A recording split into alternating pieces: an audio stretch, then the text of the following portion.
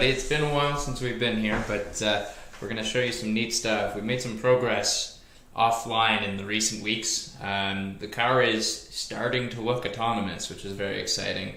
We were successful in getting the PlayStation controller to control the car, and starting to become successful in using computer vision to drive the car within a set of defined constraints. Glavin can talk further about that later on in the stream. Give a high overview. We'll dive right in. There's a lot of cool stuff today, and we're going to show you a little bit about how those cool Tesla cars drive themselves. Our first step, though, is we've been dealing with unplugging and plugging in the battery on a daily or on a test basis. So basically, this connector connecting to this connector every time we would try to plug in the car, and now we want to connect a switch so we don't have to disconnect the battery anymore, and we're going to run through that first, and then we'll move on to some software type activities. We actually have to get, unfortunately, my computer up to the same level of interaction as Glavin's is capable of, so that might take some time today, but you'll have to bear with us through that one. That'll be good. Lots we're going to cover today, but I think it's going to be a good time, and learn a lot more about software, do a lot more coding with Python, and computer vision, which we're both new to. So it's going to be pretty fun. But I think we're going to get some really interesting results with the car. So I think so. It'll be rewarding. So I suppose we're going to start with the connection of the switch, like we said. Basically, I'm going to let Glavin take lead on this one and splice the switch into the wiring. We're just going to say good luck. Good luck is right. And I'll be the cameraman for it. Alright, so maybe walk through what we're going to do, and then I'll do that. Yes, right. Okay, so this is the battery's connection, and we're basically going to make an inline splice with the battery using this lead. So these two leads, one of them is going to connect to the battery's red lead, and then one of them is going to connect to this red lead, which actually in turn connects to the power supply of the car. So when you splice this inside and you disconnect, if you splice this inside and you disconnect or you turn off the switch, then it'll disconnect the red lead from the power supply, and when the red lead's disconnected, you don't have a complete circuit. So that will be enough to basically disconnect the circuit and allow us to do work on a de-energized vehicle. So red, you're going to be splicing the red from this wire to the switch, to this red wire, and the black wire is going to be connecting to this black wire, so that this can plug into the battery and the switch will be in the middle. But before we go too far, we need to figure out where we want to actually mount the switch on the car, because the leads will have to go through the car's body somewhere. Anyway, we can set that up. Alright, once I just let everyone know to join. Okay, excellent.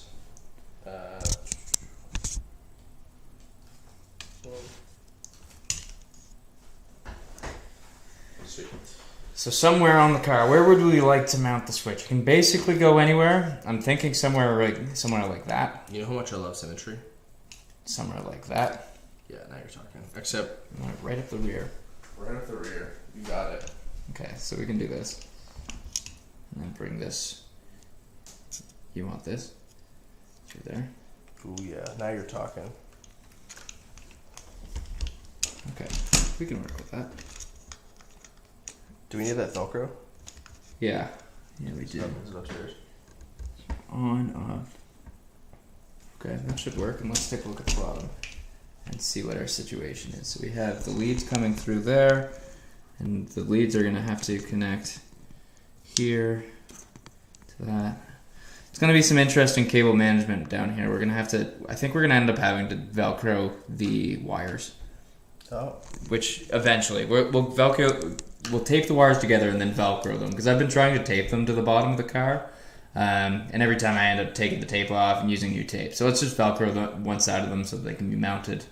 And it'll solve our problems. We have basically infinity Velcro, so we can work with that. So yeah. Let's start there. I'm gonna get you. You can have that. So red to switch, back to red, and black to black. Make sense? And if it doesn't, just let me know and I'll help you. What? You can't be leaving right now. All right. I'm not going very fast. Okay.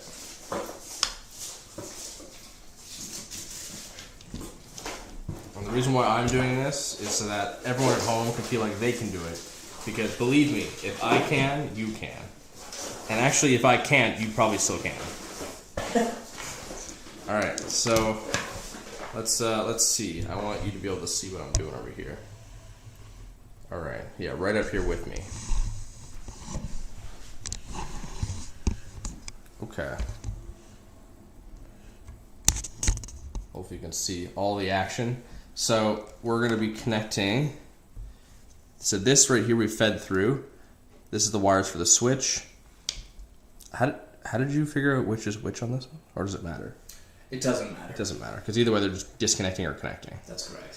Okay. Cool. And we want to red is ground, black is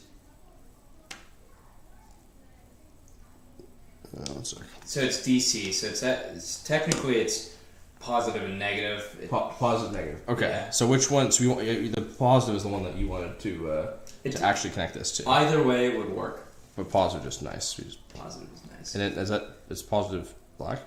Positive's red. Positive red. Okay. Fire. So this one here, it's going to look like this thing that I'm not going to connect. So this red goes to here, and then this from the switch is going to go to here. And I need to shave this back a little bit so it's malleable. Correct. This has been a while since I've used this doodad. I believe in you. I'm going to go get some scissors for the Velcro. God. Don't ruin it. Comes back. Yeah, we only have one of these. Should I? Are you sure you don't want to do the first one? You can do it. Oh my god. Alright everyone, this is going to be great. How much did I want to open this thing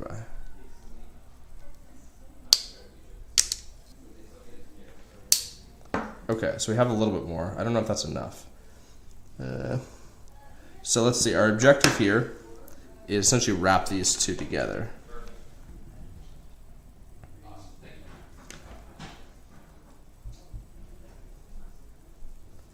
Okay. Hey, what do you think of this? I think that's enough, or I think I should More than that. more than that? Like the same amount? Significantly more. Like make the red one longer than the black one. Okay. Alrighty. Let's just shave this wire, will we? Ooh.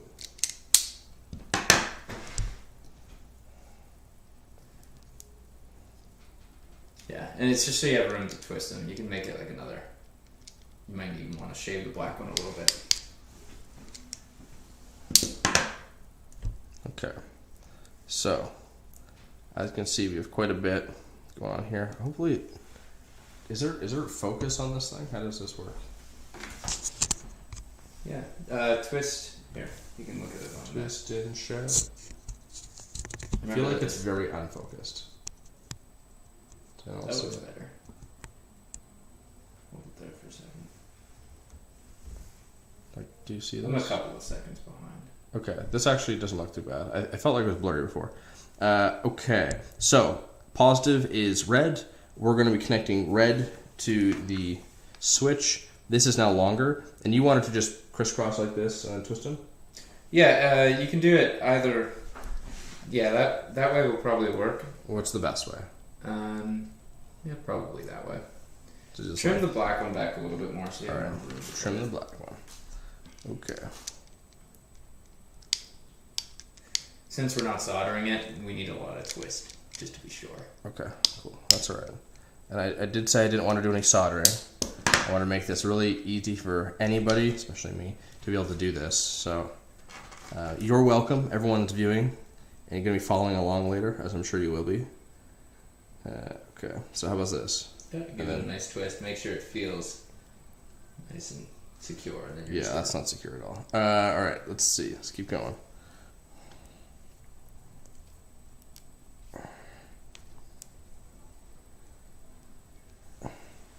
How's that? Let's take a look. I'm just twisting to see how much more there is to give. Yeah. Alright, so when you tape it so that it's like you're not just taping this, you're taping this as So well. it's flat, so then they're not going to like peel up the tape. Exactly. It'll give us more support. All right, so just to show you what we've done here. So we have, we want to do the positive. It's pretty arbitrary. We could either do the positive or the negative end, but we're just going to disconnect the positives, so the red to the red, and we're going to put the switch in between. So we've now twisted it around, and we're going to tape so it's like this. So it's going to be very secure, and we're very confident. There's no problems. Yeah, tape it. Yeah, tape it a good like quarter of an inch past. How do you start usually at the bottom? Work your way up. Start at the bottom. Yeah. Okay. So like this maybe. Yeah. So you see, yeah, twist a nice tight loop there. And if you need another piece of tape, Should I even twist these guys together? Like twist these guys up? sure. All you're trying to do is make sure that the actual connection point doesn't want to pull apart. Okay, hold a sec. Alright. You're lucky you guys don't get to see on the camera as Lucas frets about how poorly I'm doing this. You're doing great. Yeah, he says that now. You just wait until he redoes it later. It's gonna be great. Take a look. Uh-huh. I might look there first if we're troubleshooting. Yeah, right. Yeah. Alright, and the trick is to leave the tip, right? Yeah, leave everything bare. Make sure that all the electricals can touch all of the metals. Yeah. Oh, actually, I might even just do that by accident. 1 sec. I'm just gonna get a little bit. Is it tight? Get a little bit more. Make sure it's tight enough that it doesn't want to pull apart. I think it's tight. Cool. I think it's tight. I think the problem is just this tip. I don't know what to do with it. It just looks funky. Yeah, that's fine. You can tape over it if you want. If you feel bad about it. I do feel bad about it.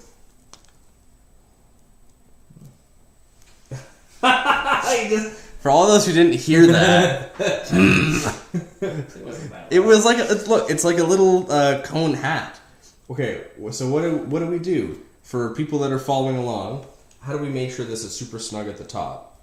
Because you're circling around, which is fine if you're doing a cone or if you're doing a cylindrical thing. How about take that off? Take it off and do 2 separate pieces. Okay, so he wants me to undo my amazing work here. Take it off and do 2 separate pieces. 2 separate pieces? How? Like do one to support the shielded part of the wire, or sorry. All right, so then can't I just keep this one on base at least? If you want, that's fine. Yeah. And then just do a separate one for the top. Yeah. And that way you don't get that tip. Yeah. That's bad. It won't be as bad. This guy's just wrecking all the stuffs. It's like I've never used scissors on electrical tape before, so I'm making it so much cleaner than I ever would. so like how about how did you? You're doing fine. I would say don't try this at home. That's literally the whole point of the stream. Literally try this at home. Yeah, it's okay. You can't do wrong. Just do better than me.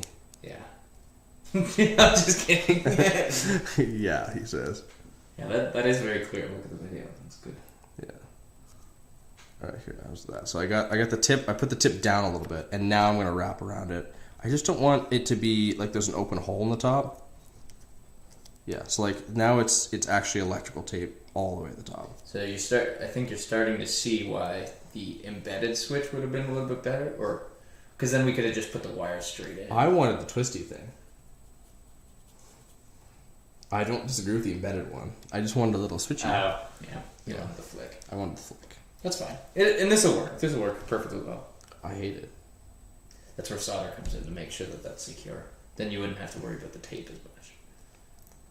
If you haven't noticed, he's like, "I told you so" 4 times. No, it's not a told you so. It's good. He's being very polite about it. He hasn't said "I told you so" once. He's just alluding to it. It's good. All right. So we got power over here. We got this end. These 2 black ends are going to connect to each other. This other red end, we're going to do the same thing, better, and ideally with less of this weird top thing. That's fine. Yeah, he said it's fine. It's fine. What you could do as a suggestion. Does this look like a face that's fine with what we've just accomplished? It's fine. Yeah. What you could do, just a suggestion, is what you do with taping the nose of a hockey stick. Yeah. Teach me how to do hockey sticks. So like if you did this instead and taped over top first, and then taped around. I love when he tells me this after. I'm just thinking. You're now thinking. I watched how poorly it was done, and I was like, oh, it all comes out. The truth. All right. I see how it is. Do we actually get audio from this thing? Is everyone hearing us? let's find out. I'm gonna go with no. No, my audio's off. Yes, All right, good. We do have audio. I just want to make sure you guys can hear him. Completely belittle all my words. You're prodding. You're like, pick on me, pick on me, pick on me. All right. This is great. Just know that if I can do this, I believe in you at home. You can do this too. If you start a fire, it's okay. Lucas will come and save you. All right. Lucas won't save you. Lucas is a robot, Mike. Lucas won't save you. Lucas won't. All right. I will be sad. Yeah, he'll be very sad. You should just tweet at him. Don't get in a fire, because then I'll feel bad if I didn't save you. Yeah, don't do that. But you're going to be okay. I think all the same. Now, the important part is, unlike what Lucas wanted to do, which is plug in the battery first and use the live wires, we are doing it the other way. So what's nice is we're going to have all this work done on this side with the bare wires, and then we have a nice, beautiful plug to plug in at the end, instead of the other direction, which Lucas wanted to start with. I did. So if you want to start a fire, go this way, battery out. If you want to be safe, which disappoints Lucas for some reason, then go the other way, which is not away from the battery first. Just as an aside. This is one of those ones where hopefully my coworkers never see this. Oh, yeah. This is great. Okay, so let's see. So now we're just stripping off the stuff here. It was pretty good last time. I'll just keep going. Hey, I'm getting better at this. Yeah. There you go. It's a good tool. It's nice. Okay, so they're pretty. Actually, I'm gonna make it even longer. Right? Yeah. Give her. You can't hurt anything. All right. He says I can't, so I have to accept that challenge now. Okay. So we're gonna twisty these guys into each other again.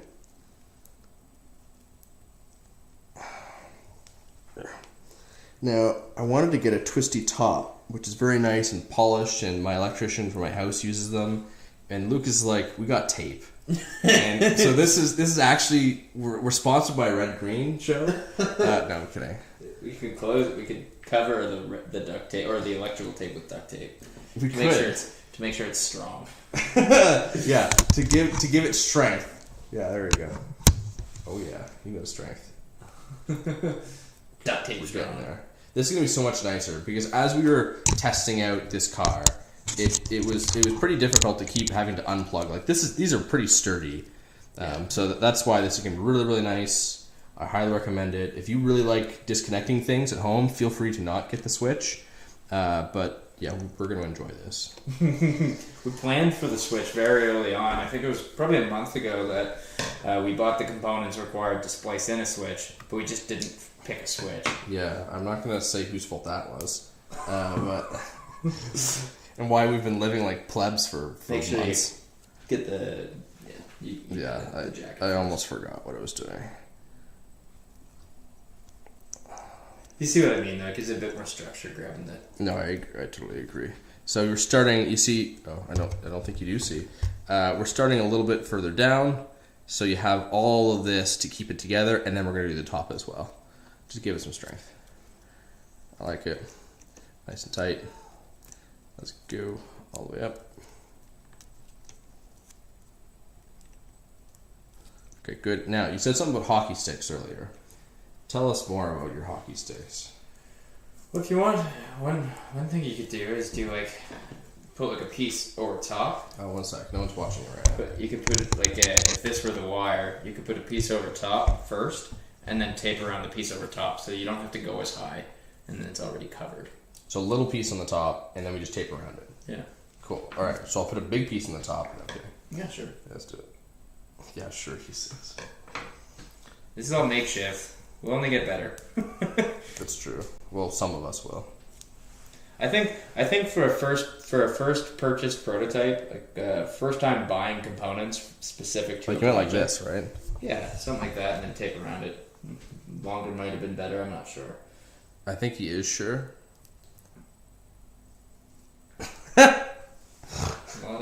Look at this face. See, he just pokes at me. He wants me to make fun of him. He wants This it. guy. Well, it's because normally it's him, right? Getting made fun of, or ouch. All right. That dug deep. Feel right. Right in the feels. All right. I don't like scissors. Go away. All right. Oh wait! Stop watching my teeth. There. Watch this. Watch this. All right. I love whoever subscribed to this in the past 15 minutes just watching me tape. I feel a little bit bad. Tape well. No, I just said tape. There's no well about it. God.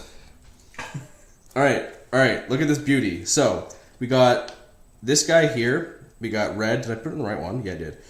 So we got red. Oh no! What did I do? Yeah, you're good. Oh, I did good. Okay. So here's the middle end. This is going to be the one that connects to our actual power source. We now have red to red. That's great. We're now going to do the same thing on this one, so black to black, and then that's great because now we have a switch that will disconnect, and you have Velcro, which you can do after. Yeah. Good. We'll do some some cable management down below. Yeah. I like it. I like it a lot. We're getting close, everyone. Oh, this is going to be such an exciting stream. This is the build-up. You know how in movies they talk about pacing? And it's always like, all right, don't make it too much action because then the whole movie is kind of exhausting. You get to the end, you're like, wow, a lot happened, but I'm pretty tired. Too much. It's just too much, right? And then you get kind of... You need to have ebbs and flows because otherwise if you're always in it, like you're not going to appreciate it when something big happens. And this is kind of what we're doing. It's going to be this nice quiet before the storm. And then we're going to dive into OpenCV. We're going to dive into doing a bunch of Python stuff. PD control loops. It's going to be pretty sweet. So enjoy this time right now. Crack open a drink. Get some fresh water. Stay hydrated. And but later on, it's going to get lit. Gonna get lit. You know what's really interesting? Most things I find it interesting how often you can use the Incredibles quote when everybody's super, nobody is. Because it applies to like what you're describing is like, oh, if the whole movie is action, then might as well have been no action. Right. Yeah, you have to set the baseline. Or same thing with parents. Actually, they said if you're always yelling or whatnot, when you do yell at something serious, they're gonna be like, well, what else is new? Yeah. Right? You actually need to hold that back such that like they can understand the severity of the situation. So that it matters. Yeah. There have to be levels. If you're always at level 4, then you going to level 5 is no big deal. But if you're level 1, 2, and level 5 is significant, and yeah. Save the energy. Save that energy. Yep. All right. Last one. We're almost there. This one actually is not turning as well because the other ones were one thin and one big, and these are two big ones. I don't feel like they're. Here, let me do that one then, just to see if. Yeah, because it's kind of the most important because it's one of them. Because it's what? It's just it's the big thick guy. You want to make sure. Let me just make sure. I might try something a little bit different. I think it'll be fine. I actually think it's okay.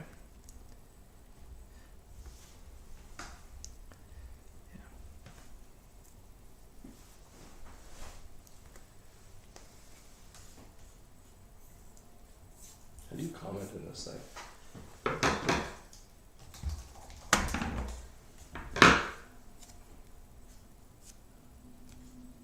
Cool.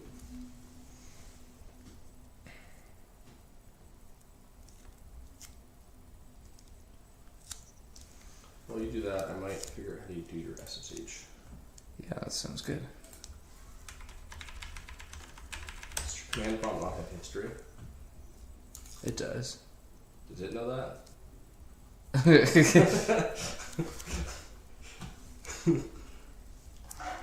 So for all you who don't know, Lucas now has a new computer and it runs Linux or it runs Windows. And Glavin's mad at me for that. And it's a little awkward because, well, it runs Windows, and I'm having some struggles trying to get it working. So that will be one of our fun, exciting things for today. Okay, actually, I don't even know how to find. Okay, command prompt starts with C, right? This is alphabetical, and I don't see it CMD. here. Oh my god.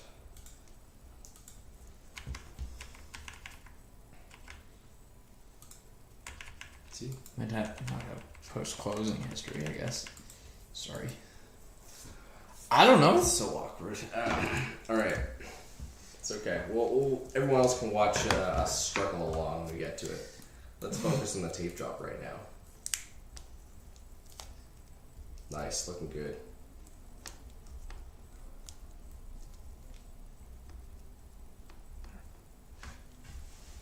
Should be good. So we're going to...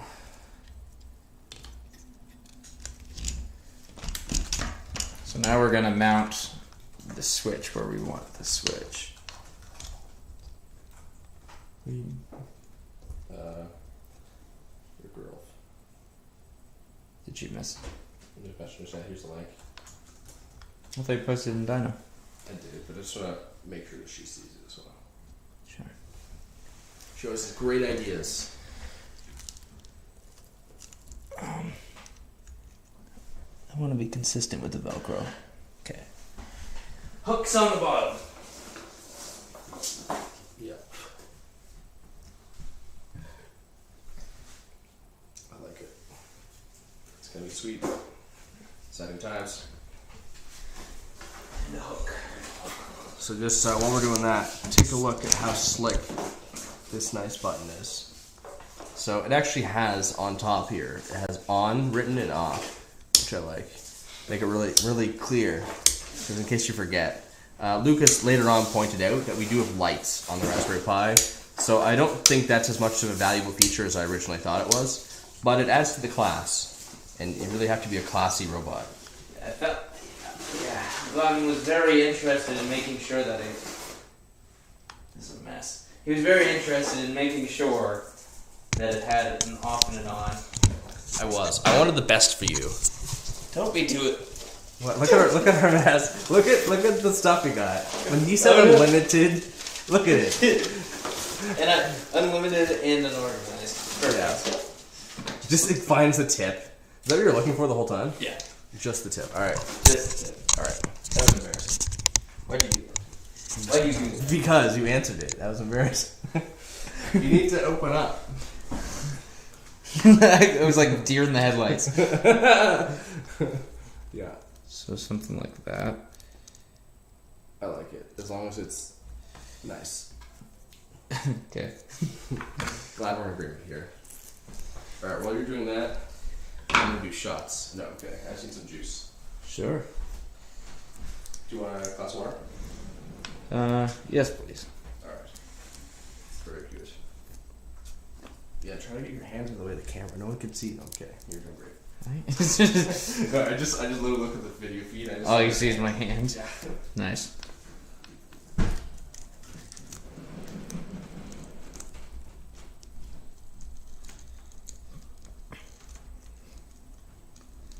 Alright, switches embedded. Cool. Let's see if she works. Actually.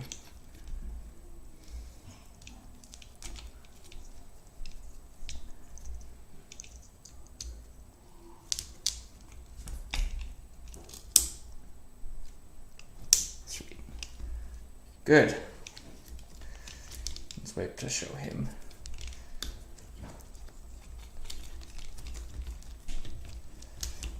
I'm just trying, at this point, I'm just trying to clean up some of these wires to make them somewhat out of the way. But, so it works. I'll show you in a second. I shouldn't turn it on. I should have waited for the moment of truth. Did you turn it off? I did. Sometimes you can't hold it in, okay? Don't judge him. Okay, I'm just gonna tape everything together just to keep it under control. Premature ionization, would that be accurate? Or? Premature ionization. Actually, yeah, let's talk about that video. That was very interesting. So Glavin showed me this video. It was a description of how basically why electricity when it's a static discharge like lightning or lightning's a good example. Just because you're talking doesn't mean you can stop. I'm getting more Velcro. Yeah, because thanks. You're welcome. Static discharge. Get out of here. Static discharge like lightning. It's very interesting because if you've ever noticed that lightning goes in a bunch of different directions, it doesn't just take the shortest path to. Why are you doing this? It doesn't just take the shortest path to ground. It ends up taking like a spider-like path to ground, and the reason for that is basically every 50 meters, it's putting out feelers to see what path is the least difficult to ionize. So it has the most. Things like water molecules are very conductive, or just dust particles can be conductive, more conductive than air. So what actually has to happen is air itself is not a conductive path, but it has what's called a dielectric breakdown. So at some point, a certain amount of energy is reached that causes the air to turn into plasma, and plasma is conductive, and that's what happens when dielectric breakdown occurs. And you just need a huge amount of energy. So those feelers are basically looking through the air for the paths that have the least amount of energy requirement to create dielectric breakdown, to create plasma. And then once it finds a path over all of these spans of 50 meters, once it creates a path to ground, then the actual lightning bolt connects to Earth. And what's very interesting about that video that I didn't know either is I'm sure a lot of us have heard that like lightning starts from the ground.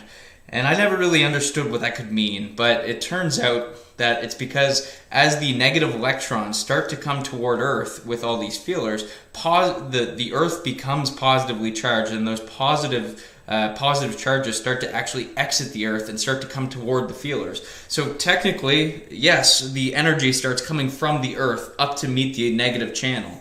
It's very interesting phenomenon, and I didn't really understand. And you can also see it if you've ever looked online and seen electricity art in wood. It does this treeing effect, it's actually called. Like lightning does this treeing effect. It looks like trees, and when you put high voltage on wood and you see it burning through, it's actually treeing as well. And again, it's looking for the ability to dielectric break down that material and find a conductive path. But on the way through wood, it's burning the wood, which is very interesting. That was a cool video. There's your summary. You should check out the video. It explains a lot better than I can. I might be able to find it. I'll post it in the chat if I can find it. Yeah, it's a good one. Back to this. So that was a nice distraction. I know she didn't get much done at the same time, but it's alright. I get excited. It's alright. I love it. Okay, so that's just kind of mounted out of the way this time instead of all that tape. Alright. It's probably better. That's okay. It looks sufficiently pretty. From the top. From the top. Yeah. Okay. Ready? Oh yeah. I'm excited. Alright everyone, so we have the switch in the back. It's currently in off position, and there's lights in the front. Alright. Oh my god, you can see it flickering. That is so much nicer. Yeah. I'm glad I thought about it. Good work. Good job, man. Are you eating that? No. This isn't the Rip on Lucas show. This is behind the scenes engineering. That is Rip on Lucas show. Alright, good. This is great. How do I get this out of the way of the car? Somehow we got this bangled. The car has gotten messy. So if you noticed, since the last stream, we've added a new attachment to the car.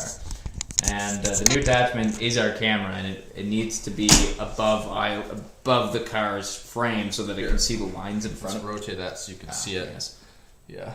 Sometimes it's nice to see that green thing at the top, this guy by my thumb. So that's our camera, and built a little bit of stilts. It's actually built with tape and paper and toothpicks. So yeah, but it works. It's cool. We will make something better later. Maybe even 3D print something later. Yeah. But we'll get to that. Right now we're focusing on software. Computer vision. All right. So maybe I'll get. So I'm gonna move this. I'm gonna move this. Did we get the SSH in? No. Enter SSH. So we need IP scanner. Do I have one? Yes. Oh, I think I can tell you the IP address. 1 second. Oh, I need to put this back on the right one. So they can watch. Oh, maybe they should. Actually, it's just your internal IP. That's 113 is the ending. So, yeah. The user's pi. Yeah, pi at, right. Yeah. SSH pi at. Cool. Yeah, two. .2.113. Sweet. And probably the first one. Cool. Connect. Did it work? I think so. How do you see if it worked? I don't know. It's not doing what it usually does for me. Is everyone seeing our screen right now? You'll have to check. There they are. This is awkward. Okay, so let's try this again. So what it did there was it first adds it to the configuration. I'm wondering. That might not have been the right code.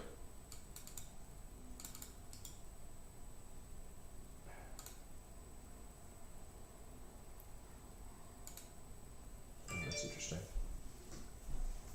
Okay, so it's initializing. It should already have it. Has a fingerprint? Yes, that's fine. Enter the password. Don't say that loud. Just in case you needed a hint. Alright. Getting there. So what's really cool about VS Code, if you see on the bottom it says, setting up SSH hosts. So it's actually installing a VS Code server on the Linux version of this Raspberry Pi, such that VS Code on our computer can communicate with that VS Code server and do everything like sharing the files, sharing the terminal, and it just makes it. Yeah, I don't know if they can even see my face. Do we have one that? Oh, nice. It does. Yeah, so it's really cool. It makes it a lot easier for coding like this. Yeah, that's okay. So hopefully it's coming close to being done. It's connected. Now, how do I see Mine usually just works. Interesting. Okay, go to open folder. Yeah. Connected to remote. Yeah. Open folder. Yeah, that one. Perfect. Okay, and just click OK. Okay, so we're in. So we're in. So this is what, and then, I don't know, I guess click Linux at the top. I don't know why it keeps asking us. So what's really, oh, maybe it's because we click connect again. That's fine. Doesn't matter. That's my bad. All right, so see everything on the right-hand side? It is live streaming all of the kind of file system queries. So it says from your computer, oh, what's in your home directory? What files do you have? What folders do you have? And rather than running it on your local computer, it actually asks this VS Code server to run that and then sends the results back. So you are seeing what it would look like to run VS Code on that remote system, but not being in that remote system. We don't have to connect the Raspberry Pi with an HDMI cable to the TV. We can be remote, and the communication protocol in between is SSH, which is very common and commonly used. Yeah, and it's beautiful. It really makes things a lot easier. Oh, that one doesn't. That one's actually an empty file that Mobius made. The file that we want, I'd actually like to go back up some of these files while we're at it. But the file that we want is, first let's do the joystick motor right there, and let's just demonstrate that we can drive this thing around again, just to bring everyone up to speed. And then I might get you to take control then, just so that. Yeah, let me do it. Let's do it. Yeah, I'm just gonna very quickly save some of these things because I'm a little concerned about losing it since we don't have a Git repo. Because someone's a little bit allergic to Git. I have a Git. It's cute. I got you water as well, by the way. Here we go. Change the topic. A little bit. I noticed how I made the glasses different, so you couldn't confuse them. Also, mine is orange. But I was going to, according to Glavin, I can't tell the difference between an orange drink and water. he's a little bit colorblind.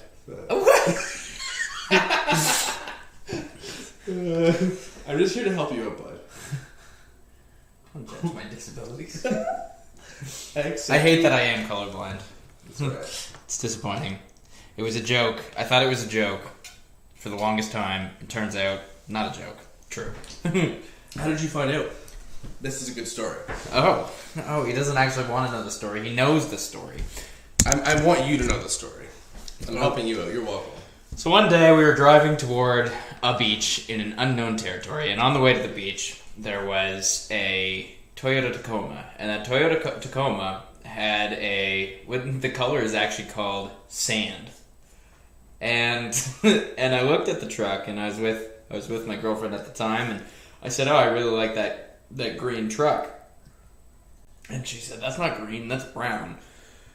And I said, "Oh, I don't know. I think it's like a light green." She said, "No, that's definitely brown." So anyway, she made fun of me for a while, saying that I was colorblind, and I fought back.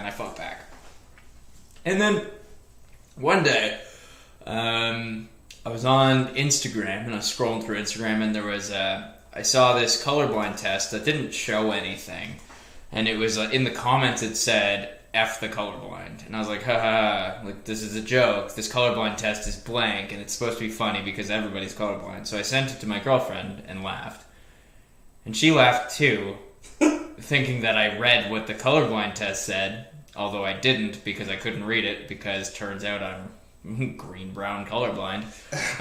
And it said, "F the colorblind," in the circle, and that was embarrassing. So anyway, turns out, yep, brown-green colorblind. Yeah. So that's Yep. that's pretty rough coming out, but yeah. Yeah, and it was also interesting because when we were still arguing about the truck, I looked up the color of the truck, and I found the color of the truck, and it was named sand. And sand is definitely not green. Green sand. Yeah. Yeah, that's for sure. Yeah, that was an eye-opener, I'll tell you that much. So one cool thing about this here is we can also open up the terminal, and we can run these scripts. So actually, we're going to change directory into our documents folder, which everything is stored in. MoBS, maybe. It's not, you see the MOEBIS, BIUS, yeah. I see what it is. Thank you. And we're going to do joystick. Maybe. Here, I got it. This is awkward. Would you just want to run it? Oh, wait 1 second. Sorry, I clicked out by accident. Oh, actually, I screwed up a lot. Oh, I screwed up a lot. Okay. my bad. Yeah. Python 3, and then that script. And I have a controller that I shall get you. It will be glorious. Huh. Oh, because we don't have a controller. Right, go ahead. So Glavin's going to get the PlayStation controller that we can connect to the Pi over Bluetooth. We think that it will connect automatically. I'm pretty sure that the Pi itself actually remembers the Bluetooth. The Bluetooth connection to the Pi is based on the MAC address of the controller. So the Pi basically knows that it has a connection with the Bluetooth PlayStation controller through its MAC address. So hopefully when we turn it on, it knows just to connect. But if Glavin connected to his PlayStation recently, then it may end up having to be resynced. And if it has to be resynced, we have to go through another application through SSH on the Pi, through the terminal, called, I think it's called Bluetooth Controller, or Bluetooth CTL. Yeah, like this. Yeah, that's exactly what I did. Turn on the PlayStation? Yeah. Okay. Oh. Okay, it should be in pairing mode. It's all flashing away. What was it? Bluetooth CTL, one word. Yeah, and then scan on. It might even be okay right now. Yeah, I think it is. I think it should be okay. I just need to help.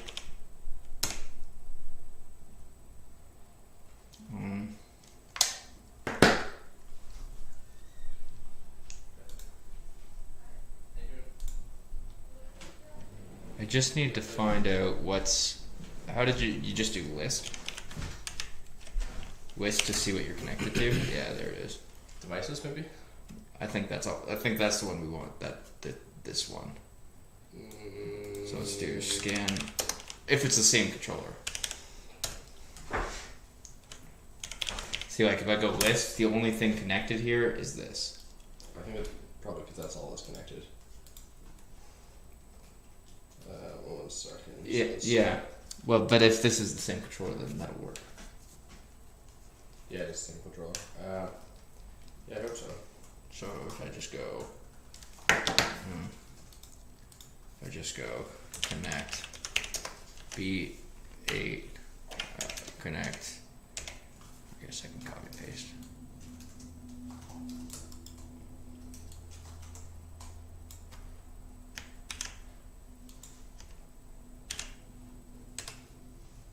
Not available.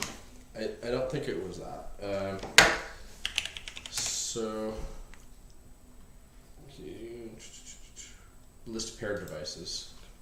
We do either devices or paired to dash devices. Paired dash.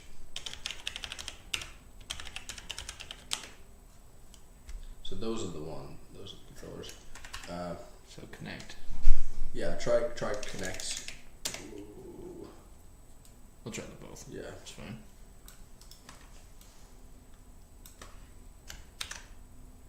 Get them out of the way. Okay. I'll try that again just because it died off. Okay, try the other one. It's this one. Essentially. Why are there two?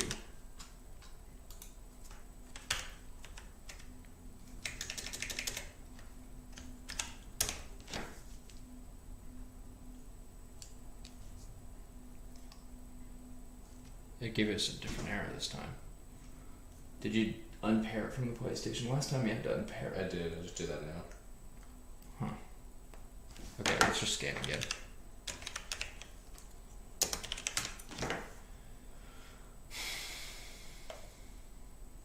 See, it's this one. V8.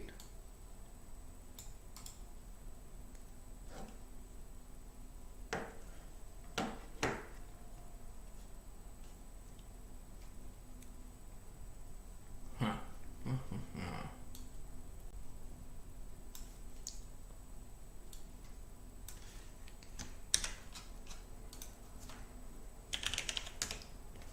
Help. Help, help, help.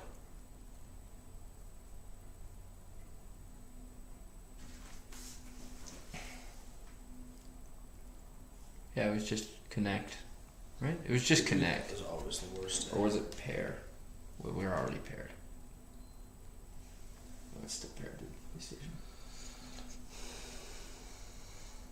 I hate Bluetooth. Bluetooth is the worst. Don't ever design Bluetooth. I don't know.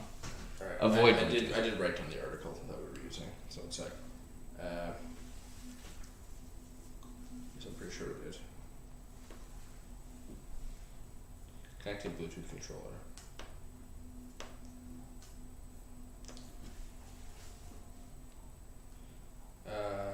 Okay. So it was just the connect command. There's a trust command, but I'm assuming we have to connect on both of those.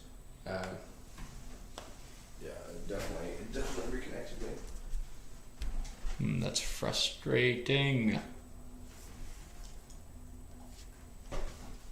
Here, I'm actually going to.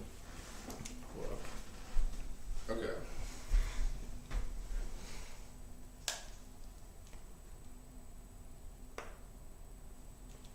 Okay, so it's flashing away.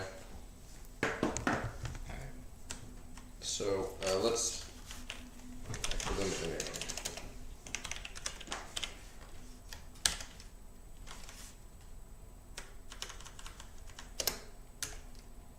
Not available. Yes, you are.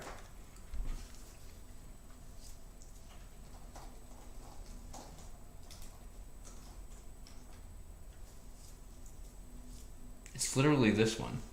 It says it's not available, and then next breath it says, "Oh yes, it is." discoverable. What about pair? I'll just change that.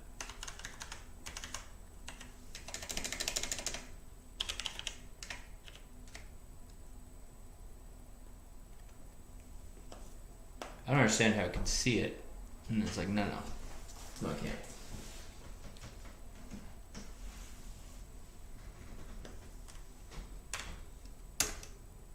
You don't get it either.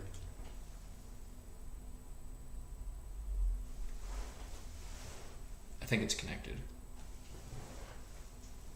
If it's connected, I'm gonna be sour. How do I check? I go devices. Well, actually, if you just run the joystick thing. Okay, so I'll go out of this. Or are you running it now? No, it's still not working. Because it's connected to something. Try Oh, it. it's connected to the TV again.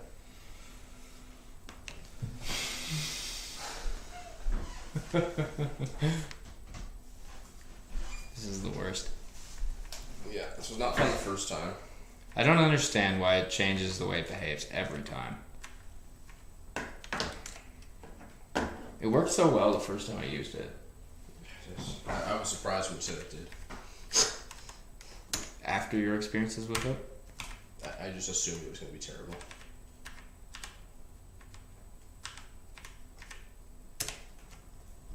Failed to start discovery.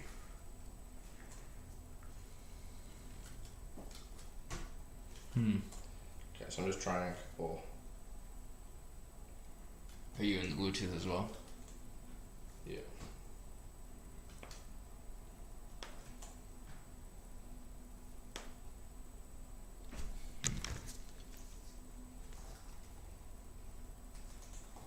I want to go to YouTube, but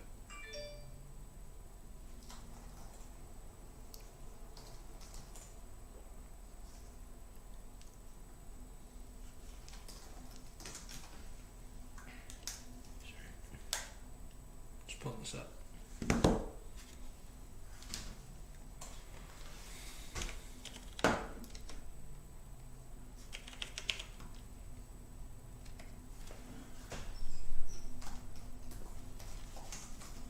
Show select devices.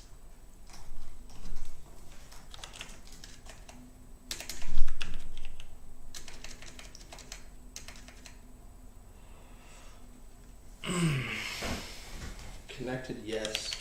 Failed to connect, no. I think it is the one that has MAC address with 84 in it.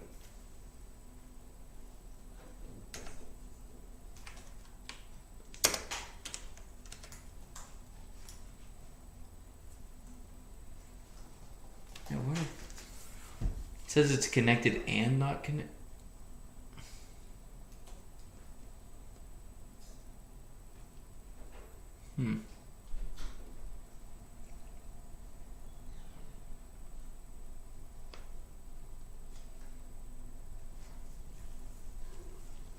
That's very weird.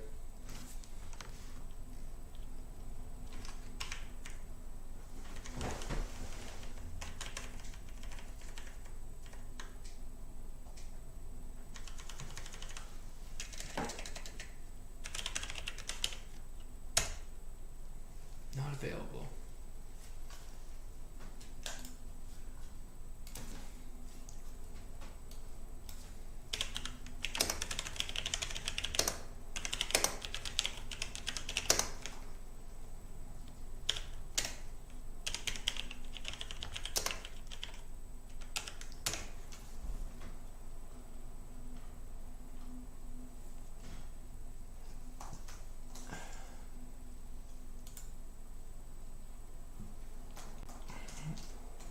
For PlayStation 3 controllers install. What just happened?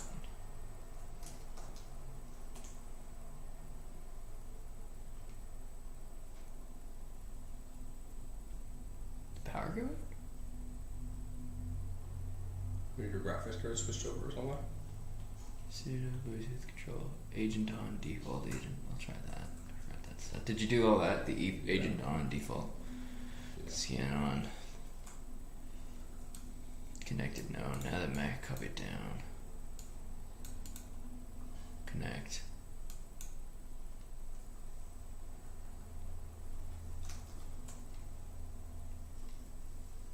This is so weird.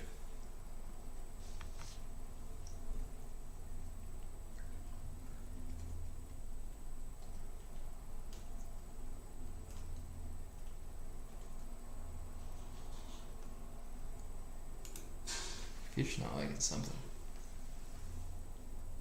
Alright, maybe how do I just unpair it with my PlayStation? I thought you did that. I disconnected it, Oh. which is what I did last time, but maybe I have to like full unpair it. I thought you unpaired it this time. I thought you unpaired it last time.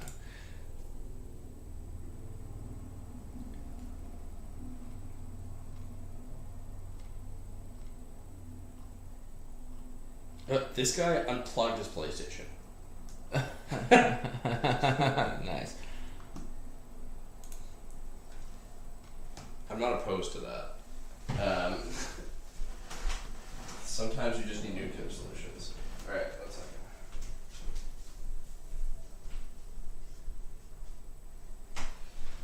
Alright, he's going in deep.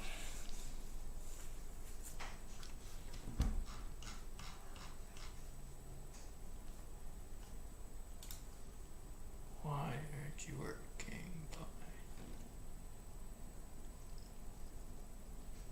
Bluetooth is terrible. Bluetooth works well when it's working, but it has so many problems.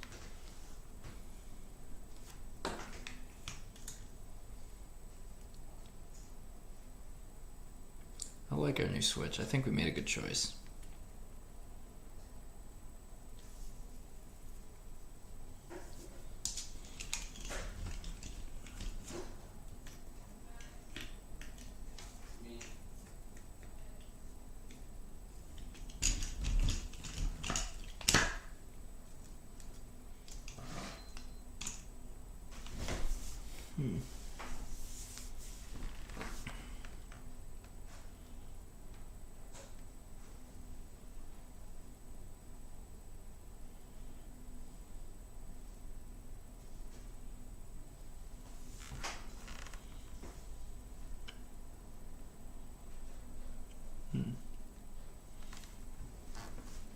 I'm just looking at the car, trying to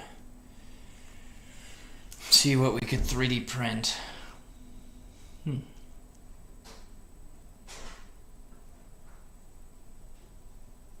well.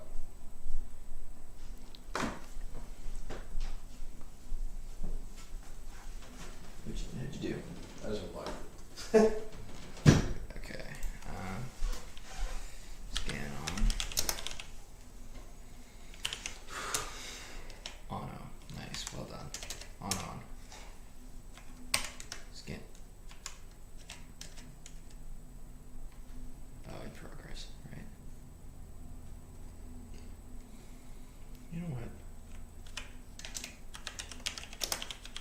Scan off. I want to try. It's not working very well. Is yours faster than mine? No. Is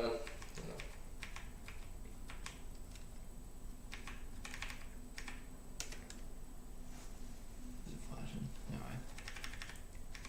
We shouldn't have to put it in parent mode because it's already aware of it. So.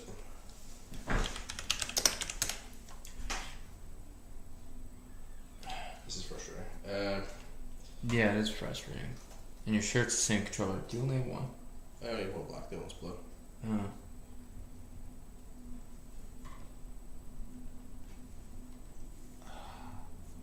I don't understand. Even last time, like, you disconnected it and then it was like, there, works. So, yeah.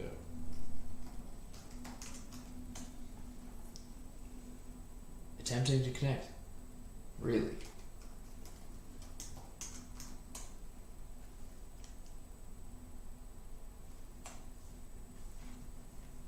Why is yours trying harder than mine? We're in the same pie. Mine's like, nope. Did you not get the attempting? No, what? Are we doing? Oh, we're doing a different. I don't even see that device that you're connecting to.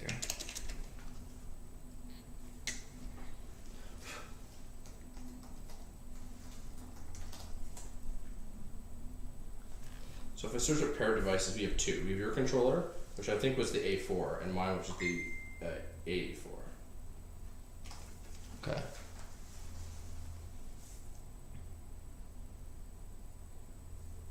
Oh no, Lorena's at home. Oh, where'd she go? Not here to watch us. Try to get this Bluetooth working. Yeah, this is lame. All right. And on. No, I don't even want to do that. Help me. Let me help you. So it's definitely still paired. Devices paired to devices. System reset. Power pairable. Exit. Bluetooth. Control. Agent registered.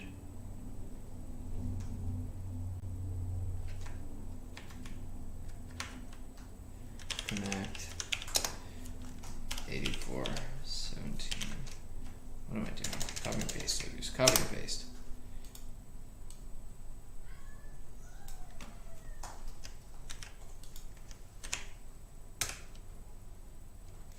Failed to connect. Connected, yes, no. It literally just said yes, no. Failed to connect. I'm googling that. What is that?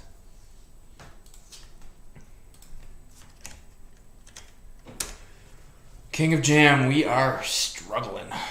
Is King of Jam watching? Yeah, Nice. King of Jam is watching. Do you know why we always have problems with this? Yeah.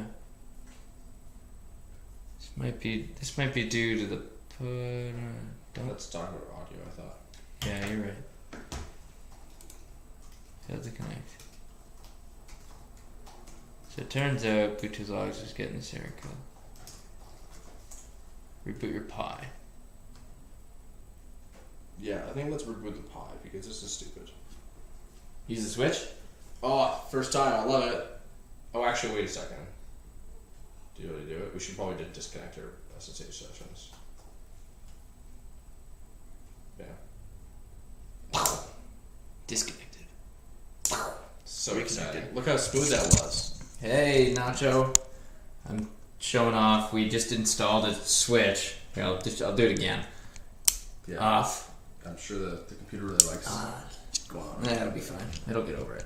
You But yes. said about your PC earlier.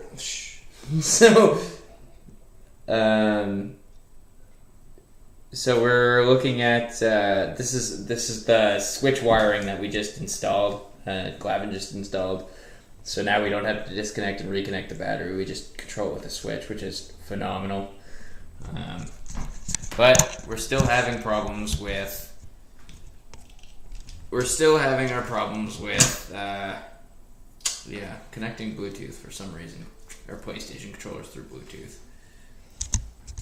Bluetooth is not fun. Bluetooth just doesn't work ever. Reconnect.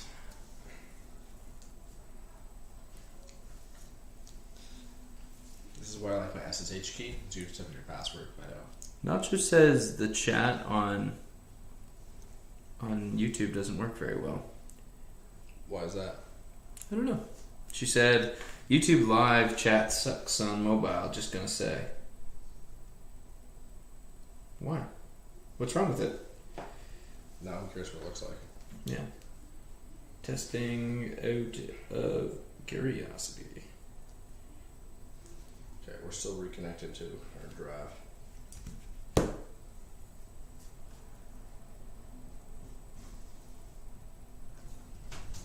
Thank you. I think I'm in. What are they saying? You have to type in your password, by the way. Thank you.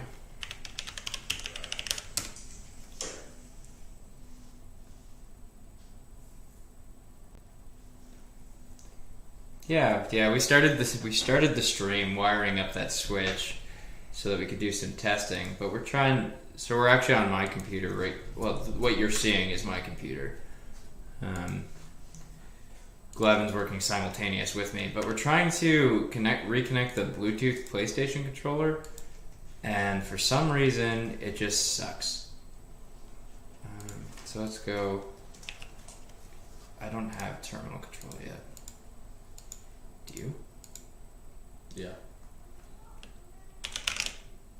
I think it's frozen. You might have to reconnect it. Yeah, I don't have. Can I like reload this somehow? Can you hit P?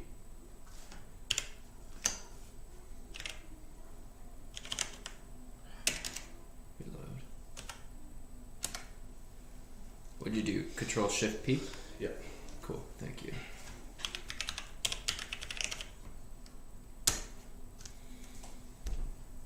Still struggling to get this thing working. Same errors? Just let's see. It turns itself off. Stop it. Failed to connect device. Well, it's just the freaking thing turned itself off In the middle of the search? in the middle of the search. Ah, that's so frustrating.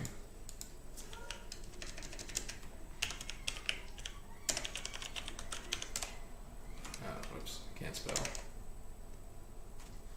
Oh my god! Stop turning off.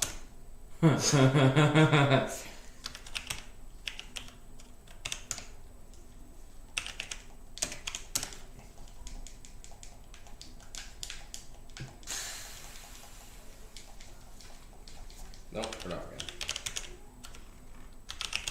All right, we might skip the controller part.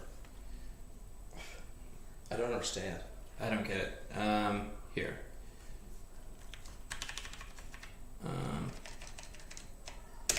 Scan. Discovery started. I want to try once, and then we'll bail. Not even scanning. Oh, there it goes. We don't need a controller anyway. I really want to just show the track, maybe. I know.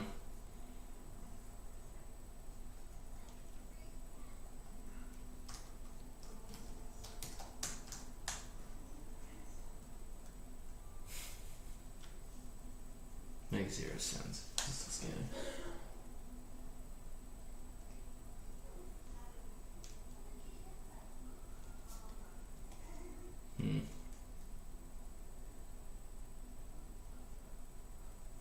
I almost want to like forget them. Okay, we can do that. I know that's one of my go-to troubleshooting Bluetooth and non-typical devices. Forget the device. Yeah. We can do that. So go controllers. Untrust, no. Unblock, remove, dev. Yeah. Maybe just disconnect. Like, what do you? Oh yeah, I can disconnect easily. Understand.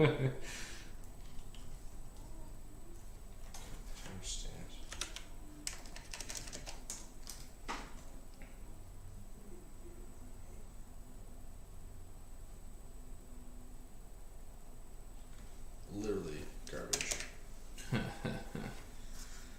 I don't even know who's at fault here. Like, Yeah, I still don't even see it coming up. Are we sure this controller isn't dead? it's been plugged in for. Sure, fair enough. It might be, but I mean, like,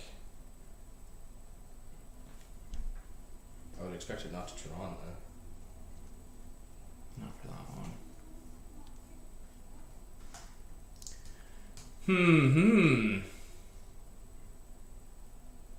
This irritates me. That's okay.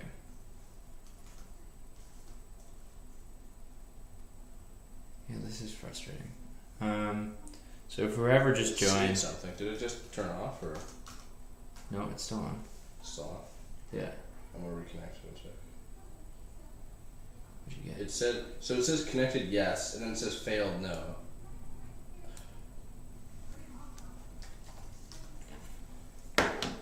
Already exists. Already trusted. Oh my god, you're so weird today. Connected yes, connected no, connected yes, connected no. Oh, this person has the same problem. Okay. After packed load module sent, which made you ask. Okay, so there's something up with the model. I think you actually would have found it.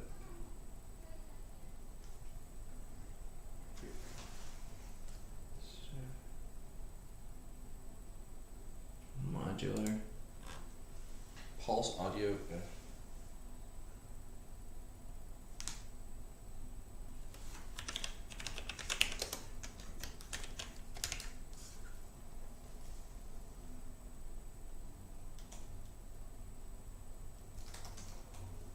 Wait, did that work?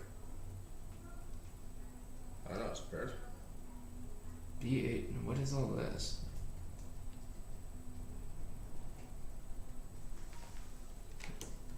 No, I don't think it worked. I don't know what this is. Look at this. I'm sure you We're struggling. can. Sorry, chat. Sorry, everyone. They'll get over it.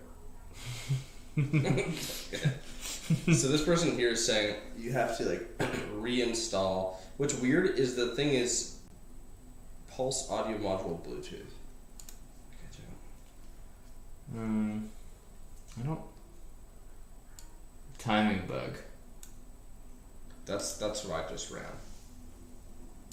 And it didn't do anything? Didn't appear to. Oh, I don't need you to This see. is infuriating.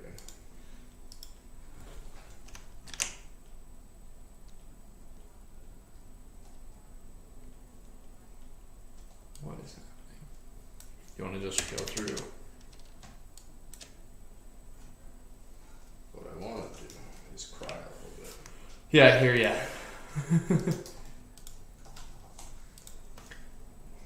These are the frustrations.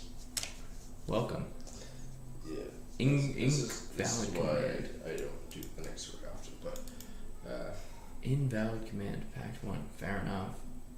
I didn't think it was a valid command. The internet told me that. mine actually worked. What? I don't know what you were running, but I ran the same thing and it worked. Okay. My copy and paste doesn't work as well as his. A lot of people are having the same issue. Yeah, interesting. Failed to connect PS4. It's not the PS4. It's like maybe it is, but Right. I just want to see. like people are saying like they can't get their headset connected. So that's the same issue right there. So yes, no. Yeah. So that's the issue, but Something with Bluetooth to this one.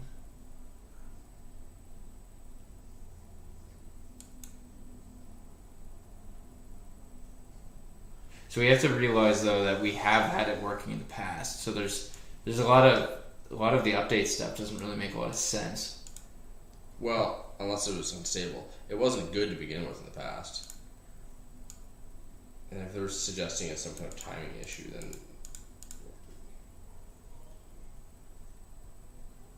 Didn't even have to.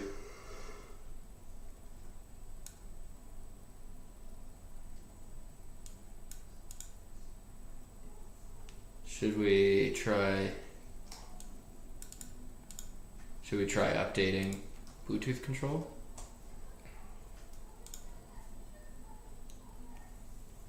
Maybe.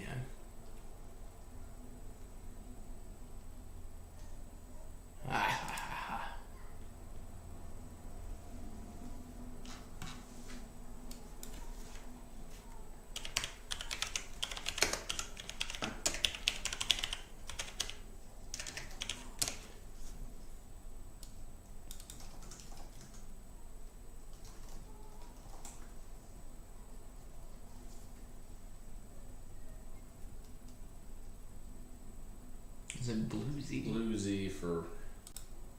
That's interesting.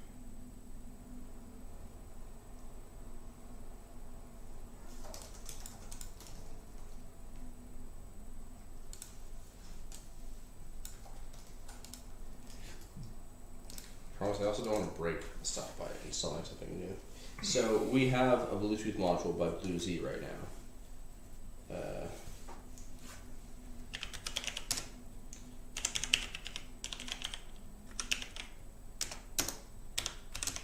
I don't know if it's up to date. 5.5. We are on 5.50. 5.50. Yeah. Yeah, there we go. Oh, you already did that. You already Yeah. checked. My bad. I'm behind the game. It's alright. You're doing great. I do not want to do any of that. That looks like it's building Bluesy from source. Yeah, I saw that. Latest bluesy. 5.57.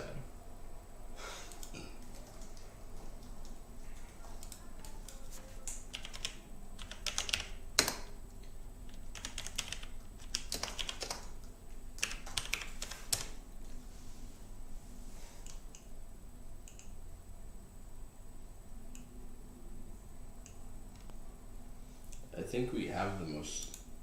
5.57 is available, but It's available online. It might not be available on apps. are we sudoed into here? Maybe that helped. Sudo Bluetooth control. It would have It failed. would fail. You're right. But what apps? It has to be sudo. One second, I'm just updating the apps repository. See if there's an update. Okay, so that is frustrating. It was working before, no longer working. I'm pretty sure this thing is charged. I will get the cable now. Didn't even plug it in there. Actually, does your computer's Wi-Fi, isn't it? I imagine. Computer has Wi-Fi, I yeah. bet it has a Bluetooth chip. Want to pair it with your computer and see if it's. Sure. Yeah, maybe that would help. Just to show you compare with something. Yeah.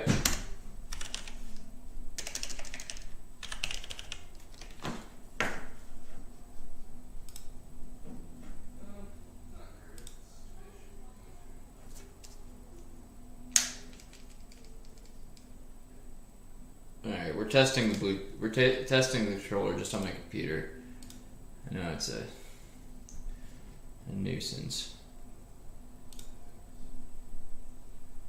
Wow. That was quick.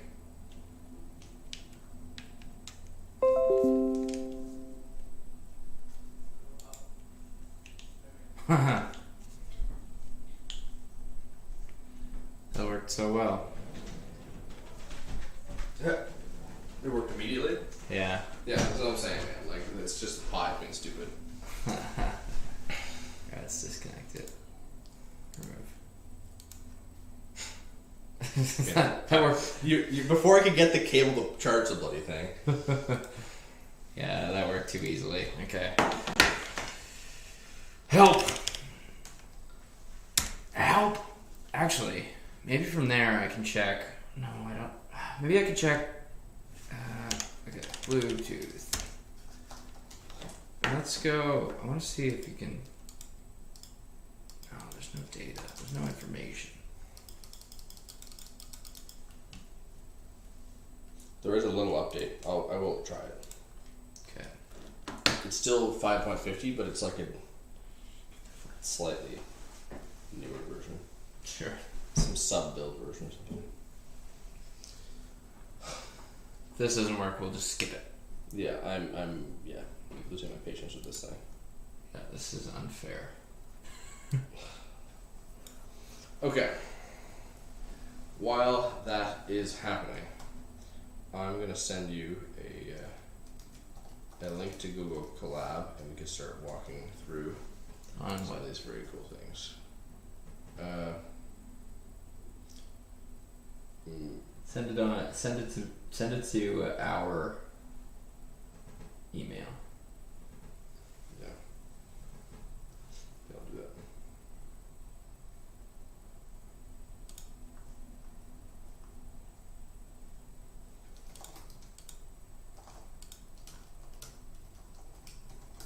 Actually, what I'll do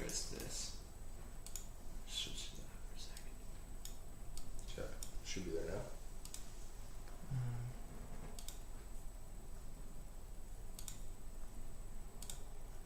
Okay, so we should have now an updated version of Bluetooth.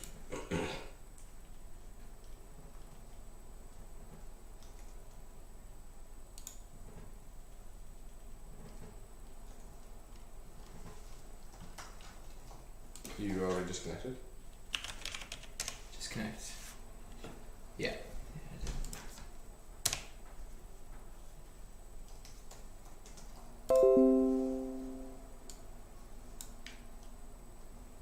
It's already saying like, oh, there's a controller. It's connected to someone. It connected me.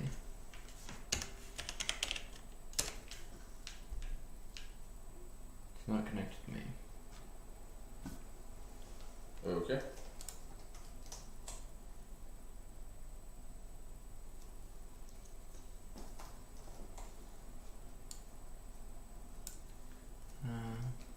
So what do you want? What do I grab? That one. We'll open that up.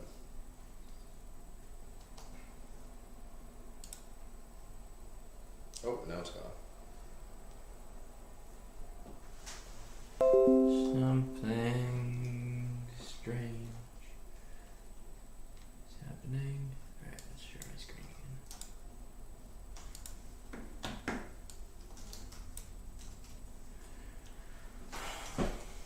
Alright, so this is our computer vision model. I'm gonna get Glavin to run through it once he gives up on the controller. Sure, it's not connected to your thing.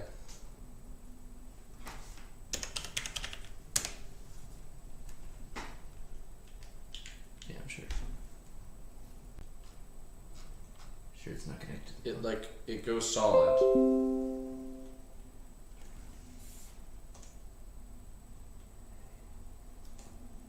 Here, let's trade seats. You start going through some of this code, and I'll dig around. You prevent me from blowing my face off. Yeah, Figure that. Bluetooth Let version. me have your computer. Holy shoot. My god. Alright, let's go. Control the big screen so you can explain as you go. Alright, everyone. This is exciting. Not the Bluetooth stuff, that's the opposite of exciting. Yeah. So, just to confirm we got it all hooked up, big screen. Okay. You can see everything on my phone there. Thank you. That's what's there. Alrighty. So this is some stuff we've already got set up. This is installing OpenCV, the Python version with pip. So pip is our Python package manager. So this is how we've chosen to install it. It gets us a nice quick way to install it as well. We're not compiling it from source, which could take hours. It just builds us something that's already available. And this tool is at collab.research.google.com. So this is Google Colab. It's really cool for collaborating on research projects, and it runs in the cloud. It will actually connect to, I'll just do it here. It will actually connect to some instance running in the cloud. It has RAM, disk, GPU. If you're doing some kind of machine learning, it has access to those resources, and it's been really, really helpful for us to test out and not have to run on a computer if you need a little more juice, and also easy to install all of this. So that's been really nice to play around with. And another cool thing is it's using what's called like Jupyter notebooks. So you see here, it doesn't look like a normal code editor. It has these kind of code blocks. So this is a block here, and it has some kind of logs below it. This is another block, and I can run that. Yes, that's fine. I can run that. This is again another code block. So like each of these are separate blocks, and I can add pieces of text and add text in between. So it's a really nice way to separate out sections, and you can rerun sections without rerunning the entire script. And it has a way to visually show different components. So for example here, this one imports matplotlib, so some kind of plotting library, and it imports an image, and it says, it prints the log for the console. This image is of this type with these dimensions, and we can see that here. And then there's another command that says plot image show, and we give it the image, that variable. And you can see it actually renders here. So it's a really nice way to develop when you're doing something like computer vision, because you can visually represent things and then ask it to display it in line. And in small sections. So I can say this one section does this one thing, I rerun it, and I get just that section. I don't have to rerun all of the code. And that can save time. So it's been really helpful to get started. So let me just run through what we're doing. So we have, this is OpenCV, Open Computer Vision, a very popular library for doing computer vision. And this is just rendering an image. So that's the picture we took with the camera. Again, the camera on the front of the Pi, that thing right in front with green. And so now I think this part I'm going to skip that. This was just me testing around. This was again also some more testing. We were importing in OpenCV, importing in some other libraries for numerical processing. So this is NumPy, very just good for representing numbers. Like for example, here we're saying, hey NumPy, I have these list of numbers and they're all int 8. So it just is a more efficient way of representing them. And often something you do with Python is you actually have Python code wrapping C or C++ code, because we know that C or C++ is very fast and efficient, and someone will implement a machine learning or especially computer vision in C++, and we say, but C++ isn't nice to work with, I'll use it via Python. So you're going to write some code in Python that eventually calls C++ that will be very fast. And these libraries like OpenCV for Python or NumPy take advantage of that interoperability between both Python and C++. So we did a lot of tweaking just to kind of get started. These are all different color values that we're trying to get included. Okay, so a little background. How this works, if I go down to here, I'll show you some images, and we're going to go over all this code together. But we wanted to get a little bit of a head start because there's quite a lot to cover, and it's not as fun if I'm just here typing the whole time. So this is the raw image, and this is an image when that raw image is converted to HSV color space. And this is hue saturation value, and value is also known as brightness. So we've actually converted this space, which is very conventional, like a red, green, blue, like RGB color space, over to something that is potentially a little bit easier to interpret for the machine, based off, and I'll show you here at HSV color wheel. I think something like this. So there's 3 values that are represented in HSV, and the first one is hue, and it actually represents it as degrees around a circle. And what's really nice about this is you're kind of going around the circle, and they connect. So like a circle isn't just a straight line. There isn't some beginning and ending. It connects to each other. So I have a color right next to that color, and another connects right to that color. So like all the colors are subtly right next to each other. So I can go from, let's say here for example, the degree 45 is warm yellow, but then degree 60 is mid yellow. And then I can go over there, degree 75 is cool yellow, and now you see it approaching yellow-green. So you're gradually changing your color by changing this value essentially between 0 and 360, the full angle of the full number of degrees in the circle. OpenCV in particular, I believe, implements this in 180 degrees, but the whole point still stands is you have a full circle, and you can go around and say, okay, I have a color, it's within this range, and it's a great way to represent this color space.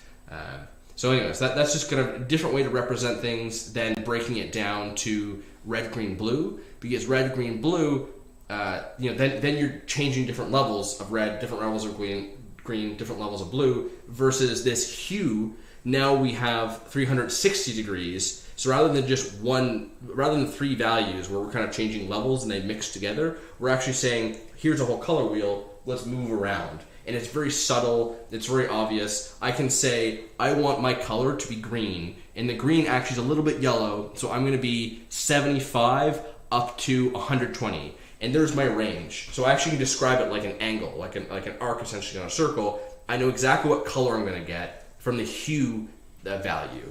And that's why we convert it to that space. And it looks like this when you try to visualize that color space here. So that's pretty cool. The next thing is how all this works is we create a mask. So a mask is, let's say I have, you have a face, of course, and you put a mask, you're covering something up. So masks are really useful for hiding something or showing only something. So you would mask out everything except for face, for example. And so in our case, we're really interested in the lines. So right here, we have this green tape that we've used for the lines, and we've put this on the floor, and we can see that, hey, that's green, or at least some of us can see that that's the green. And then we have the orange floor. Looks like one color to me. Well, hey, it's not even, look at this. It's pretty close. Even the background's green when you convert it to HSV. So they actually are pretty subtle if you were a computer. But fortunately, you have a billion years of evolution in you, and hopefully you can see a little better than that. But what's nifty about it, some of us. But what's nifty about it is now we can say, all right, this color right here, which when we're rendering and visualizing the HSV image, it's kind of a yellowy, greeny, like it's very bright, but it's kind of similar as well to the line that is green here. So what we want to do is say, okay, where's that fine line? What counts as green tape and what counts as everything else? And we have to define that in terms of upper and lower bounds. And we can say, again, going back to our color wheel, like I said before, if I want this kind of green, I want just this space here. Just this, I'm trying to make this a little bigger. Of course it doesn't work. Just this space here. Doesn't make it any bigger. Of course it does. So I could say, I want it from 65 up until 110, right? And that ends up maybe lining up with this. And that's, of course, I think this is 360 degrees. Yeah, this looks like 360. So OpenCV is using out of 0 to 180 or 0 to 179. So it's slightly different, but the whole point is it's a circle, and it means that we can describe exactly what that curve is, that, hey, this is our green tape. So going back to a mask. So now that we know we have to define upper bounds and lower bounds, so this is the range of color that we want to say is green tape. Now I can say to OpenCV, only show me green tape. I want to see green tape, and I want to see nothing. And you can see here when we create the mask, it's done that successfully. So it's converted this HSV format, and it says, all right, only show me the green tape lines. And you can see here, we have the successful green tape lines. So rather than the computer having to process all of this visual imagery, very quick techniques of looking at the color and saying, this color is blue. I don't need to look at that. This color is green. It's within the bounds of upper and lower limits. That's the green that I want. That's the green tape that I want. So it makes it really easy. If you look at this image, you have no doubt where the lines are. And that's what we're trying to do with computer vision and all these other machine learning techniques, is make the problems easier step by step. You have one piece in the full process, and it makes one thing easier, one thing easier, one thing easier, and we just keep going from there. So now that we have a mask, very obvious where the lines are, let's go to the next step. Where are the edges? So for us, we look at this image, and it's very clear that there is a line going down there. But it's a little bit fuzzy. If you look in the bottom left, for example, it's not perfectly straight. There's some things that are kind of off, and we could tweak that. Sorry. Ooh. We could tweak that a little bit. Oh my god, I want to sneeze, but I can't. We could tweak that a little bit, because maybe our bounds were a little off. Maybe the upper needs to be a little bit higher and the lower limit needs to be a little bit lower. And that was just from us experimenting for a while, trying to find the right values, and we'll talk about that a little bit later. So it's a little bit fuzzy, but it's clear enough. So what we want to do is, again, reduce every step, reduce a problem. So we have now this full image, but the image is still kind of fuzzy. I want to really clean that thing up. I only want to find edges. I want to find clean lines. Where is the boundary of things? So this here is looking at just the edge of the black and white image that is the lanes of our green tape. So now it's a little bit cleaner and something that the computer can, again, process that much faster. The next step is saying, all right, well, based on my camera, if you look at the first image, it sees quite a bit. You can see it actually looks all the way down here. There's more stuff around that it's looking at. I don't really need to see that far ahead. If you're driving, are you looking all the way down 3 streets below, or are you looking at just in front of you? So one of the kind of naive approaches is simply ignore that piece of the image. So down here, we actually say edges, and then we crop off this top part. And I think I ended up setting it to about maybe a quarter of the image, and some people even set it to half of the image, depending on how your camera is mounted. So you can say, don't even bother processing that. I'm just going to set that as black again. So more stuff that we've eliminated that doesn't have to be processed by the machine to make it faster. Next, we've chopped that off. We have these lines that are edges, so it's very clean and clear what we have to do to find these green lines. Let's now try to find these line segments. And there's this approach called let me show it's Hough lines, Hough lines, and what it's doing is it's looking. If you scroll in here a little bit, I don't know how to zoom actually. Ooh, maybe that zoomed. So if you see here, these lines are kind of fuzzy. So what it's trying to do is line up small lines throughout the whole image until it says, oh, well, I can kind of connect the dots. I can look here in this first, with the edges, I can connect all the dots here with this one line. So rather than saying I have these individual pixels, these dots, I can represent it as one line, and that's a line segment. And so I'll just show you here, lines P. I think this, I want to find a nice example.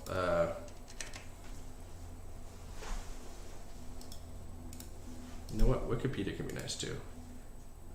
Explained, yeah.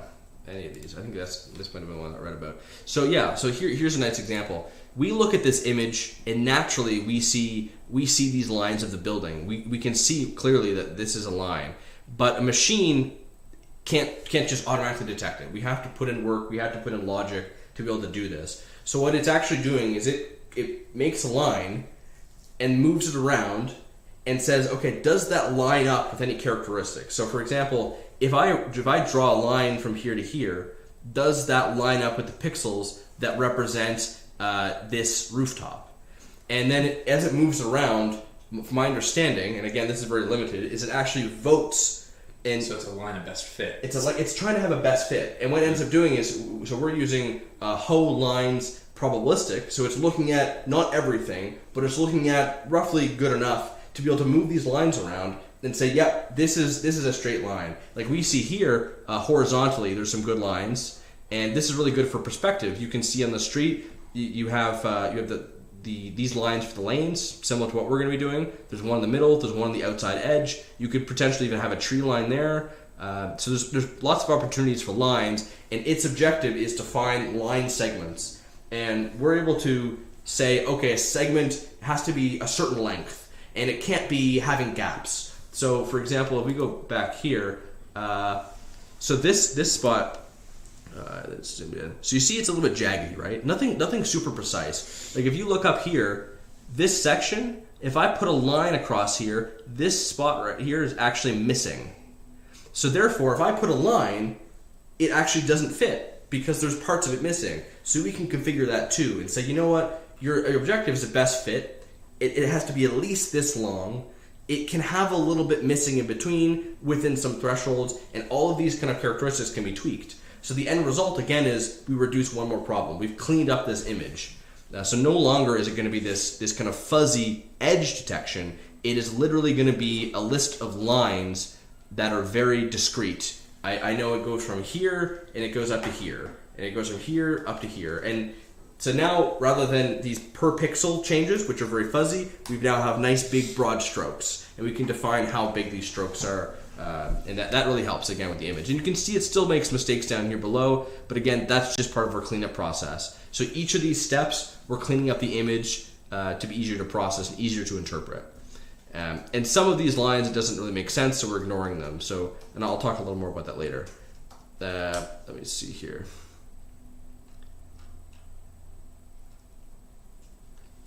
Okay, let's see. What else do I have? All right, this is another thing I want to show you. Talking about these lines in the hue, saturation, value, color space. So one of the things we did to determine what is our appropriate upper and lower bounds was to take a variety of images and then process them and look at different examples. Say, okay, if I had my upper lower bounds at this value, does it look good? And as a human, we can look and say, oh yeah, that's obviously the green line, and there's our background. But if we look at the color space, maybe it's a little more difficult when represented like this. So that you might not get a clean mask. If you don't get a clean mask, you might not get great edge detection, and the thing's going to break down. So every step of the way, we have to take a look and say, is this working? And so we were able to look through the image and try different options. And so here's a couple images here that you see. Like this one is another one's a little bit longer. And let's see if the mask worked. Okay, it looks like it did work. It did create a proper mask. It clearly is those lines. It also found that this image to the right-hand side, it's actually a little like a little wall for Max. You see here, it's actually pretty similar, the green. So it found these lines, and it found this giant, this panel essentially, and that did show up in the mask, and that's as expected. But we have to make sure we ignore that later. So here's another one, a different flooring. So it's not orange, it's white. But how is that going to work? And because of the color space being hue, saturation, value being brightness, maybe the brightness in the saturation didn't work out. There's not a lot of saturation when you have something that's more gray like this. So we did have to tweak it a little bit such that it didn't bleed into the floor, because we can clearly see that this is green and it's kind of represented as red when you convert it to the HSV color space. But we have to make sure those values also can see that. And eventually, after a lot of tweaking, we were able to get it down to see very clearly that these are the space. So it works in a variety of different environments, variety of different lightings, different floors, and it still reliably detects that tape. This is one that's a little bit washed out. So again, here, this is what it looks like when converted to space. And you can see here it's a little bit fuzzier. So again, that makes it even more important to have that edge detection and then the whole lines transformation that happens later, which is looking for those line segments, looking for the long lines and not these fuzzy, jagged edges. To try to best fit lines to that. So let's go back up here. How's it going over here? All right, let's not worry about it. So we're going to so we're gonna connect to our code and we'll actually run it. And I'm just gonna walk you through the code very briefly. You following along so far? Yeah. So some of this I will kind of breeze over, but the stuff we've talked about I'll dive in now. So this is us going through. We took a bunch of images. We went through and said, okay, what are the RGB values? So red, green, blue. Those are values that a normal human would be familiar with interpreting, but we have to convert that to the HSV color space, and then from there we say, all right, that's great that this is the green we want, the green tape we want. Nacho said in her experience, the hardest part of computer vision is figuring out thresholds. Yeah, and we definitely agree with that. That was a huge struggle. Like going back to that example with the green tape on the white background, that actually didn't work. Like we thought, oh yeah, it's working great on the orange one, where it actually looks, it's a little bit harder when you convert to HSV. Like it looks pretty similar, but then I put it on the background with the white, and it still failed. And that was again because we had to not only tweak the hue value, but actually the saturation and the brightness range. Because now the saturation's gone. The white is like a green without any saturation. Like give me green without any color, and now you have white, and now it bleeds into the background. So every one of those values had to be tweaked. And that's why we have a bunch of examples, images. Then we took from the image. I said, all right, here is this like particular pixel. That pixel is this color, and it's a darker green because it's in a shadow. It's a lighter green because it's right over a light bulb. So we have a range. And then we also said, let's make sure we exclude these. These look close and are currently failing. Let's make sure to look at that and see why it wasn't working. And you can see here this hue value was 20, 21. So like putting something next to 19, or actually this one here, we should exclude this one because the hue is actually the same. But the key thing was actually the saturation value. We needed a higher saturation as the minimum because as much as the hue was the same, the saturation was insufficient, and we needed to bump that up. So again, just trial and error, and we wrote just a little bit of code there to make that happen. Just a lot of trial and error. So then where's the magic happen? Once we have those values, what do we do? So again, we import all of our library code up here. Very cool. We have a function here to convert to HSV, our hue, saturation, value, color space. So the frame is an image. So let's say I import an image from your file system. I get an image from the camera feed, and we now have that image in a Python variable. Great. Let's now take it, and using OpenCV, we're going to convert that to a different color space given the red, green, blue color space. And actually, in OpenCV, they use blue, green, red. Don't ask me why, but that's how they represent it.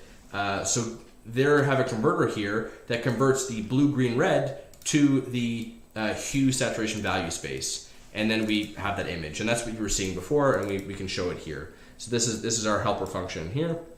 The next is detecting the edges. So that's so now that we have this the HSV image, we need to lower and upper bounds and say this is what our green tape looks like in a variety of different scenarios, and make sure it excludes flooring and other things around it that shouldn't be included. And after a lot of tweaking, we got it down to this. So between 20 and 80, and again we're in a 180, like 0 to 180 degrees, not 360. So if we look back here, I don't actually know if this works, but this might not map up. So 20, 80, if you times these by 2, so it's 40, 160. So if you look at 40, 40's around here, so a little bit yellowy, and then maybe 160, a little bit greeny. So it's still pretty open space. I think the reason why yellowy is a little more applicable is probably because in different scenarios it might be brighter. I'm not sure if this color wheel is lined up with the one that OpenCV uses, but just to show you an idea, it is roughly green, and that's based off the hue value alone. The next value here is the saturation, so kind of how gray it is. She said, "Did you show me the format of the frame data?" I don't even know what that looks like. Let's see. Oh. It's just going to be a bunch of numbers. I don't know how readable it is. I felt that the image visualizations are probably the better way of looking at it, because we never actually deal with the frames directly. Yeah, but we could. I don't. That's know. okay. Yeah, That's okay. Yeah, we never. So I guess to answer your question, it would probably be just a bunch of numbers in some kind of grid. Print it. Python will show it. Yeah, we can. Actually, I don't know if this thing has the images because it doesn't have the images. I can do it on the Pi. The Pi has the images. So let's boot it up here. So we have a folder with a ton of images. So this one, for example. Alright, and I need a couple of things. She said, "I like it for visualizing. Basically, just an array, or technically a list, a Python list." Yeah, Python list, exactly. So OpenCV has a function to be able to read a file, and I think I'm using it here.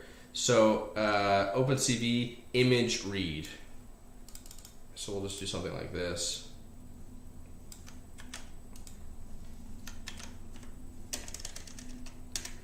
And I am in the wrong directory, so that's not going to help.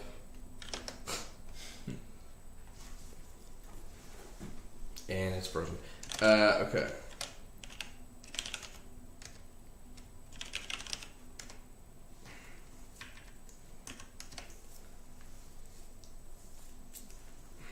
Okay, so we're going to read in this file. We'll read in this car cam data, for example. And OpenCV takes a little while to import.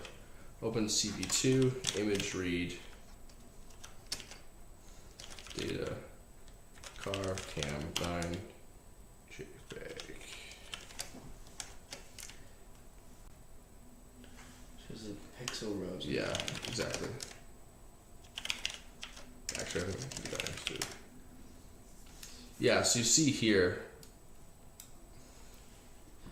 So you have lists of lists of lists. They're all nested, so you can kind of picture it like a grid, right?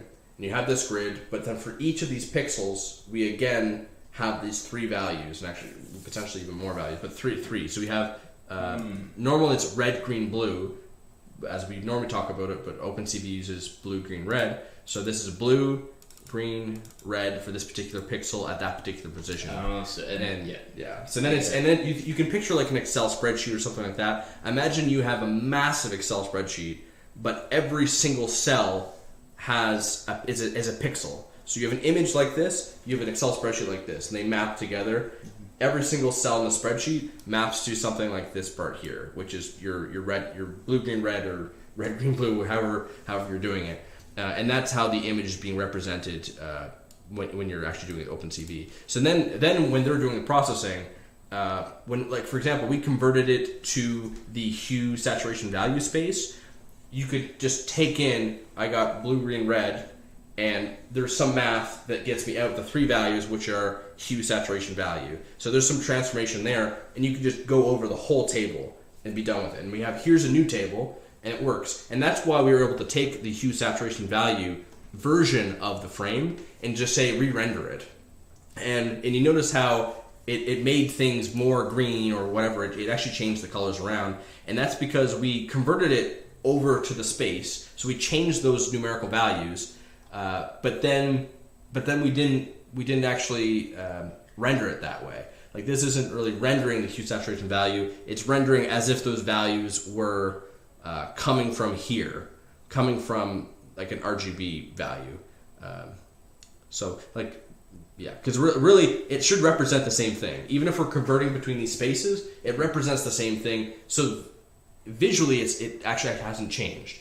But when we say convert it to this space and then visualize it, it's different because no longer is it blue, green, red. It's now hue saturation value. But the thing that renders the image to green. Yeah, right. So Yeah. so that's why this looks weird, because the values no longer mean what it expects to mean. It's a hue saturation value of green. Yeah. Well, of that range. so like the hue is now in the blue. So if this is a blue, green, red image, the hue is in the spot that would be blue. So whereas this is blue, green, red, now we convert it to hue saturation value and render it, which is why it looks all funky here. Right. So, does that answer your question, Nacho Kami? Yeah. So that's just kind of the way it's representing it. Yeah. So another thing that's pretty nifty is we ran some tests as well, just to get a good handle on how these all look. Let's see. So if we take in this image here, we can break it down, convert it to HSV, which looks like this. I'll just open this up. So we convert it to HSV, which looks like this. We then convert to mask, I think maybe edges. So we have edges now as well. We're going to remove the top. We're going to convert it to lines. So this is showing actual lines that it found by best fit, like it's moving around trying to find where lines exist in the image, so that we no longer saying, oh, I have a pixel here and a pixel here. We actually have a line that I see as kind of this pattern that is represented. Pixels, and you could. So I guess that's probably using the same like linear regression that you'd use in Excel to find a line of best fit in like a. Yeah, I think that would be a good way of looking at it, right? Because it's a little bit off here, a little bit off. Like we might have a corner, and if it's a slight turn, I can still see a line, but it's not a perfect line, and computers love perfect. So this is us trying to find lines where they're not perfect, and we can tell, hey, there can be a gap in the line. There can be I need a line to have a certain length, and all these different things we can tweak about it, such that the end result is reliably getting this. So again, given this, we now have lines which are this, and then we can take those lines and say, all right, I have all these lines, they're moving in this direction. One of the really interesting things they've done for actually creating the lanes is by simply saying all if you're looking ahead and you have parallel lines, your perspective is that they're actually shaped like this. Like they're actually going to be kind of facing inwards, as you can see, right? They go off into the distance almost to infinity, but you can see that they're gonna touch each other. Even though in reality they're meant to be parallel. They should never actually touch, but only from your perspective does it look like they will. And we can take advantage of this by saying, okay, my left lane is angled inwards at the top. I think that, what is that, positive? It's a positive slope. Yeah. But my right lane is negative. If you consider the line as starting here and going down, it's a negative slope. Yeah. So I have two lines. I can now determine which my left and my right based on the slope, positive or negative. Yeah. So then I can say, okay, great. Given all these little parts, all the little lines that I found, I can kind of average those out by grouping the two categories. And then I say, all right, what is my one line? I only want one line that represents the left and one line that represents the right, and this is the image for that. And now that we have these two lines, these averages of all the little pieces that we found, again, every single layer, all these different images, every single layer we're trying to make it simpler, simpler, simpler. The end result is now we only have two lines, very simple equations, and I can say what's the line in the middle, and that's the direction that we should be heading, and that would be this. And then what's really great about things that are doing image processing is you can just visualize it. And that's what we've done here to help us debug, is to say, given this image, do all that processing and show us what you're going to try to do. So in this particular image here, what it is trying to do is turn right. And funny enough, it's doing this because the camera was actually off. Mm-hmm. So since then, we've mounted the camera quite a bit stronger.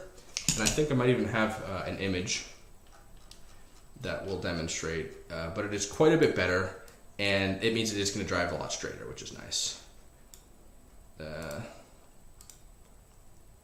Yes, these are just more images.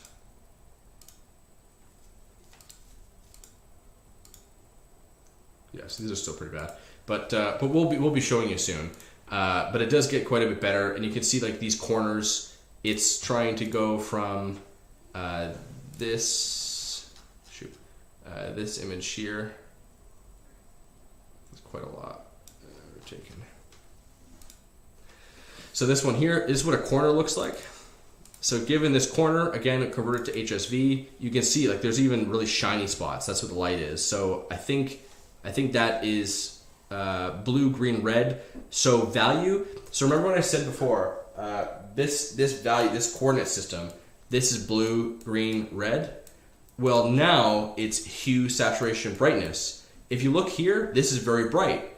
So that would be in the last space. So it's a very high value, therefore you see red. Mm-hmm. So this actually demonstrates kind of that data structure that we're using. So again, we've converted to HSV. We now look for lines. We see that. We chop off the top. And I think it didn't, there's, I have it set to like only like the quarter that's chopped off. And then we look for lines and we look for lanes from that. So we're kind of averaging them out. So because these are angled in such a way, we can kind of infer that they're the left or right lane. The end result is something like this. It's a little bit imprecise, but you get the right idea. It seems to be working pretty well. And then what's the end result? We can still be driving relatively straight. Because there seems to be some space to our right. And actually when we change the camera a little bit, it does correct itself. And so this is kind of a very simplistic approach, and the idea is, given we have this image, I need to find my left and right lane, and there's a bunch of different processing steps in between to go from raw image to something that's really easily digestible and actionable by the computer, which is I need my left and my right lane, and I want those lanes described as one line. I have one line which is at this point to this point, and that's it. And some slope, and that's what you can render here visually. And then from that, we can say, all right, how are we going to decide what to do? That's the red line. That is our heading. And and that's pretty much how all of this works. That's pretty much it. There's, again, quite a lot of steps in between. There's a lot of magic that's built into the OpenCV library. That's kind of the principle of it, is just think about if you're looking at something, are there shapes that you can recognize? Are there things that you can cut out? Like you notice we cut out whole things by having an upper and middle bounds. We cut out a section by removing the top for the region of interest. I'm only interested in the region right in front of me. So all these things are very simple approaches, but each of them get us a step closer to a really easy to digest model that the computer can process. Which essentially, if I look at it here again, it's just two lines that then becomes one line, and then at the end of the day we have this steering angle. We can say I want to turn left or I want to turn right, and how much, and that's it. We take an image and we say how much we want to turn, if turn at all, if it's not zero, and yeah. So that's pretty much it. So that was crash course going through it. Let's close this here. So now I think we're in a good spot to run what we have. Any questions so far? You probably have a lot, and I can dive in a little more. But let me just show you here. So there's still some tweaking we have to do, and not all of this code is being used. But the important things are in this detect lanes file. So things I spoke about. So again, converting space, detecting edges. So these are the range. We just say, hey, here it says blue, but that's because we copied it from the tutorial was using a blue line, blue tape. So we're saying within the range, we're using HSV as our color space. Within this lower to upper bounds, we're creating that mask. Canny is another algorithm used for edge detection. So that's what we used to get this image. So Canny did it here. This line of code for HSV. So this mask was generated by here. Yes, that's edge detection there. So to each of these steps, this is our region of interest. Region of interest is saying, hey, I have this coordinate. So if you look at here, sorry, I'm running through this a little bit quickly, but we're just having so running low on time thanks to the Bluetooth. But essentially, we're just defining a kind of rectangle. The lower, all the corners, the four corners are rectangle in the coordinate system. We have a width and a height of the image, and I just want to remove it looks like the top third, or there's 1/3 at the top we're going to remove. And that's all we've done there. The next one is detecting line segments. So that is the HoLines algorithm, and it looks pretty simple from running OpenCV. So if you go here, HoLines generates something like this. So given our code on the left, we have this code here. This code is our lines. Actually, this is a bad example. I just looked at two different images. So what's coming in, cropped edges. So that's this image here. We've cropped off the top, and these are all the edges represented. And then we say, all right, I'm going to look for line segments in this image that is already cropped and has edges defined. And I want to look for lines that are at least length of 5 units and have maximum of gaps of 4 units. And there's certain other thresholds here that are involved. A lot of this I just left it what the tutorial is, and but you can tweak. I think these two are probably the most valuable to tweak for us at least. And some people have this at 0 because they didn't find they needed it, but we definitely had some gaps in our image, as you can see. And by tweaking this, you're going to get a better result when you go here. And you can see, actually, this is a good example. So this right here, it could have had one single line all across this edge, but I think the angle was a little bit too slight. So like right here, it wasn't able to define a single edge. And again, if we tweaked this algorithm, we might be able to get this to be one continuous line instead of multiple little pieces. Yeah, all of the commented out code, the struggle is true with computer vision. That's true. There's a lot of tweaking, a lot of just saying it doesn't work. Like to get it to see green properly was a big problem. To get it to see line segments, before we would have something like this, and then we go here, and it wouldn't see anything properly. Like they wouldn't get the right line segments, and that it helped to increase the line segment gap, so that something like this would actually be allowed, and making it so that, hey, maybe it doesn't have to be 10 units long, only 5 is fine. So something shorter like this is still acceptable. But if I made this, let's say we made this like 50, obviously this little doodad right here will not be included. And again, it's all probabilistic. So that's the detecting line segments piece. This is a commented out section that that we have a new implementation for. It's a little bit more documented.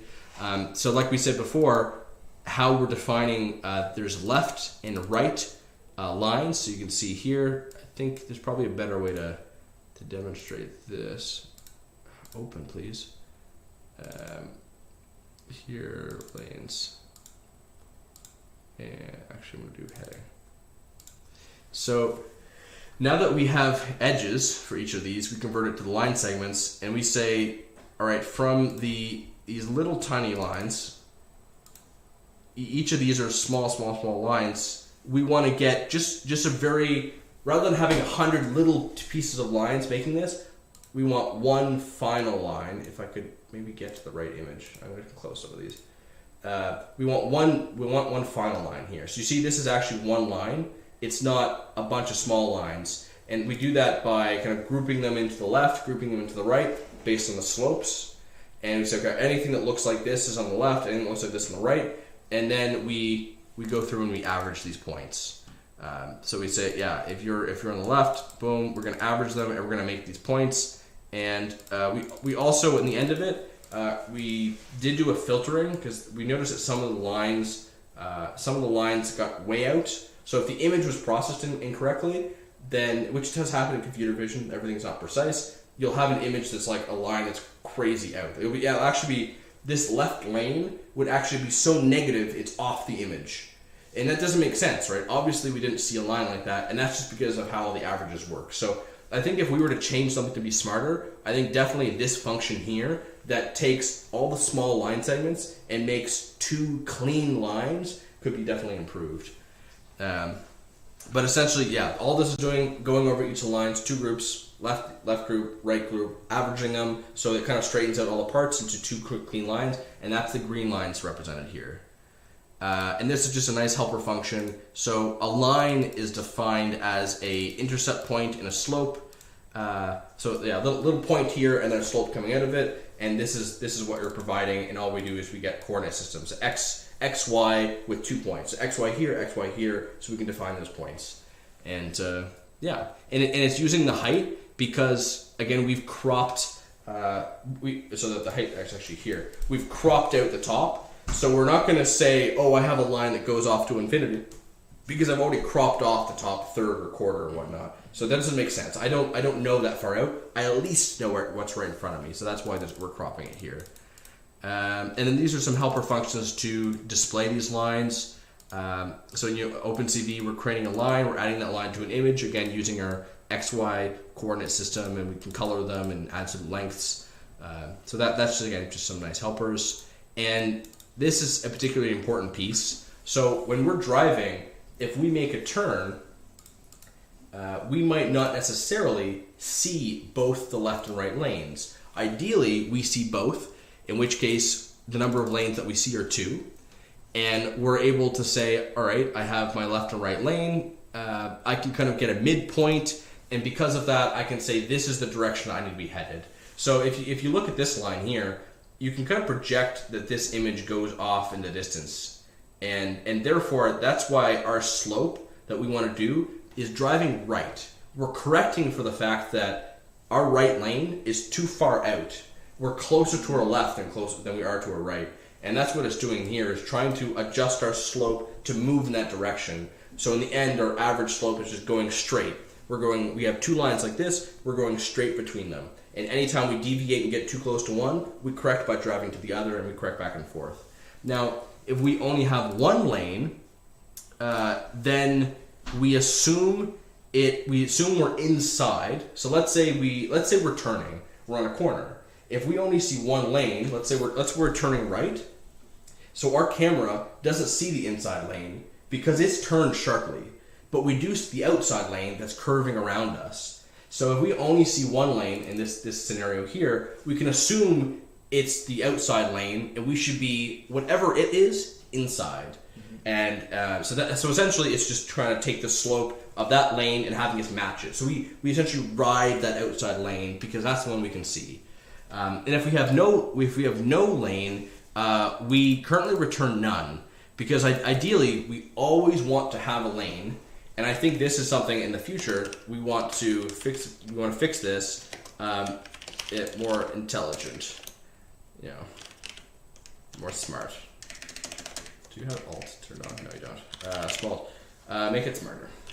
Because if we do not see any lanes, it means our computer vision might be messing up. It might mean we've actually driven off the road, which is also bad. So what do you want to do when you drive off the road? Well, Tesla, for example, is going to say you always have to keep your hands on the wheel. We'll let you know that we're stuck. Take control. So, for example, we could have it with the controller, if we ever got it working, to be able to drive, and then we could say, oh, hit a button. It's in self-driving mode. We're chilling back. And then it could maybe vibrate the controller and say, you need to take over because I just lost my lane. I don't know where I am. And so that's why we're returning none. We don't want to return a number, which some of the other tutorials did do, because essentially you're guessing. And I don't want us to guess. We want to be very, if we're going to turn, let's know that we should turn. If not, we have to say, hey, human, we need your help. And again, this is all the same stuff. This is some math to do, converting to degrees and radians and to great steering angles. And it gets a steering angle relative to 90. So straight is 90. Anything less than 90, I think up to about 45 degrees. So about 45 to 90 is left. Anything from 90 above 45, so I think it's 90 to 135, that's turning right. And then, of course, if it's 90, it's effectively 0. So now we have essentially left and right bounds. So given an image, we can now get all the way down to a steering angle that will tell us left, right, and how much in degrees. And this is another helper piece of code just for displaying that line heading. So given I have an image, given let's say it's going to be 90, or maybe it's 100. So maybe it's 100, and it would actually render out a slightly right turning lane, and that's all that this function does. This is another one connecting to OpenCV that connects to the camera, and we actually have a camera that can see pretty well, but because you're doing computer vision in real time, speed is important.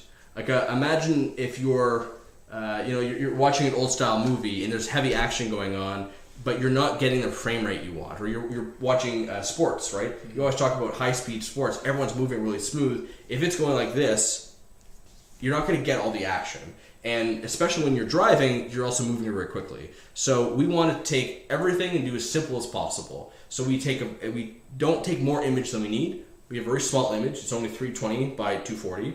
Then we apply very simple and fast techniques all the way through. We apply hue, saturation, value conversion. We apply masking to get the black and white image. So we've reduced a ton right there. All color is gone. And anything that's not green tape looking is also gone. And then we say edge detection. So now it's not even black and white. We just have little lines. And then we say, okay, now it's not pixels. I'm going to put line segments with the whole line. So every time we're reducing that space from this massive image, small image, to these really easy to represent data structures. That makes it very, very fast because we have to do this many, many times per second to be able to drive smoothly. And and that's pretty much the gist of it.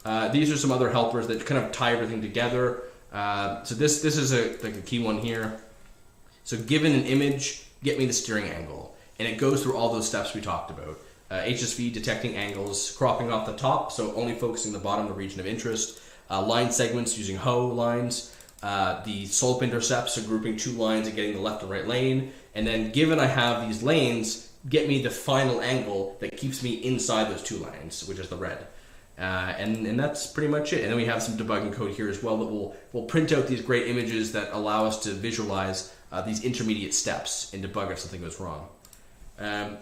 So that's pretty much it. Okay. Who wants to test it out? Let's do it. All right. I really wish the controller was working. That's okay. It's frustrating. It doesn't work on the controller anyways, with the OpenCV stuff. No, I know. But it would have been cool because I do want to at one point compare us driving. We'll get that. We'll get it working. Yeah, we'll get it working. All right. So I want to show off the track that we've built. Does everyone understand any questions so far? Because there's quite a lot to cover, but I think that was pretty thorough. I'm sure it's a lot to digest. It's a lot to digest, and I think there's only so much depth you could do it, unless this was a 20-hour stream. But I'm hoping that at least this kind of shows you it's not magic. They're all very simple principles that we're stitching together, and that's what gets me really excited. It really is. It's not magic. Okay, so this I'll just put it all the way back. Is the camera on right? Yeah, I think it's not bad. Okay, how are we looking? Is everyone else able to see us? Actually, I want to be on full screen cam. Nice.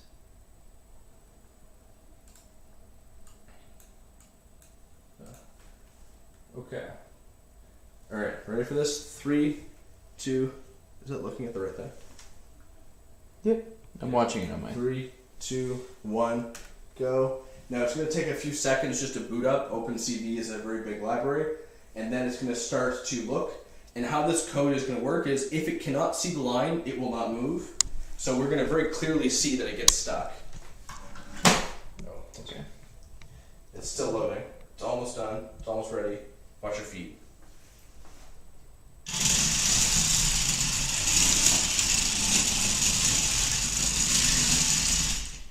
Boom. That was pretty good. Pretty good first run. Yeah, there you go. All right. So, and you see how it stops at the end? It's because there's no lines. So it's that case where we had, do you see lines? I see 0 lines. Therefore, do nothing. I return none. There's no steering angle. There's no lanes. Don't drive off the street and kill everybody on board. So that's our safety measure. But you saw throughout the entire track, it was able to see because otherwise it would stop. Let's do it one more time.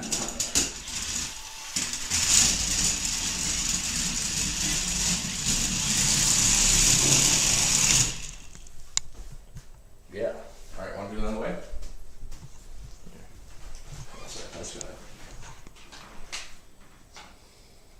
I'm just gonna move this cable down a little bit so I can walk over it.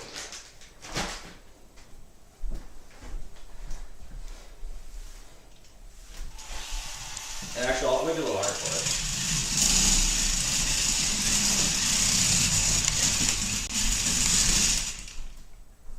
it. Yeah. That's pretty clean. It's pretty clean, and it's going to get better. So there's things that we haven't done to make this even more optimal, and that's what Luke and I are going to now dive into. Things like PID control loops, and it's going to be great. Oh, we'll ignore that one. Yeah, ignore this one. Ignore that one. Glad did that with this controller. Yeah, right. And you can see it's pretty wobbly, so there's definitely quite a bit to improve. Now, in terms of speed, I know you're all wondering, come on, can we go faster?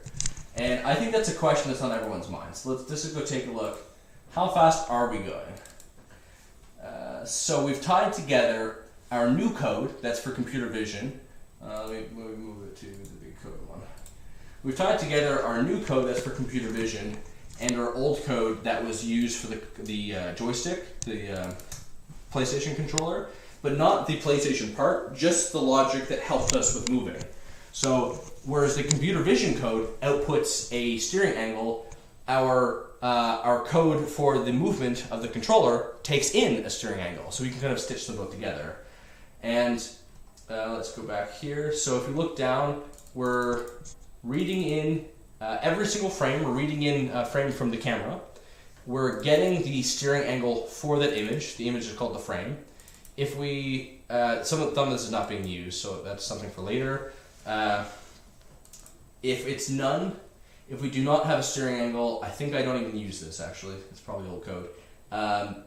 Yeah, here we go. So if it's none, so remember, if the number of lanes detected is 0, return none. So if the steering angle is none, therefore we print blind. I can't do anything. We stop. And there's no motion. So we set all the speeds to 0, all the turning to 0, do nothing. However, if it's not none, we are going to say, there's a little bit of messy stuff here, but let's see. So what is important is down here, ignore the if true, because originally it wasn't that, this part. So we said before, the steering angle has 90 degrees being front. Anything less than 90 is to left. Anything above 90 is higher than that. So we actually want to get 0 to be front. So we first subtract 90. So let's say it's going to be, if it's 90, which is front, now it's going to be 0. If it was going to be 45 degrees, so it's going to be 45 degrees, which is hardest left. then it's going to be negative 45. And if it's going to be hardest right, which is positive 135, now it is just positive 45. So we now have it in a range, rather than being a range from 45 to 135, it's now in a range of negative 45 to positive 45. And we actually want this to be represented between negative 1 and 1, so we divide that by 45. Great, and that's what that one line handles. And we print that out because we like printing things, making it clear. And this is something, I'm not sure if any of you noticed, as it was driving, if it hit the corner, it would actually slow down a little bit and turn some more. And that's because of this error calculation. So the error here, so steering angle minus 90, so again, 0 base deviation. So if it is above 0, the amount of error, so that means I do have to turn either left or right, then the error is above 15, so I have to turn more than 15 degrees in one of those directions, then we're going to go slower. So that's 30% of our speed. And we can separate speed in terms of rotation and in terms of translation. So translation being the kind of like forward, left, right motion where we can just go wherever we want. Rotation, of course, being like our turning. And so we can separate these out and we do decrease them. So if we hit a corner, it's going to slow down so we can safely go around it. And it does get a little more precise by doing that. If it's on a straightaway, we crank that thing up. So it's going translation speed 0.4 and the rotation speed is 0.35%, 0.35, so 35% of our maximum power.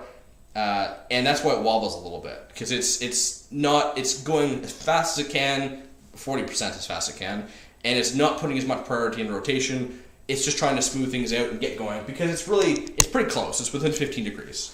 And we can tweak all these values. And I think today we're going to do some cool stuff with PID loops and hopefully improve that. Yeah, so interestingly enough, what Glavin has here is sort of a makeshift attempt at a proportional controller. I don't know if he knew that, but no.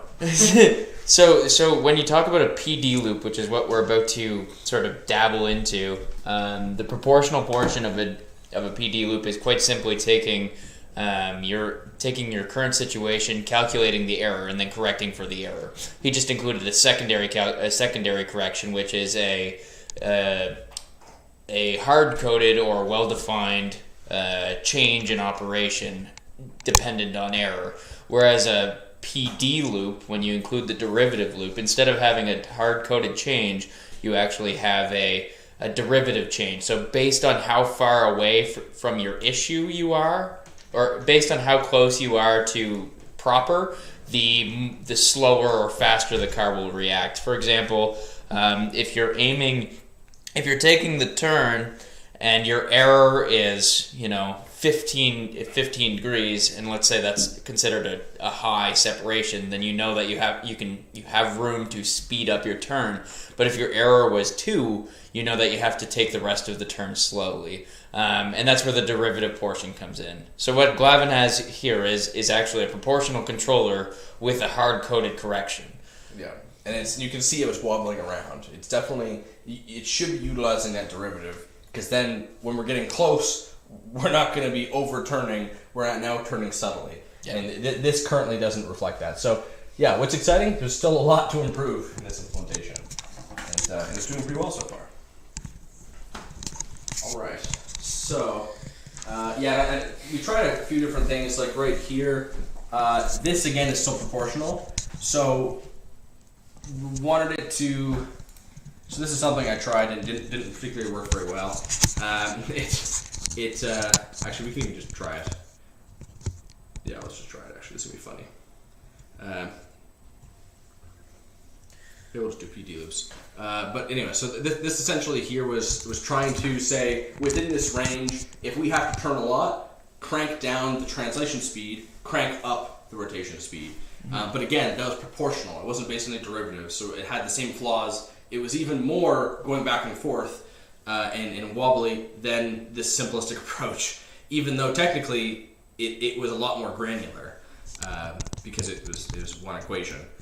So again, different approaches like this sometimes work and sometimes don't, and there's still work to be done. Yeah, so I think I've saved a backup of this already. Do you want to dive in and maybe write some Yeah, let's do PD it. loops? Let's do it. Okay, so there's a lot of garbage code we have around. I'm just going to put this on the track. It's just take a look. That's cool. Let's go ahead. Alright. Maybe one day we'll get that controller hooked up again, eh? I'm just taking a look, see how our view is. An interesting PD or proportional example I was thinking of that would benefit a lot from a proportional derivative implementation would be at the gas station. If you're at the gas station and you put in $30 as your set point for the amount of gas that you want to put in your car. When you're at the gas station, basically it stops at $29 and starts going very slowly for the last dollar. If they did a proportional derivative controller, they could have it accelerate up until they could have it slowly decelerate over that last dollar instead of just having a set point to change from going fast to going slow, which is very frustrating in my opinion. Wastes a lot of time. Yeah. So this was actually stabilized steering angle. This was another attempt by someone else to not do like a PID loop, but actually just kind of smooth out the feedback we're getting from computer vision. So let's say we're driving straight. They broke it down to 2 lanes or 1 lanes, depending on how many lanes you'd have. They would only consider a little bit of the next value. So like if right now I see I'm driving straight, so I get, let's just say it's 0 is straight, and then next time I get turn right, so that's 10. So if I get turn right, I don't necessarily want to turn all the way right, because maybe it was a false positive or something still inaccurate, or maybe something wobbling. We kind of want to make these movements smooth. So what they've done is they said, okay, if I have 2 lanes, I can be a lot more confident. I will allow up to 20 points to be used, 20 of those degrees. So if I was actually going to turn left to right 30 degrees, I'd actually only get 20. But we tried this out, and I still don't think this has been necessarily successful, because now if the camera is getting accurate feedback and we're getting quick feedback, we're not able to take advantage if there's a sharp corner, because this formula here is only going to allow us to take advantage of the first 20 or 10. And actually, they set it to 10. I opted 20 and still follows not working. So I think better than doing this is none of this hard-coded where we humans think we're going to do it correctly. We're going to go in there and say, oh, only take at most 20 degrees. It's never going to change more than that. Well, guess what? We're going to find a sharp angle. We're going to find we're driving too quickly. The true solution is make sure it can adapt gracefully, and that's what the PD loops are going to help with. So I'm just going to delete this. And boom, gone. Now, let's see, what else can we delete? A lot of this can go. I'm going to leave the debugging. I'm going to delete all of this stuff. Let's clean it right up. We're going to simplify things. It's going to be great. You're going to love it. Excuse me. Interested. This is going to be interesting. So this is the first attempt here. This is steering angle. If we have a steering angle, we pass it to stabilized steering angles. So given we have an old steering angle and the current steering angle that we're trying to steer to, and the number of lines, let's stabilize it. But that it wobbled still too much. So I think we could do a lot better than that. So delete, gone. I don't even know if we're using some of this, but I can't tell. Threshold. So again, even this stuff here, do we really care about this threshold? Again, this is logic that we're putting in.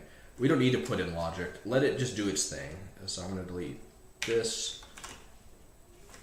We'll keep in this for now, but we're going to change it in a moment. And delete all this.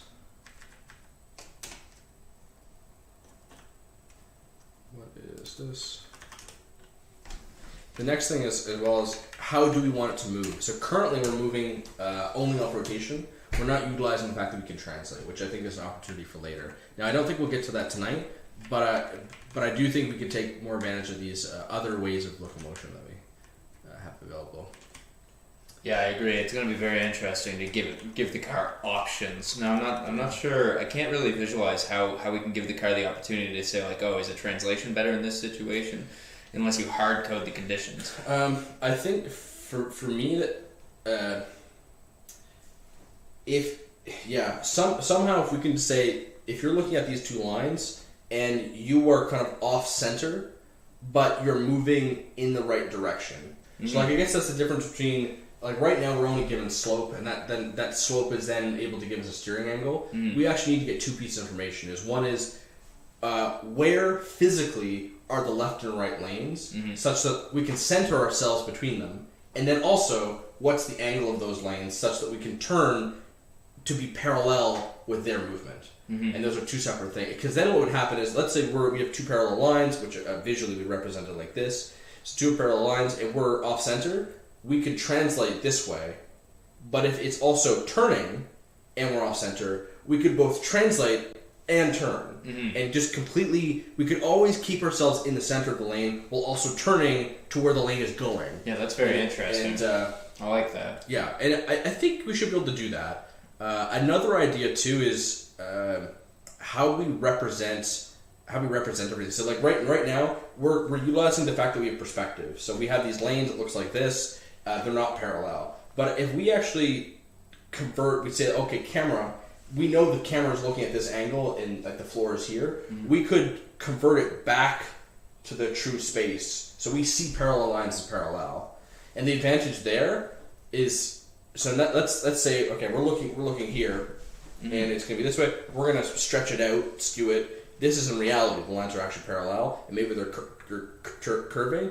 There might be a better way for us to represent where we are spatially in beside those, and also track around them. Mm-hmm. Rather than us doing this kind of naive approach where it's looking at a 2D image that really is 3D space. Let's try to get back to this 3D space, which is true parallel lines which represent the curves. So I think there's a lot of different ways we can represent it that other tutorials that we found weren't really covering.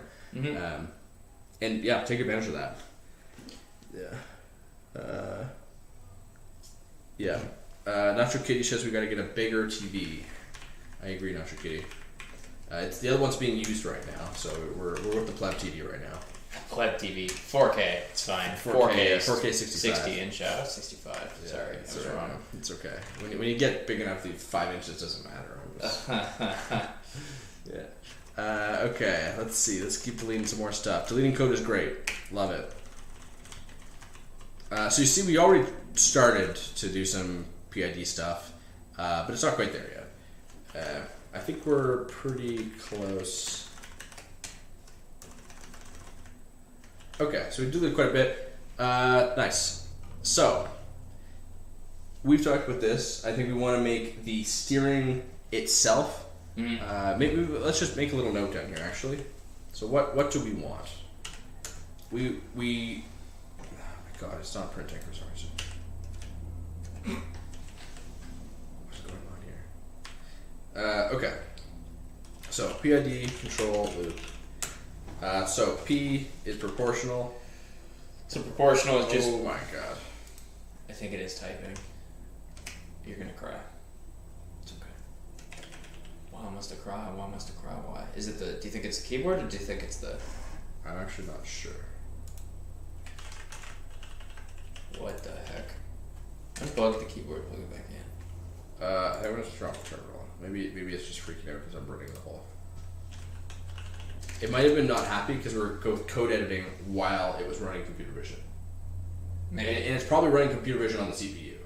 I'm almost certain it is. So it's just like starving itself. We're like, hey, I want to do software development, and it's like, I'm doing computer vision. Go away. Like I have enough on my plate. Alright.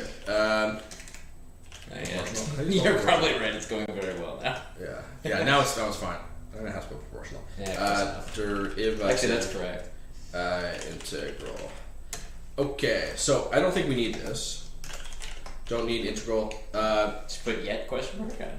Yeah. Maybe there's room. We don't know a lot about PID controls yet. We think that we only need the proportional derivative. My understanding, high level understanding, is that the integral portion actually, if you don't properly tune the integral, and we'll get more into that, it actually increases the error, not decreases it, because as you can imagine, an integral over time is a huge amount of area, so it's taking the area under the curve of whatever you're trying to do. And if your area under the curve is incorrect, then that error ends up magnifying. Yeah. Yeah. It's a hard thing to visualize, and it was definitely a hard thing for me to visualize. And I've never actually successfully had a PID loop stabilize anything, so hopefully this is the first time. Tried to do it with a drone, didn't quite work. Yeah, let's see if we could do better live. Doing it live. So one thing I'm a little confused with PIDs. So I know it's like there's set points and things like this, but what are the terms? Like, so I know there's input, there's output. I think what we want for our output is it's telling us how much to rotate by. Thrust. Well, Or angle. angle. Angle and thrust. Angle. And angle is between -1 and 1. In our rotational angle. Yeah. So that's we're calling that rotational velocity right now. I don't know how accurate that is, but Sure. let's do that. We also have rotational speed, which again doesn't make any sense. But the end result is you look at this line here, 81. We have our move angle. 0, I think 0 is forward, and then that's a speed to that. So imagine you have your wheel. 0 is forward. If we're pointing our arrow forward, we can now pick how big that arrow is, how fast we're going forward, as well as the direction. Mm-hmm. So those are two separate components. Then for rotational velocity, this is between -1 and 1. How much we're rotating in those relative directions, and really it comes down to I think we're just adding it. So we say, actually, let's look at the code. Tristic motors. I feel like it's in here.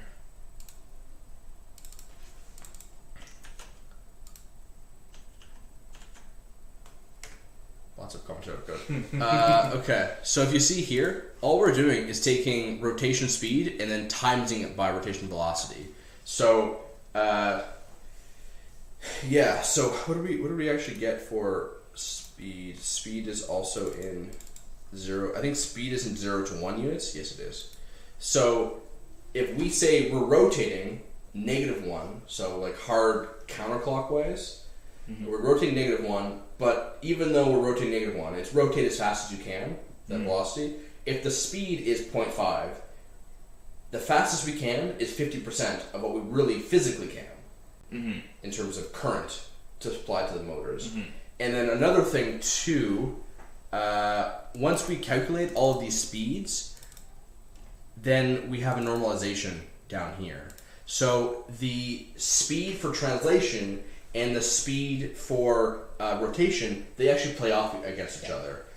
So they're and it's not just like you can have them both set to 1, but now they both count as half. So you set them both to 1 is actually 0.5 effectively, right? So they're balancing out against each other. So that's something else we have to play with.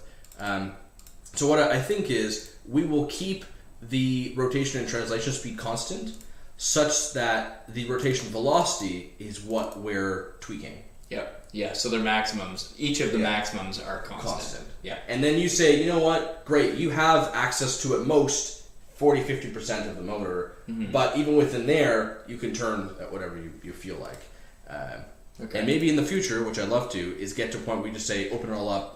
Speed is 1 for everything. Speed is 100%. Speed's 100%. And then just do whatever you want to do. And as long as that PD loop we're going to write is good and is updating quickly and the OpenCV is responding quickly, it should smoothly drive down that street. Yep. Fast. I agree. Yeah.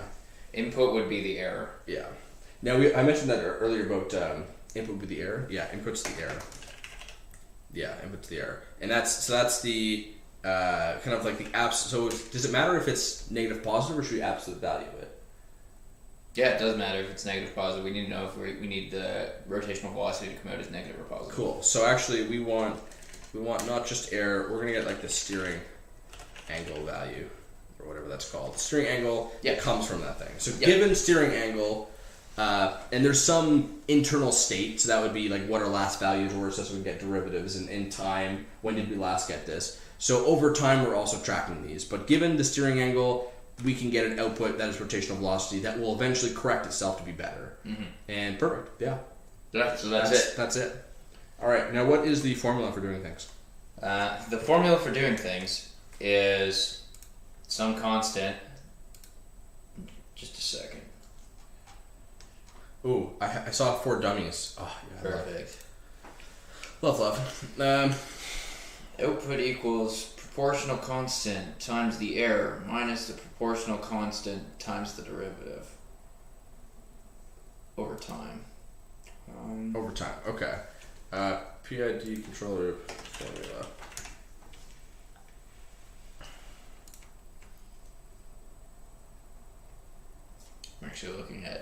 I'm actually looking at how to use a PD loop for a real car. Love. Look.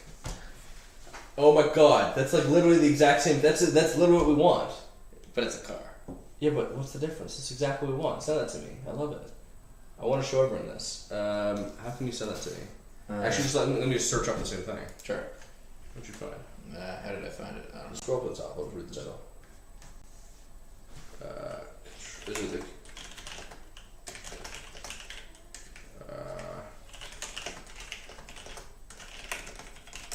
Yeah. Pretend I spelled that correctly. This is great. Good resource. So, thank you very much, Jeremy. Looking down here, again, perception, computer vision. We're going to take all this input, all this other jazz, and we have controls. We want to get to control. We have perception. It is getting too flaky to control. Waypoints. That's kind of what I was talking about earlier. Is like, let's not represent it like here's an image and this is what we want to do in one frame at a time. If we have waypoints, we can actually plan out in advance. So you can see this. This is what the image would say to do. Is literally just to follow along. This is the waypoints to actually achieve that. So that would be much cooler, but we probably need a better camera to do it. Planning versus result. So this is a P loop. This is a P loop. That's just P. Proportional. Okay. Derivative. Yeah. So this is nice. And it smoothly tries to get closer to it, and integral's a whole nother deal. Oh my god. Okay. Proportional, integral, derivative. Beautiful, I think, because I can't understand it. All right, so steering wheel, throttle, brake. These are all the different things you're able to control. That's one thing. We're only controlling one property right now. It would be very cool to control more later, but we'll get to that. Dynamic control. So this is exactly the problem we have. We want to follow along this line. We don't want to over adjust. So we're kind of actually this is waypointing, actual route, predicted route. So this is kind of waypointing around it, but the whole point is they're also trying to follow along a line, and getting caught up in that. Maybe we could take a quick, maybe 5-minute break, have some drinks, get back to it. Sure. Yeah. Yeah, let's do Or it. do you have anything you want to chat with about? I just need to go take a drink break. Yeah, I'll stick around, but do you want to just grab me a cup of water? Or a juice? You want some juice? I'd like some juice. Yeah, you want the best? Alright. Yeah. Yeah, so I'll just keep going through this document. MPC controller solves the optimization problem. Constraints, model, results, PID. Ooh, this is interesting. Let's watch it.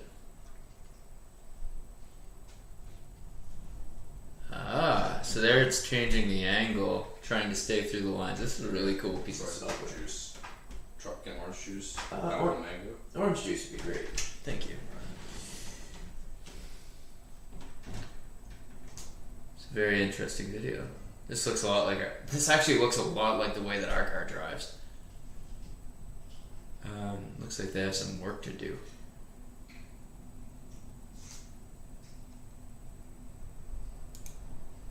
This is with waypointing? No, that's with so this first one's a PID loop, which is what we're trying to accomplish. And this is with waypointing.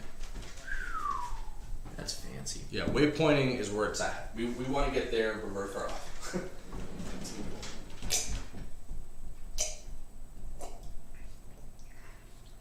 Huh. Interesting. So waypointing, it kind of seems like waypointing is basically just having memory and understanding the distance.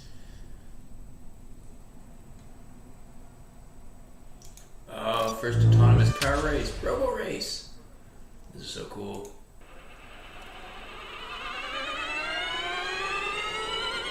We do autonomous car races. We could compete in this.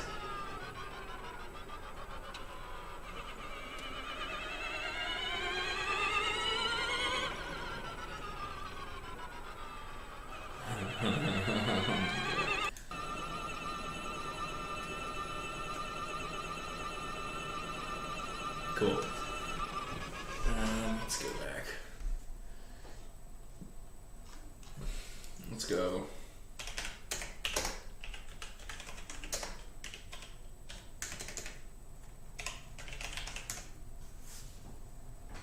Pandas. Not quite. PID. Let's just go PID.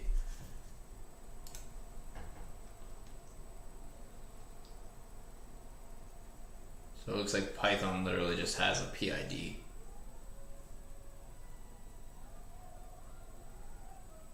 PID, it just has the PID formula already.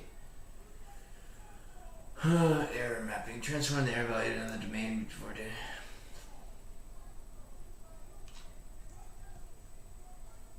Proportional.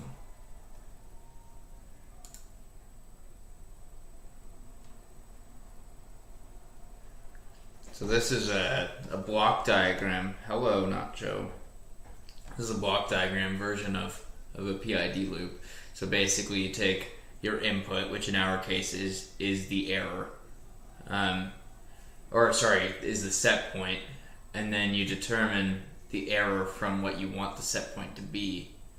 And then you take, you calculate the error from the set point, and you take the derivative of the error, the change in the error over time of the set point, which just means to look at it now and look at its previous value. And then you sum the values together.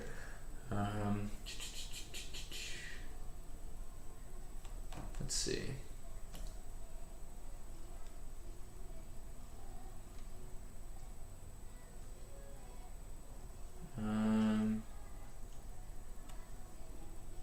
Oh, it's already using the PID set.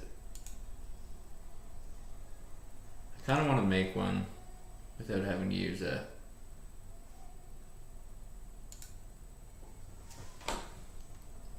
Here we go.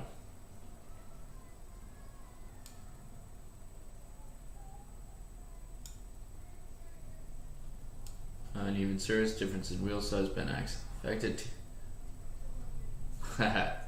I'll have to show Glab in this paragraph. Not looking for a panda loop. Not quite.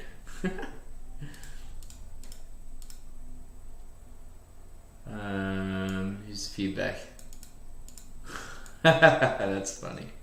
I'll show him that paragraph.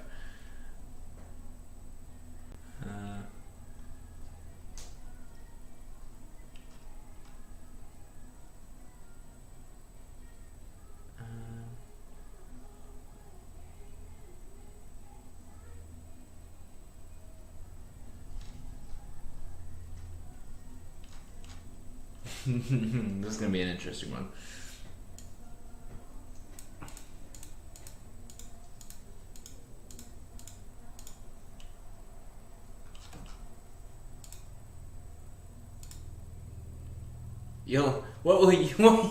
What you will need? You will need a robot.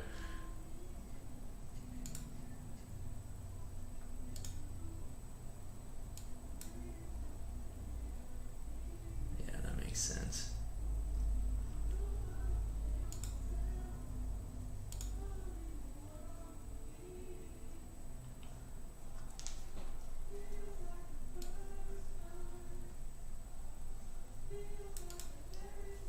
PID control by. I'm glad it's singing. Alright, so this example is perfect.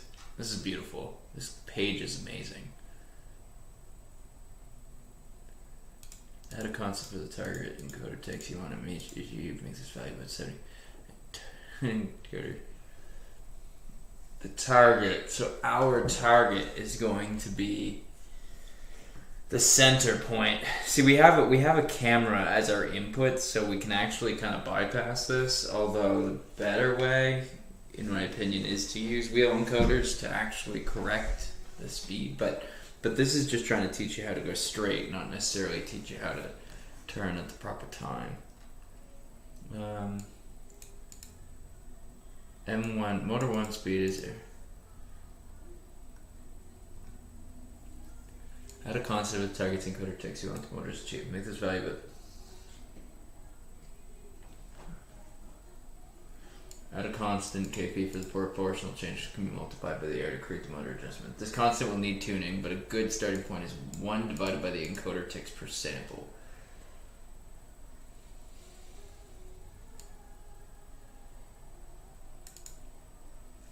Just calculate the error for each motor. So this is to actually calculate. The proportional portion.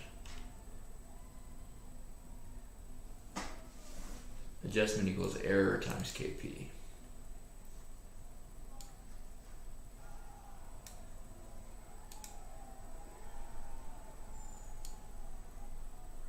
Input equals steering. So what we need is input equals steering angle.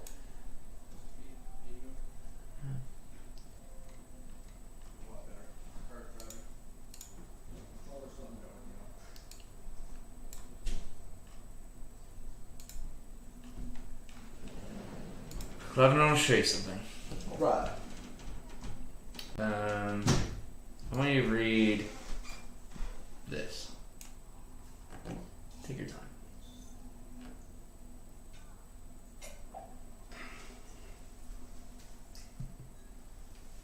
And this example will actually help us a lot. This entire diagram. What do you want to do? Put a wheel encoder? There's a specific sentence I wanted you to read in there. Yeah. I'm not done. I'm only like started. What's that? I'm only like finished the first paragraph. Oh. Yeah. For context. Yeah. Now the context will become very clear.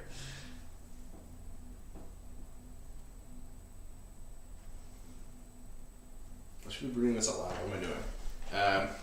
Alright, the sentence I think is pretty applicable. Yeah. Alright, minor differences in manufacturing materials result in minor differences in output. As a result, one motor will spin more quickly than the other. This difference may be very small, but over time, in distance, it can begin to veer. To counter this problem, a solution required to accurately measure how fast each motor is moving, and then use this feedback to adjust the motor speed to how motor speed at runtime so that each motor spins at the same rate. So, yeah, wheel encoders. Yeah, I figured that's for it, dude. It's a guy. Hey, I don't disagree. I'd love to put some wheel encoders. Yeah, I just think we should be able to have this thing drive in this circle track. So, this is why we're actually on this page. Yeah. This page uses the wheel encoder example, but That's fine. We don't need that. yeah, I just want to use it to try and infer. Like, Panda loop. oh, it was because when I was googling it, I googled PD loop, and then Panda the library came up. Oh yeah. Yeah, so here's where we're at. They're using the wheel encoder to try and figure out. But that's okay because Yeah, their target is We just need to infer how to do that with a difference between camera value. That's fine. Wherever it says target, we should just use steer angle or something. So we have our current steering angle, and how do we know our target steering angle? We know our target steering angle because that's where it's showing. That's where the camera's showing. We can store we have the last steering angle if that's what you mean by like what we're currently doing. But the steering angle that we have here represents where we should be turning to. Where we should be turning to, but how do we know where we are? We don't. We can just say like last. Just last. Like we have last. I'm not sure though if that's useful. So let's maybe go over the equation. I was thinking it wouldn't even involve that, but maybe it does. Because we need Maybe both. You need the last one, the new one, and time between them, and then yeah. how you can proportion it. That's what I'm picturing doing it. Yes, exactly. Yeah, error and last error. Okay, So that's this- fine. Yeah, exactly. Over time. That's the derivative. That's proportional. Yeah, but see the next one, proportional. It doesn't have last error. Right. Then how do we have error? Like, what do we want it to be? How do we know what we want it to be? Should be 0, which is straight. Should be 0, which is straight, but not always. Not when we're turning. Sure, let's make it. Yeah. Well, the thing is, it's still gonna. Do I have a picture here? Yeah, even when we're turning, they're just big parallel changing. Like it will I see what you mean. continue to fail. Yeah. Okay, Potentially. so the error is whatever deviation from 0, and derivative is error last error. Yeah, that makes sense. Any deviation from 0, which is 0 because it's negative 45 and positive 45. Exactly, that makes perfect sense. 100%, I agree. Okay. And we do have we are storing the last steering angle, so we can do the derivative part, and then we just add up the sum of each of them. We have the coefficients, the KD and KP, and I think the only thing is it absolute values it to speed, but I don't think we want to do that. We actually want to keep it in raw form. Where'd you get this, or did you write that? This was one of the tutorials, one of the many tutorials. The tutorial that we found that was from the electrical engineer. Yeah. Okay. He did something different. So what PD equals in? Oh, just in. Yeah. Okay. Just a number. Yeah. Okay. So we get proportional derivative equals the sum of the derivative and the proportional and the speed. See, that's what confused me. I didn't get that, and I felt like speed. Speed, I think, was a constant that he defined. Oh So yeah, we don't need that. Yeah. So I don't. I think. Yeah, speed is part of our, because we have speed as steering angle is built of both speed and. Oh no. I think his was positive, right? So ours is around 0, so it can be negative or positive. Uh-huh. About that, Yeah. his was probably 0 plus, or Okay. actually more accurate, probably like speed plus. And he would slow it down, but we don't want to slow it down. We want So theoretically, or at least my understanding is at that point where you're at, your next thing is take that out. Your PD is now your steering angle. Correct. That's my only thing is I would like it to be. Here, do you want this seat? Actually, I kind of want you to code this. My only thing is the units. I couldn't figure out. So if I have an input unit, which Yeah. so in this case, the output, which is currently on line 75, is PD. The input is the error, and actually we have multiple inputs. We have error, last error, and then DT, which is our time difference. Time difference, obviously, in units of time, that's fine. Error is in units of, in our case, error is in units of steering angle. Like the angle that we have to turn between negative 45 and positive 45. The output is in units of negative 1 to 1. Yeah. I don't know where does it convert these units to make them make sense? Like I don't get how this works. Okay. So Should we normalize everything to negative 1 to 1 first? Like yes, I think so. So our error is going to be from, like you say, our error is going to be from negative 45 to 45. And our last error is going to be from negative 45 to 45. We're going to be multiplying by KD, which is going to be very small. And then our proportional is just some constant times the error. Some constant times the error, which is negative 45 to 45. And we need it to come out negative 1 to 1. So error should be divided by 45. that's the thing that was like even us. So we can get it negative 1 to positive 1 by moving it around and then dividing by 45. But All we need is that negative 1 to 1 to change. we've scaled it to be within the same range. Yeah. And it's still not the same unit. I don't understand why it's not the same unit. if I have a velocity value and an acceleration value, those are different units, right? Understood. If I change the numerical representation such that some acceleration that Corresponds to, yeah. right, and I just divide it by whatever. Yeah, so Like so I haven't accomplished anything. I've just made it look good, but it's still not. So you're looking for a proportional response to an activity. You're not looking for. You're looking to compare. You're not necessarily looking at the same units. You're understanding that the change in one is linearly related to the change in the other. Yeah. So it doesn't have to be the same units. It's kind of like. So like so that makes sense. So as long as the range is the same, then they should be. Actually, even if they're not the same, it's still linear. Linearly related. Yes. They do the same things. When one does a thing, the other one does a linear representation of the same thing. So let's say we given that description, we shouldn't even have to normalize them. Good night, Nacho. Given that description, we shouldn't have to not. Bye, Nacho. Thank you. That's fine. But then I don't think it will work. Well, we still need it. Yeah, we still need the output to come out to -1 to 1. Right. That's my point. That's why I'm. So at some point we have to normalize. It's just normalization, right? But I just. Yeah, let's stick with. Putting it in the wrong spot doesn't do the right thing. I just don't understand. So let's read this. Adjusting the motor speed by adding value of the error, the difference from the encoder ticks between the target and actual speed, need to be converted to the motor speed, value between 0 and 1, by multiplying constant Kp to get a proportional change. 70% of the encoder ticks per sample. Add a constant speed proportional. Proportional change. Okay, so this is actually how it's getting it to. I guess Kp is actually the normalization.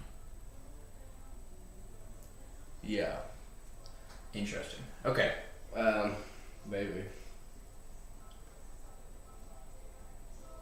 1 divided by the encoder ticks per sample. So you need to get it between a value by multiplying. Like, you need to get it to a motor speed by understanding how much proportional change. Oh, that makes sense. Because every 1 divided by encoder ticks per sample, every one of these, we have 60 encoder ticks per sample. Therefore, if we have 1 off, we know we're 1/60th off in motor rotation. Because we only get 60 samples. Okay. So we should be divided by our frequency. So Kp is so 1 divided by 45. So that gets us 0 negative. Yeah, it gets us -1 to +1 in terms of angle. But so for us, we should be doing 1 divided by the frequency of our camera refresh. No, but that's dt. Well, that's right. That is dt. Understood. But like that's also so they're sampling at 1. They're sampling 60 times the rotation. They're understanding that 1/60th. Yeah, I guess it's arbitrary. We need to come up with an arbitrary number. Yeah, I think the problem is what if we get the value -45. Yeah. What is its respective turn value that would be a direct turn to get there? So like if I wanted this car to go, so this is 90, that's 90. So if I have this, therefore I here. So if I wanted this car to go exactly here, 45 degrees, what would be the rotational values to get that? That's Kp. Maximum. Probably maximum. If you're going at a 90-degree angle, or 40. Well, ours is at a 45. So like if I got -45 there, I see what you mean. then actually, Yeah, that makes what sense. Kp is it saying? Okay, let's assume I was just gonna do it exactly. Let's assume I could be exact. So like if I get 45 from the camera, I need to go exactly 45. Right. Yeah. And we don't even have that truly because So Like, I mean, we could test it right now. I could write up a little quick script that says, given, if I give it 90, it would go. If I give it 0, it would go straight. yeah. But if I gave it 90, it would go there. Actually, it might actually do it properly. What is this here? This is angles. Oh, but the problem is we're using rotation, not translation. Yeah. So that's the problem. Is the translation, we right now can give it an angle. And we can say, I want you to translate at 45 degrees. And it will actually move correctly. But our rotation, I can't see Yeah, it's that. speed based. Yeah. It's speed based. Yeah. So I think 90-degree turn is at full throttle, which whatever your full throttle is. So 90-degree turn, we should be outputting a -1. How do you get to -1 from 90? 90. So 1 divided by 90. Or 1 divided by 45. I think it's we can test it. I think it's going to be a little harder than that. So like if we wrote a little script to just say you drive here, so I'm going to give it no translation, just rotation, and so you just drive with these fixed values. Yeah. Then we could just test and say like, do you drive the way I expect you to drive? Essentially. What are you gonna write? KP times. What are you gonna write? Oh, sure, yeah. I should do it over there. Okay, Sure. let's switch.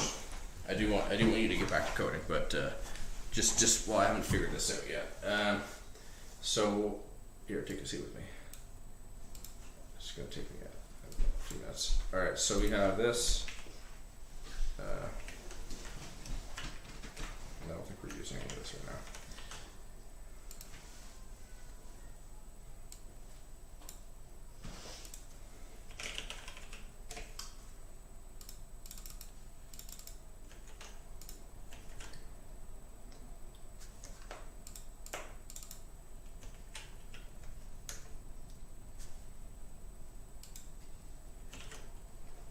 So I'm going to move 0, translate 0.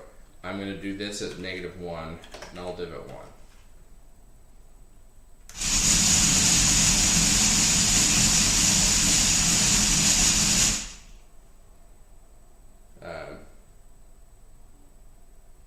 So that's the other problem.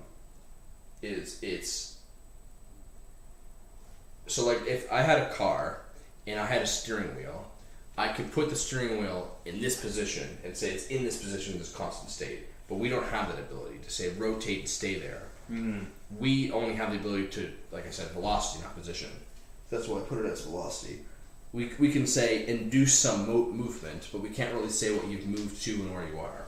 And I think proportionate, though, kind of wants it. Like if you look at the example they described, based on how I'm interpreting this, if we are off by 1 tick, that means we're off by a 60th of a turn. And like they're position based. Ours is, but we have it. We just have to figure out how to be position based off a camera. Yeah. So everything's based on the camera for us instead of an encoder. That's Yeah. So if the camera sees, because like off of what? It doesn't know either. Like you're saying off by, but there's off of what? Well, it knows it could say how many ticks have you done, and it says That's the derivative. That's back to the. So what's the proportionate one? I thought proportionate would also be how many ticks. That's error, right? Error minus error equals target minus error 1 value minus the expected value by subtract from the target. And the target is 45. So they pick an arbitrary target. I don't know that it's. Well, not arbitrary. Constant. In 36 you want the motor to achieve. So they wanted to get 75% around a single Yeah, they're just 45 is 75% rotated. Yeah. Let's say clear spots. But yeah, so they're just saying rotate 75% around. Then they're saying, okay, well we've only rotated 40 ticks, so we've only got 40 ticks worth when we should have got 45 ticks worth. Right. So that's again position. Oh, sorry, what we're doing. Yeah.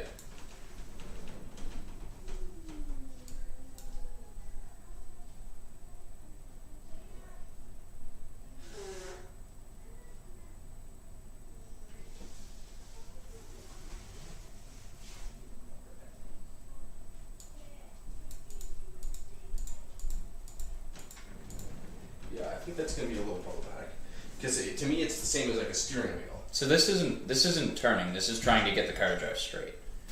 Right, but it's essentially saying I can say that given this input, it has rotated this much and it aligns. I expect it to have rotated 75% of a circle.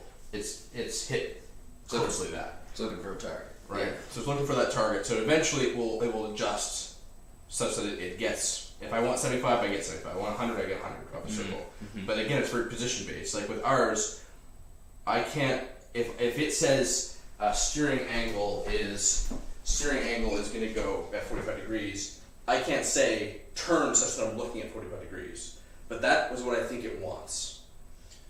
That's I don't understand why you can't, because you have a steering angle. You have a steering angle. If your steering angle is 0, that means you're going straight. And if your steering angle is anything but 0, your target is 0.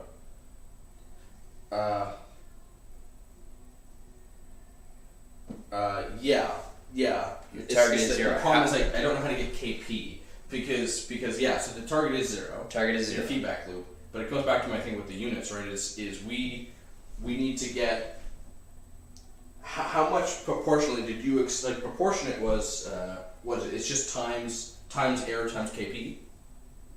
Times error times KP times error. Yeah. Right. So if I have this car, yeah, and I say I get 45 degrees, yeah, or actually let's make it even simpler. I have this car and I get 90 degrees. It has to turn hard right. yeah. So I have this car here, and now it's to be here. Yeah. I don't know what rotation velocity value, as the current field is called, and rotation speed value. Let's say we put rotation speed value to 1, just to make it easy. So I don't know what rotation velocity value would get me from here to here. And the reason why is because I'm not giving you a position. The only way to get from here to there is to wait. Like it's I can only give a velocity. I can only give some speed to turn, but I'm not actually there. Yeah, but you're still feeding back. Like you're still still checking the error. I'm still feeding back. Yeah, I don't know. This example to me doesn't tie in. Like to me, this tickers, these are all positional stuff. Like these understood. But you have to look at it like our positional is the camera. Right. Our positional is the camera. 45 is way off target. 0 is on target. So maybe the KP actually it doesn't matter. Like, it doesn't matter. Yeah, it literally says this constant will need tuning, but a good starting point is 1 divided by encoder takes. But but a good starting point to me logically, I don't even know why that's a starting point, or I don't even know why that is not sufficient being a starting point because I can logically define it and it makes sense because I'm trying to go from my proportionate value and map that to how much I expect it to move. And now, to me, if you have KP at 0.2, which is 1 divided by 60, actually it's rounded. If let's say it wasn't rounded, that to me means now I have the same units. Like I can get one to the other. I don't know. Okay, let's try it. I think it's fuzzy. We'll tune it. Yeah. I very much would like to know. We can once we get it working, we can backtrack. We can figure out. This seems intuitive to me. This example here seems intuitive to me that there's a logical reason why KP should be about this. Because they're using wheel encoders.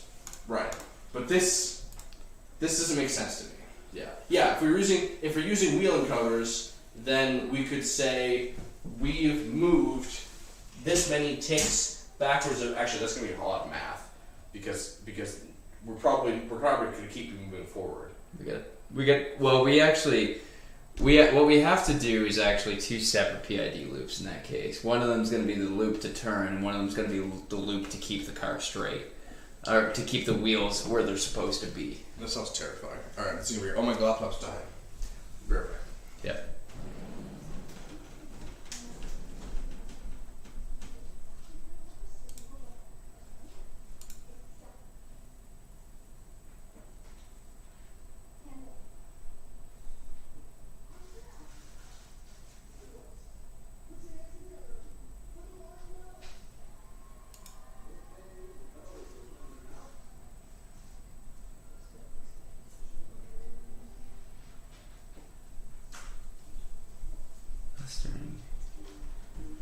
All right. So if we derivative equals KD, it's fine. It feels weird and foreign to me because it seems like black magic, but that's right. It's supposed to. That's right. That's why you use them, because they're black magic and they fix things. It's like the neural net of control systems. Yeah, sure. It's black magic. Last steering. Okay. Rotational velocity steering.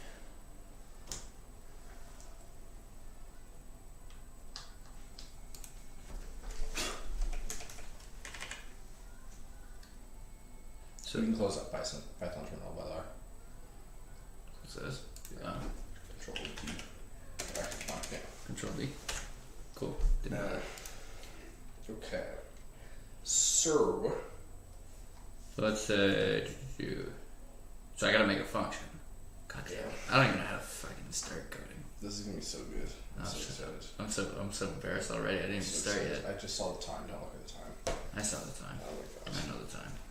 Can we get this done? Do you want me to code this? We get it. Oh my god. You get this done. You got this. All right. So what we know we got input steering angle. We got two things. We need to be able to track the last error, which in our case is steering angle. We have that on line. So am I writing? Am I starting with a function? So what am I? Yeah. Okay. I don't. I suppose it's hard because I don't know enough about the code. Yeah. So what part we're going to be removing is lines, all of them. From This. yeah, from 78. You can scroll up a little bit. 78. Keep going. Oh, all of that. All the way up to 40. So all that's going to go away with some super sexy thing. Under that. Under 40. Yeah, there we go. So keep. Oh my god, it's touchy. Oh my god. All right, I wouldn't worry about that right now. We'll comment out each thing as we go. There. So. No, higher. There. Yeah, there we go. Okay. How do I do that? Control slash link. Yeah, there we go. All right, this is gonna be shitty. I love it. I'm so It's excited. been so long. So a couple things. What do we need to store? So actually, let's comment back in. Let's comment back in this guy. So we have steering angle. Sure. We need to be storing a time. So that's the current time. This is our with our last time. So that's another thing we need. We have our deviation. I think error. We want error to be, instead of error being absoluted. You're right. We want direction. Mm-hmm. So we don't want that. We don't need any of this stuff.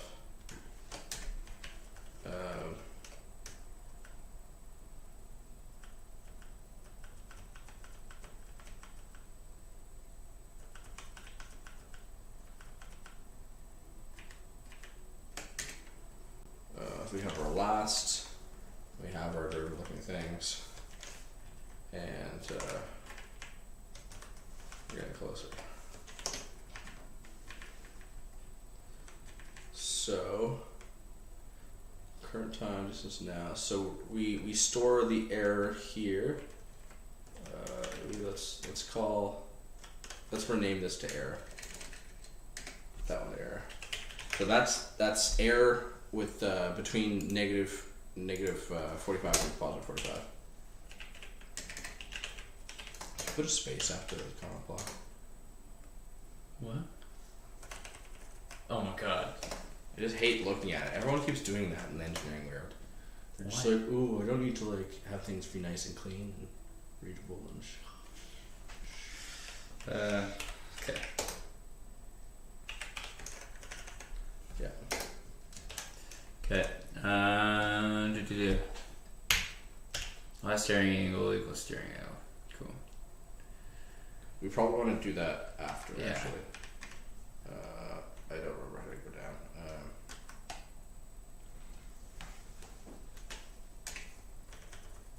So this is where we'll store everything for next time. What? I think I pressed a button. Well, that was a mistake. I can't do it from here. I can't read. Just indent that in. Okay, so great. So we have storing for next time. We have getting our initial stuff. So what do we need for initial? We need our difference in time. We need our steering angle, which is our error. Good. And that's pretty much it. And our KD and our KP. Error. Last error. True proportional.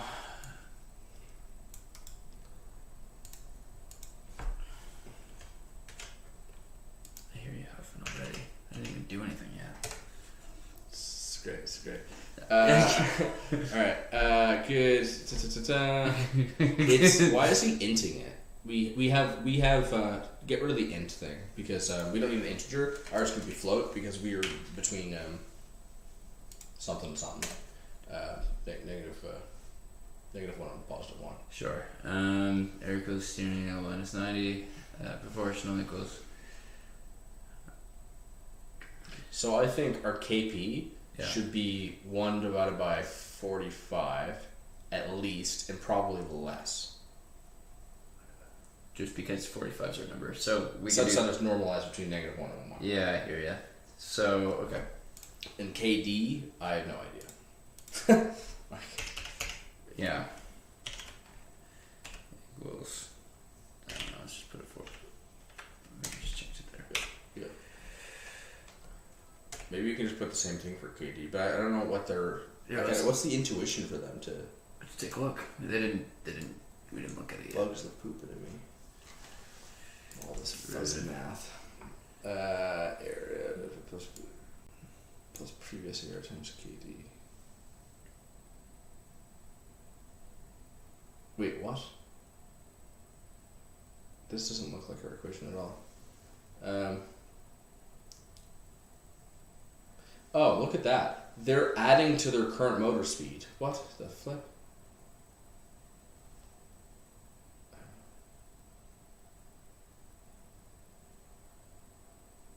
Error times KP plus error times KD. Error times KP. KP is a very small number. Error might be a small number. Half the value of KP. So can you set our KD to half? Yeah, KP divided by 2.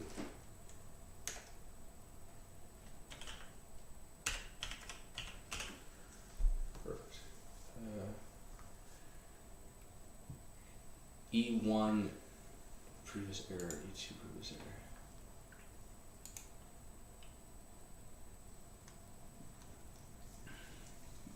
Error 1 plus KD. So this is their actual equation. E1 previous error times KD. I thought it was the difference. It's the difference. So this is actually the PID loop. Like this is the PD. PD, sorry. That's But the full PD. that's the full PD. So their previous error, so ours gets the difference in times by KD. Theirs does not appear to do so. Also, they don't account for time. They don't divide by dt. They're doing it every time, so it is a derivative, but it's only over one interval of time. So they just divide by 1. Yeah. I see. I don't like it. I like our. Because they're just doing it. They're doing it for every, based on the last one. Where are we going next?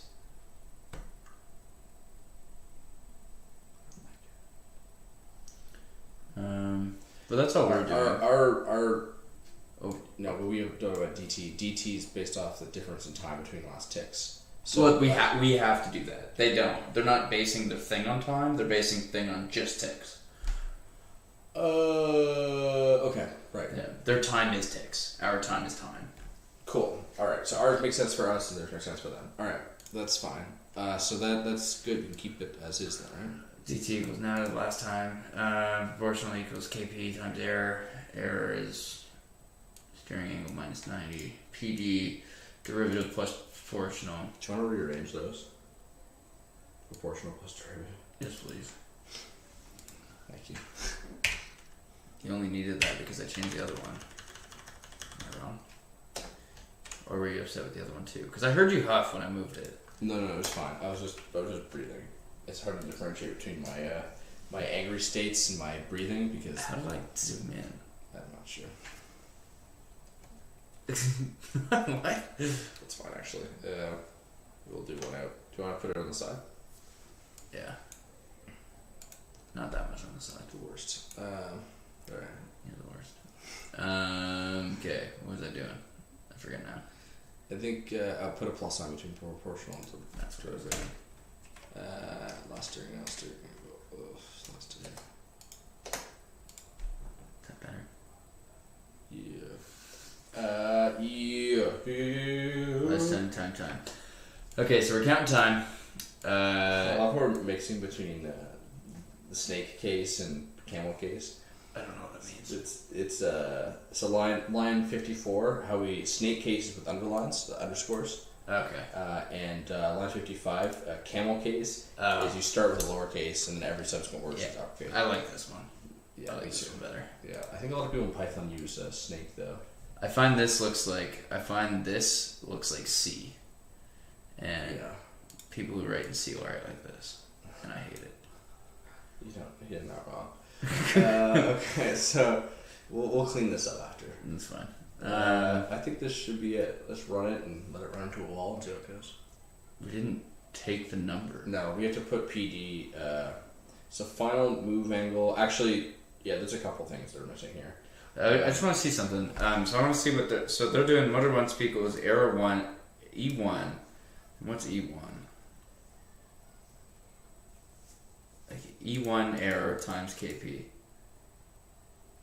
I think they're doing error on a per motor basis I know, but then why is this two different variables? because they suck. It's a bug.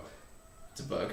Yeah. If you look below, they have E2 private is equal to error 2 private, Okay. which would make logical sense. They're Okay, because I was looking at this, I was like, Yeah, what it doesn't the make sense. fuck is happening? Humans, Why didn't they go back and fix it? Obviously, they fixed the bug. That's what I mean. That's why I got upset. Like when the thing is, they have code that works, and then they retyped it for the blog. Yeah, I know, right? And you can't like run a blog. Dicks, but our site will. Thing is, M1 plus equals error plus times KP. That's fine. So they clamp it as well. Clamp it to 1. Which maybe we do too. Um, I really don't know what it's gonna do. For all I know, it's just gonna spit out 1 all the time. yeah, it could. Very much could. That's error equals error. But that's why KP and KD are so important. Okay, I'm just gonna stop stressing about it. Those are our values. So what's going on here? So we're missing a couple things. So what we actually need to get is the final move angle, and Do we have to? yeah, we have to set those. So final move angle. Actually, a couple of these are. 2 seconds. I'll give you the. This is our backup file.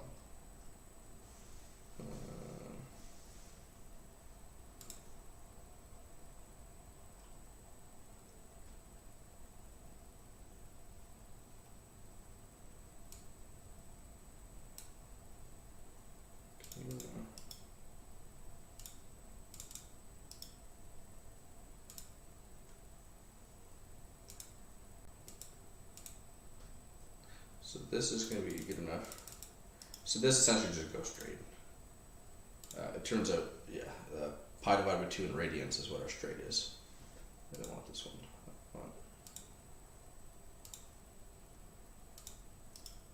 So straight. Translation speed, we can make that something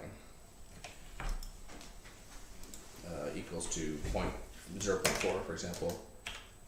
Let's just say that for now. Rotation speed. Yeah. I think it was 0.35 above. Yeah. I usually like them pretty close, but not to be the same, because the rotation again is like not the same unit, so it just wigs out. And then what we're looking for is rotation velocity. Yeah. So PD equals rotation velocity. Yeah. Or sorry, rotation velocity equals PD. Sorry. Just paste. Delete that. Okay, cool. And then indent these back. I don't know how to back it. Shift tab. I'm not a computer wizard. Alright. No, So don't. I fucked up. Shift. Yeah. What did you Not the right thing, obviously. do? What the? Shift. Shift tab. Tab. I said shift back. Yeah, one more time. Okay. The pressure's on. Alright. Good. Very good. I don't think we used last steering angle. No. Error. Yeah. Oh, That's not right. Less steering angle is supposed to be error. it is. If you scroll down, so delete line 57, Oh, that's last last steering steering angle, angle. because we actually do store last. Yeah. So what's nice with the error, so steering angle is sent forward is 90, but error is 0. Error is forward 0, so that's normalized the way we want it. I think we're done. You terrified? 'Cause I'm terrified. Alright. Do you want to crank that down a little bit? Make translation speed and rotation speed 0.2, or even 0.15. Just something that's not scary. Yeah, It's fine. I'm scared. All right, want to save it up? Can you just go to File, Save? Clevin, I love it I so haven't much. written Python in a It's- while. This is it's okay. I haven't written anything in a You while. don't have to write anything. It's Control S or whatever it is. I haven't been on a computer. I've noticed that. That's the answer. I It's have quite to. alright. Sorry. I have it's to. Not, it's not really alright. I have I'm to a little upset approve. about it. Okay. Okay. Alright. I'm a little scared. Are you scared? Don't run this thing. Are you nuts? That's okay. Like, are you nuts? Where is it? Right. Where's the car? Okay, it's over to my left. Or to my right.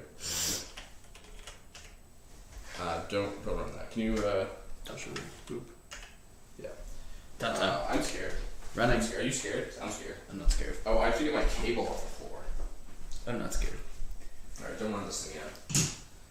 I'm absolutely terrified. See, this is where it comes in handy that we have a Bluetooth connection, or sorry, a Wi-Fi connection, because we can just update the values on the fly. Yeah, exactly. Excellent. It'd be nice to be able to update the values of the PlayStation controller and just be like, increase, decrease, The decrease. stuff we're gonna be able to do once we have the PlayStation control working, it's not fair. I'm scared. I want you to be able to see this, so hop off. Hop off the chair, I want you to be able to see it, and then we have to let them see this too. This is exciting. Alright. I'll protect it from the wall. Protect it from the car. From the chairs. Alright. If you're not scared, you're not with us. First attempt, be terrified. Go. It's booting. Oh wait, should I be showing the camera more? Yeah. Yeah. Quick, before it jumps. Why isn't it going? I killed it. Oh. Yeah, 1 second.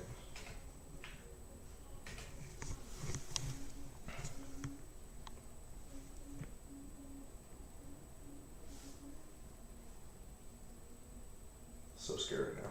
Come on, car. It's not done yet. Still loading. The suspense is literally gonna kill me.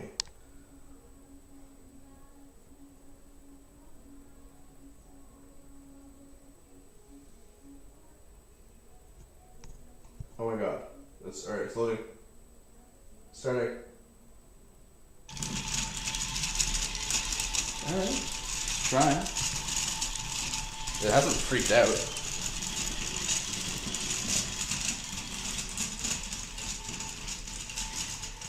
I think it might just need more juice. Because it's limiting itself to below the threshold.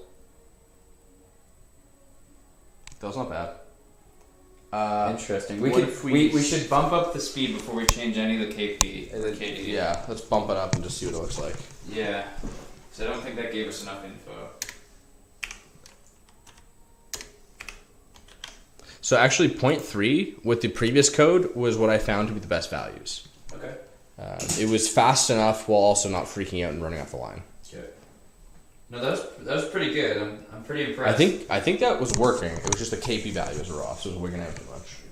Which we expected. Yeah.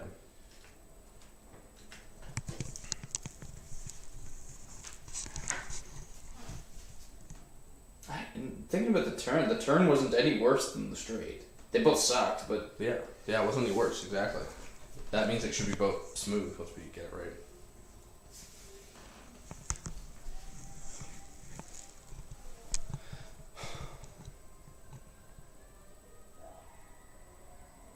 I'm pretty happy with it.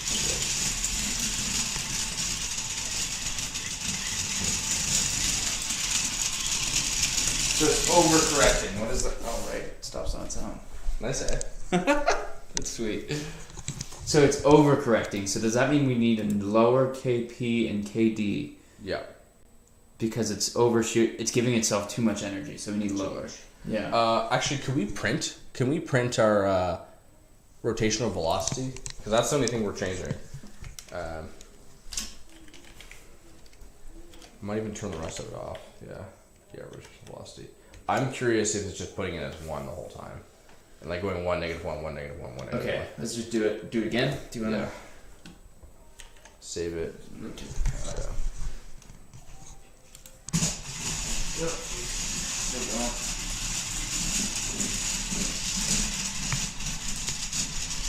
But it's consistent. Consistently bad, but it's consistent. I think it's working pretty well, all things considered. So 1, 2. Why is there a 2? What is that anyways? What is that printing?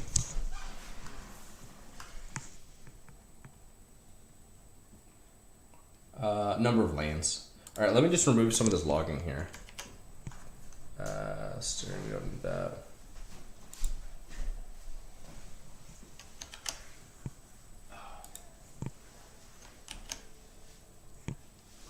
Ready. We should just boot it up quicker. Yeah. That's okay. Watch your feet, you're in the lane. Oh my god, I'm so excited. I'm gonna get run over by a little RC car. That page I was on that was showing the how to do it with a real car. They were in. There's 3 videos of them building a robotic car that did world robot car racing. That sounds awesome. Yeah, you should look at that page again. Let's do It's that. pretty cool. It looks like Formula 1 car. Cool shit. What did I change? We changed the we changed the speed, the rotational value. No, we just changed the speed. I didn't change any of that. We didn't change anything. I think it just fluked and freaked off. Okay, I'll fix it. Fix.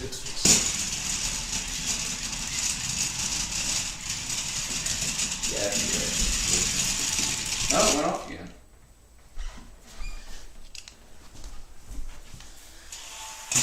Yeah, it's getting very good value. Very good. Fading. Very big. Okay, it's working now. Did you? We didn't even change the speed yet. No, it's the same speed. Very big. Okay. 1 sec, I'm just gonna kill all this stuff. So it only should log now with the that stuff. Yeah, it was very big. It was like at one point it was like -10. A lot of it was like 1, 2, like 1.5. I wonder if it's where you're standing. You're putting a pretty good shadow on the green. It could be. Because it went off in the same similar spot twice, and it was near you. It might just hate me. Yeah.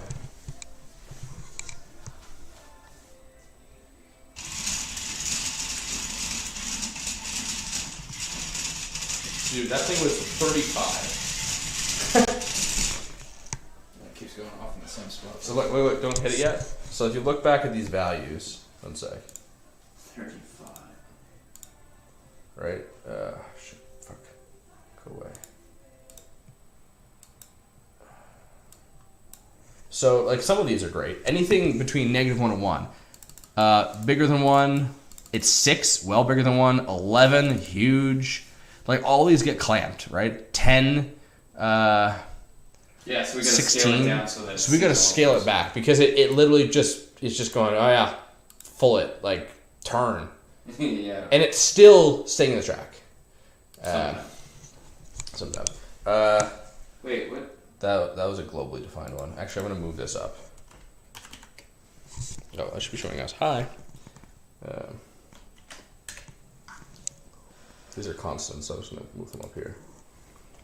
So these were constants that he had. Yeah, those would kill us. Yeah, but at least you can see that he was also doing it by something. Okay, so just go up to 90 and make that one, and just leave the other one as divided by 2. Or So, something like that, just double it. Divided by 2, times 2. Wait, do we want Or, no, it to be smaller? yeah, you're right. Bad math, fractions. Actually, this one was easier. Well, I don't know if you need to double that one, because that one's just double with the other one already. So you've already doubled it. Leave it as 2. Cool. You know what I'm saying? Know what you're saying? Home slice it. Oh, he's going. Oh, there's lines. Ooh, there it is. Oh, oh, oh, there it is. Yeah, that switch was the right one. Wait. So KD,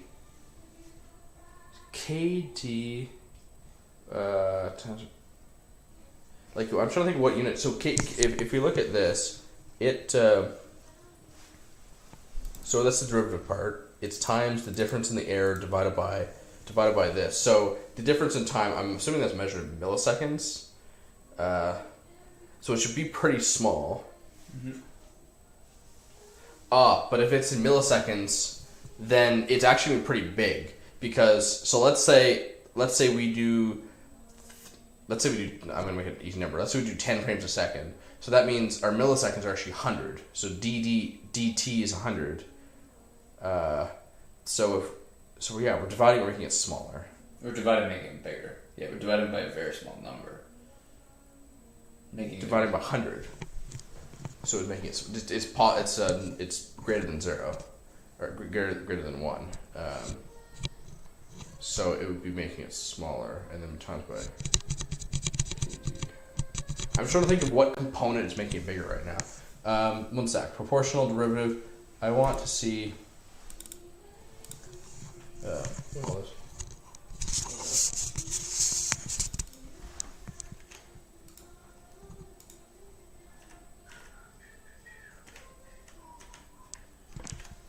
I had 6 minutes.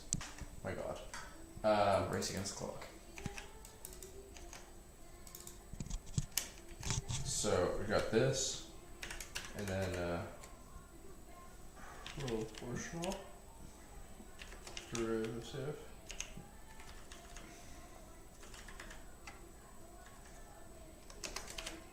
Float. So this now. I think this should print a little more. I'm thinking that this.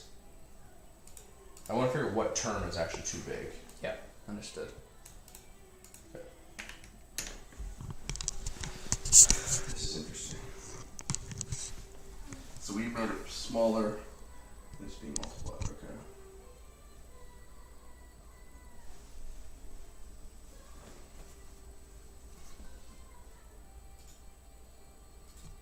I believe in you, car.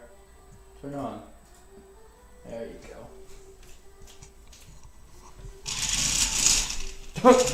Oh.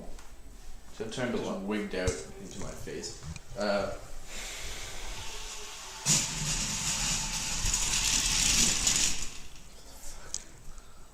It's not even close anymore. Why did it get worse? So we're seeing some. So we divided it. Divided it again, right?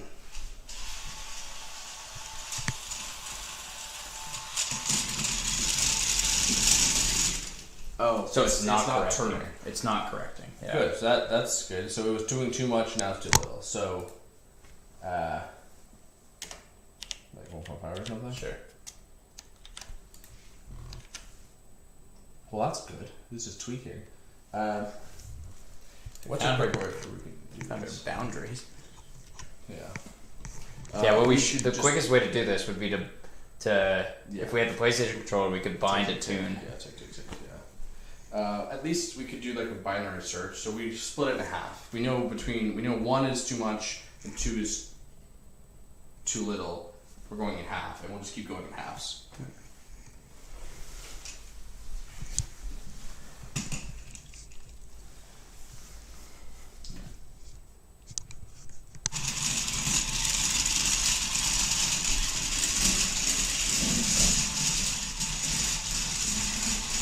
All right. So we're on the right side of 2. That was better than the- that was that better? Should we go more or less? Is it overcorrecting or undercorrecting? Overcorrecting. Overcorrecting. I think it's overcorrecting. Try it again.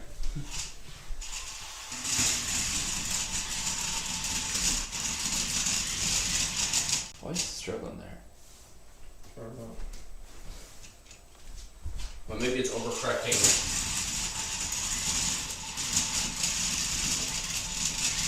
I think you're right. It's still overcorrecting.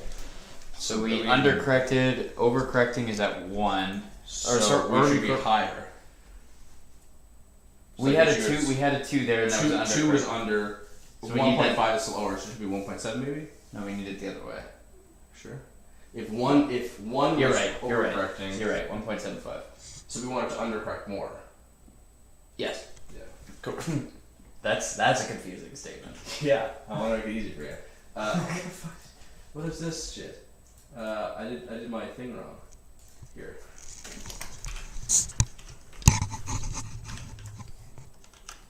Need to undercorrect more. Yeah, you get it. Lavin speaks in double negatives. I love it. Keeps me relevant. Definitely stops me in my tracks. Yeah, correct? Ah. Maybe? Bye. Love you.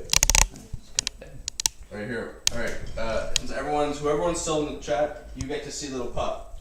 Here's little Max. Come say hi, Max. Hey, Puff. Alright, Annie's off. Alright, bedtime for you, my sweet. There you go. Heavy here. Alright, guys. See ya. There, for all those who stuck around. You're just desserts. Oh, she's going. So under again, try again. Under.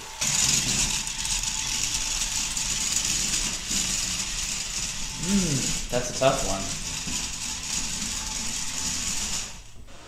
Why is it stopping? That's weird. It's still, the values are still too high. Like, it's whack. Look at these things.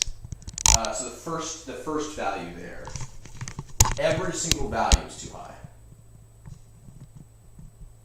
The first value. All of these, 2716. this is the value we're getting. So okay, here's the terms. So the first, so let me just show everyone else the code. 27.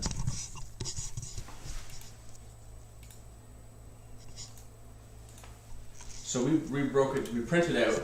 The first term is rotational velocity, which should be between -1 and 1. Definitely wrong for most of these. The second term here is basically the proportional component, and the third one here is derivative. So derivative is way off. So we got a fixed derivative. Proportional is not too bad. Alright, so let's make derivative Proportional's pretty close. Yeah, so let's get derivative on So maybe we leave it here and then just focus on derivative. Yeah, just a little bit. So we want that number to get, kp divided by 2, we want that number to get smaller, so divided by 4. Yeah. Yeah. Is that going to help? So this is all linear, isn't it? So if we divide by 4, so we had one that was 12 here. It's still so freaking large. I'm going to print out dt. I'm curious what how great dt is. So the amount of error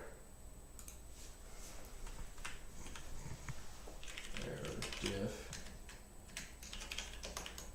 Actually, we know the error diff. The error diff is always going to be in units of whatever that other guy is. It's going to be Yeah, I don't think we need it to be dt, because dt is arbitrary. I think that should just be 1.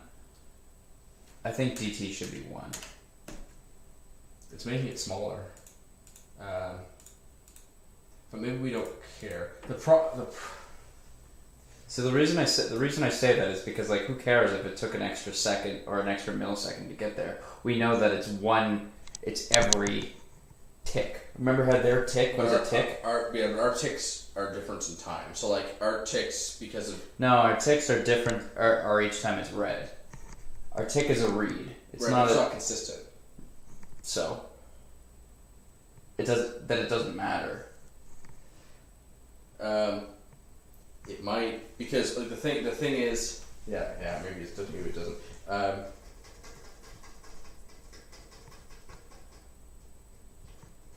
Anyway, Yeah. I don't think it. We just It. So they didn't actually have a t. So okay, so let's say our dt is 1. So we'll just get rid of this. So now that we're no longer dividing by something, and actually I'm a little curious what Print dt. time full time. 3.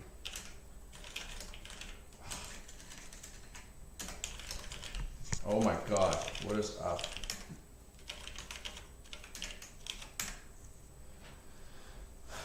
So,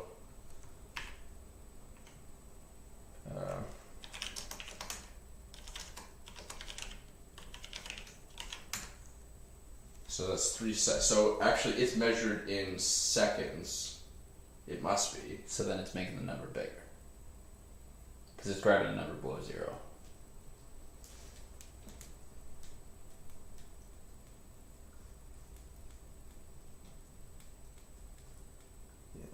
It's making it 100 times bigger. 10 times bigger. Well, it should be, yeah, because it's a number below 0. Yeah, it's getting bigger. So what if we divide by 100 or 1,000 or something stupid? Like it's off by a lot. If we divide by 100, then that the 12 that was there is now 0.12. Yeah. And that's a reasonable adjustment. Okay, we can do that. So Keep dt and go dt divided by 100.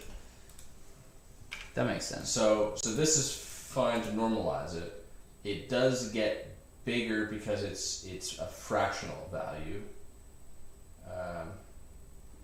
dt. So and then so then we'll go back to here and say, okay, that's cool, but then so this 100 value is because of I don't know, whatever scaling, like Scaling of time. like the scaling of time. Like technically, we can even do it by 1,000 to get milliseconds, but it doesn't really need to be anything fixed. Just the fact that it is getting bigger because it's in seconds, even it's not. Oh my god, get out of here. Yeah, so in JavaScript, it would be in milliseconds, not seconds. So it would have been above 1. yeah. And it would get smaller. And in this case, it's in seconds, so it's going to be smaller, and therefore get bigger.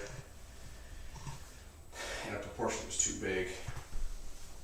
I think the KP is actually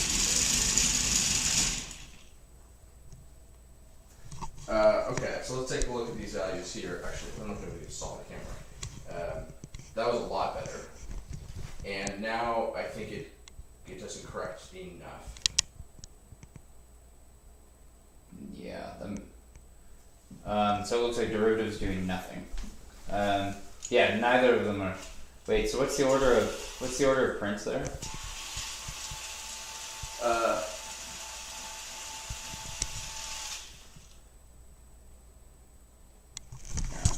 Proportional, so it'd be the rotation, proportional, derivative, and I think we might have added something else. Rotation. Yeah, I added dt there. Oh, the last one's time. Stop it for a sec. So output proportional, derivative. So derivative's doing nothing now. Derivative, it is very small. Yeah. So that's Okay, so let's make it divided by 10 and not divided by 100. yeah.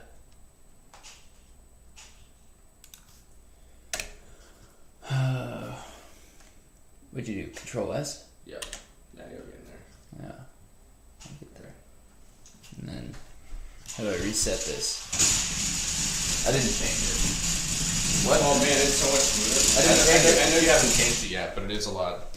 I just put it down and see to do it. Alright, watch this.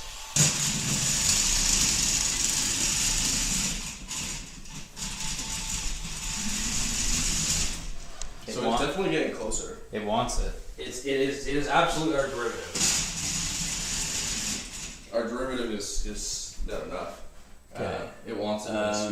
This is great. Like literally tweaking those values, just It changes everything. wow. How do I save this? Wow. How do I Control end that? C? Control C. Cool. Let's give it a moment. Yeah.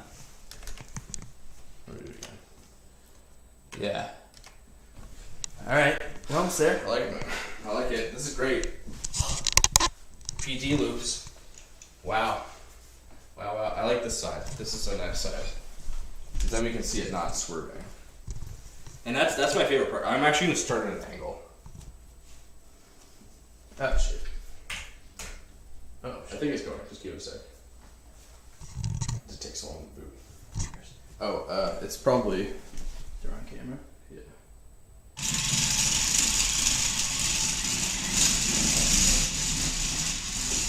That's the best one yet.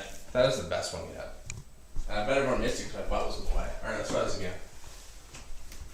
Yeah, that's the best one yet. Damn.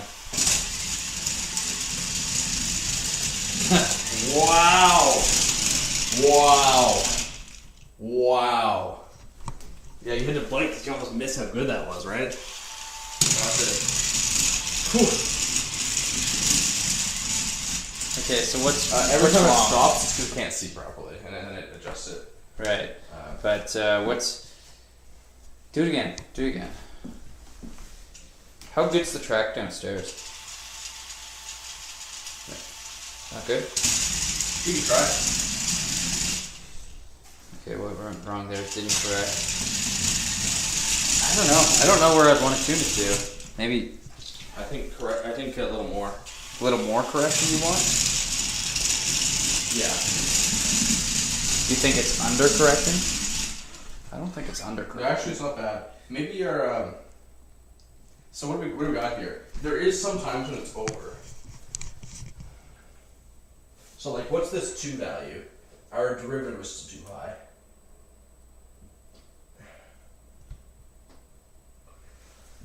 And why was their derivative too high? That's pretty damn good,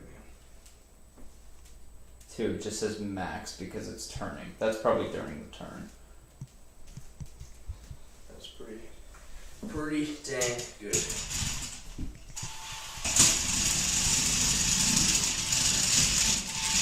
That's too bad. I wish there was a way I could fix it. So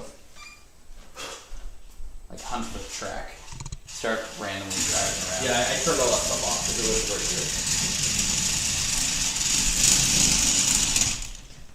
good. It undercorrected there. It knew to get back in the I track wonder if we should up the proportionate and lower this. Okay. like maybe even this. We can even get rid of this term. Like Because the derivative was just so high, it would have been messing with everything. Yeah, do you want to throw in a 15 on derivative or something? Yeah. Shouldn't really be friggin' with both of them, but Here, let's just do one at a time. yeah, I don't know how much that's gonna help because our max out problem is still gonna be a problem. Yeah, but I'm hoping so. Like the proportionate is to get it in the right path. I feel like it's under correcting for the right path, and then the like on these corners, what keeps it inside is proportionate. Yeah. Yep. Yeah. I can see that. Yeah. So I think we need to get more control there. Alright.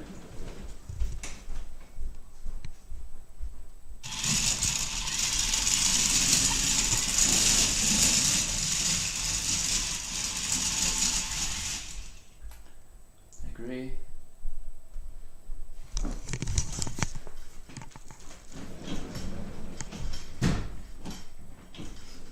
I agree with your comment, but that's too much proportionate. Alright, good. Based on what Here, we one saw. second, let me just Yeah, that. do it again. Yeah.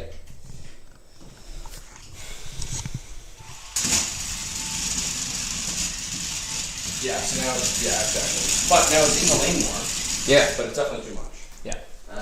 So let's go. I want to go back to 1.5. Well, there we go. Yeah, we'll put that. Dude, this is wicked. Control But C. see, if we had like a different way, Well, we we could have it tweak itself. I don't know how to write that right now, but I mean, in theory, we could have it run trials and tweak its value and just keep going until it tries to find the right one. And it's like, how many times do I get lost? How PID loop your PID loop. exactly? Yeah. PD loop your PD loop. Yeah.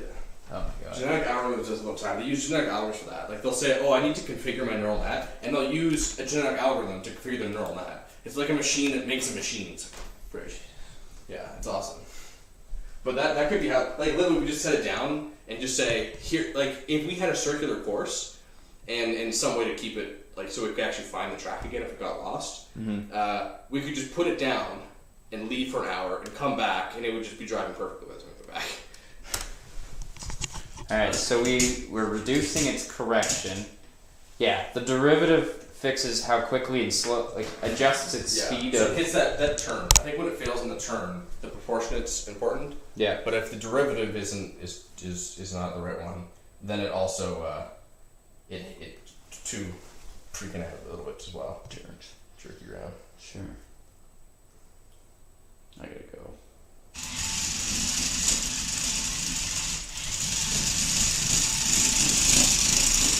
That was a straight that was. It's eating those straightaways. Like it's just holding nothing back. I think it's too much. Too much proportional? Yeah. Too much proportional still? So Or we have to tweak the derivative. Like it's enough proportional to follow the course. But yeah, so let's see. So these values are pretty good, except for that one. But that's fine. So should we be ramping up the derivative to get it more involved? Because the derivative is doing pretty close to nothing most of the time, except for like here. Yeah, I think we should ramp up the derivative. Ramp close to the derivative. So maybe 5. Sure. So it has enough proportionate to has enough proportionate to drive the curves, but now its derivative isn't good enough to smooth them out.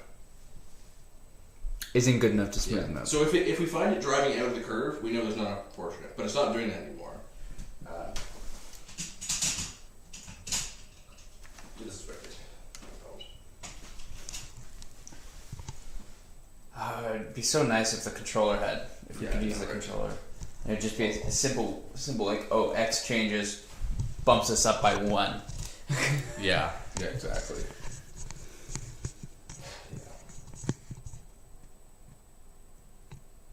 Well, I wonder. I might be able to make the Python program take an keyboard. Yeah. I think the road is too much.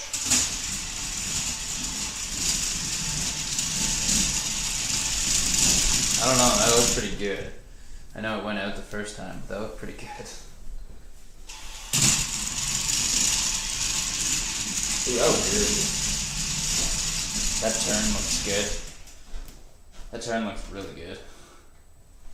What do you want? Do you want to go derivative in the middle of that? Like 7.5 I mean? Yeah.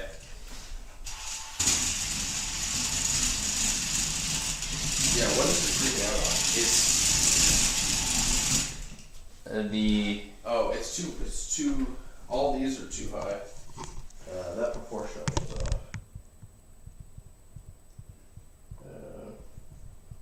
actually, all of these are fine except for the last couple. So maybe we don't want to bias it by that.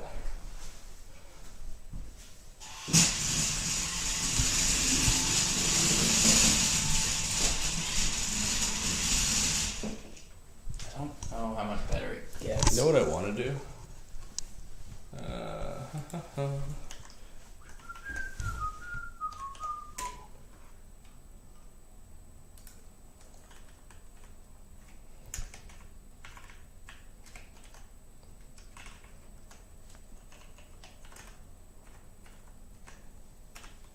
Crack it up. Oh Jesus! All right. The problem is we have to reconfigure these, but It's gonna run in the wall. I had one that would run at 0.6. It would run like scary, but it would still work.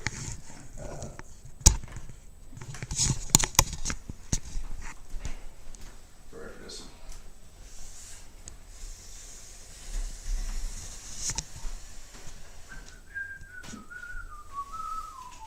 This switch in the back is sweet, by the way.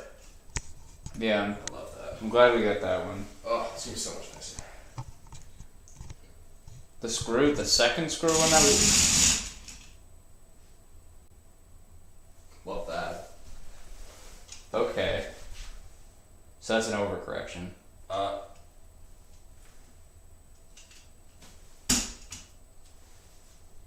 He broke it. Did it break itself?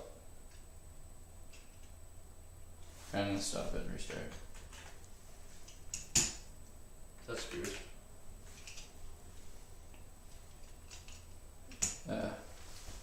That's weird. You can't. There's no way it could break all four motors at once without turning everything off. Because the only thing that's common amongst the four motors is the power supply. Yeah, it's fine. It sees it. It just gets mad. Why does it get mad? That's 0.6 is literally it browning out, and it's drawing too much current. It should be normalized. And the other thing. No, but it might be. I just want to see. I'm sure you've done 0.6 before. With the different config. I've never said 0.6 and then times it by 10 and pass it in there. But it should be all normalized anyway. Normalized to what? We didn't clamp it to anything. The code inside, like the move, the stuff with the joystick, I think all that has clamping. Okay. If I recall correctly, we could check. Give it a shot. Didn't mind? Cool.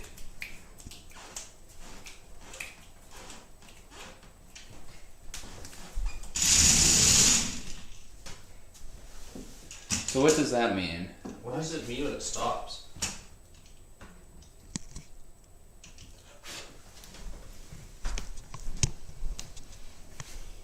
What the flip?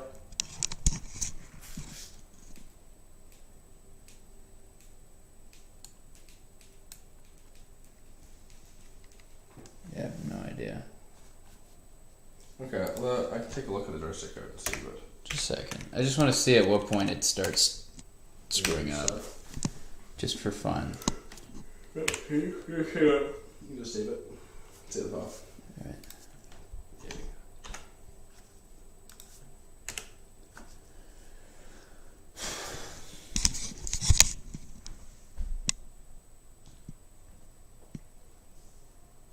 Yeah, I just want to see what number it stops.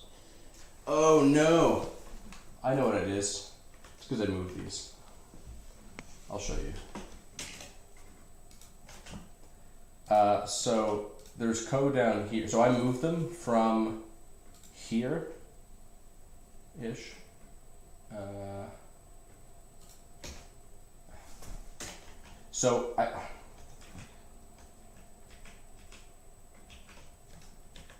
So these are now global values, right? I had moved them from down here. This makes so much sense. So we moved them down here, is where they originally were, where they're defined every single loop. But when I moved them up to global, when it went blind, which is here, it would set the global variable to 0. And since this was moved, it would never reset it to 0.4. I would never, ever, ever caught that. It's okay. Well, that's what I get because I wrote that. That was my mistake. Cool. In about 10 years, I'd have been like, let me try rewriting this. Let me try writing that. I was just like, what would it take to make that 0? And then I realized that I made that 0 here and I moved it up there. And I was like, oh. Yeah, because that was weird. I was going to add like the logging in of the blind section because I originally would print out when I couldn't see. But I was like, it should just get back to normal.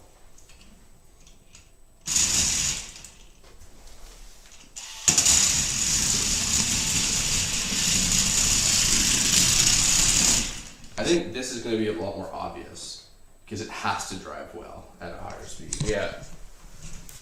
And it can definitely do it.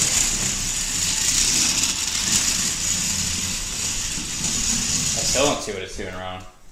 It's hard to notice that. Yeah.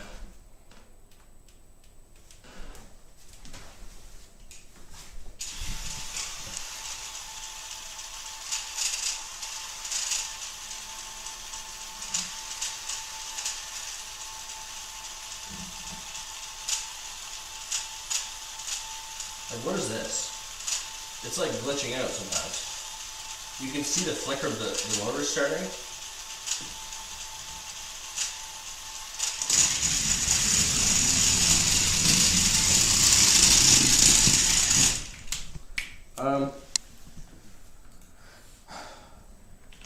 I wonder if it's doing this sometimes, like it's failing to see something, and then it sets it to 0.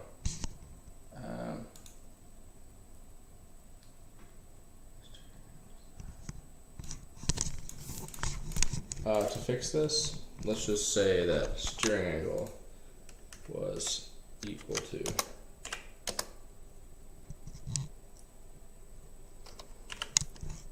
oh, I see, I have error. Error plus 90.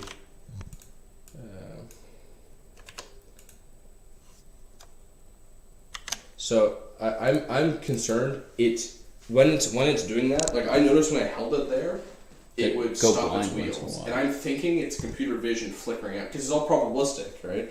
So if it is, it's going blind, it shuts it down to 0 and then starts right back up. Yeah. So you're just gonna take... No, I don't want to do this either because then it won't stop. I'm just gonna freak out and die and run into the walls.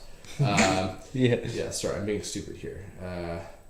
What do we want? You wanna give it allow it to be wrong once. That to be wrong. So I think I have a count in here somewhere. It's counting in that one line. In that line. Lost line count. Yeah, so I have that. And then you can just skip 1 or 2 fails. Yeah. So if lost lane count is greater than some thresholds, like 10 or something like that. I don't know what it should be, but we'll find out if it runs into the wall, because that's a lost lane. That we will. Oh my frick! I messed with my keyboard. This is your keyboard. Yeah, it's my other keyboard. This is my keyboard. I think that's fine. So error, just so I correct myself. So we're undoing this. I want to make last error. We're undoing that, and it is last error. Yeah.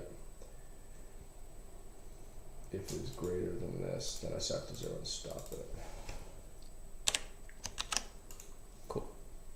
I also want to set this to 0, so I reset it every single time. And also, I'm going to change my print statement. I don't really care what the value of You set it to 0 every time, so it's never going to hit 5. It will not hit 5 if it. So like if it gets pay my ass. I just set this to the thing, so it's never going to hit it. How do we do this?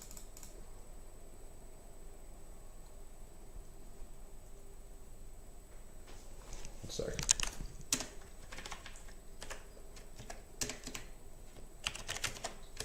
There. So what will happen here, if I can remember how to freaking tab properly. So if we do not have a steering angle, then we're going to keep counting how many times we lost it. If it's over 5, we're just going to stop. If it's under 5, we're going to allow it to continue using the last steering it had. Yeah. Or should we just make it turn straight? Maybe just make Probably it make it go straight. Yeah, make it go straight. That's simpler. Make it go straight. If it continues to lose it, so it then, let's say we do see it, we'll set it to here. Because this is going to go into this branch, so you have to do it earlier. Okay.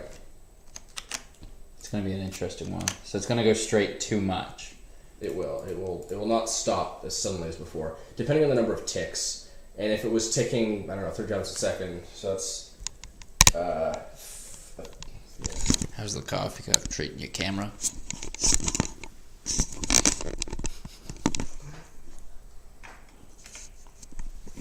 I'm gonna make it. You should just stay here Oh, I should go. forever. You got 3 minutes. Oh my God, I said that 8 minutes ago.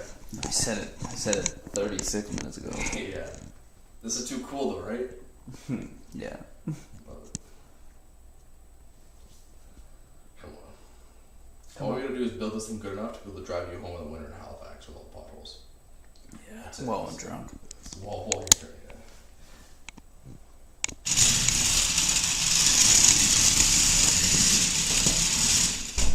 So there's this drifting. Look, it's blind again.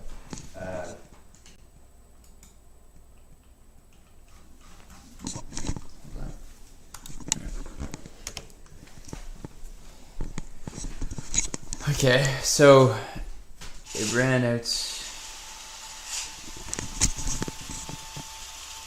at least this is holding it. Is it saying blind at all? If you look at the logs, can you click in the logs and then hit enter?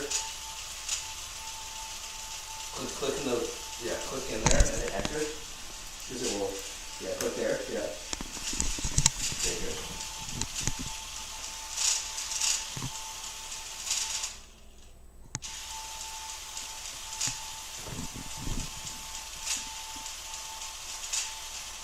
I don't know, it's still stopping.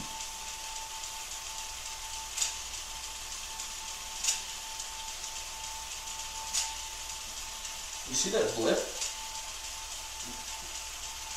When you see it blip, you scroll up.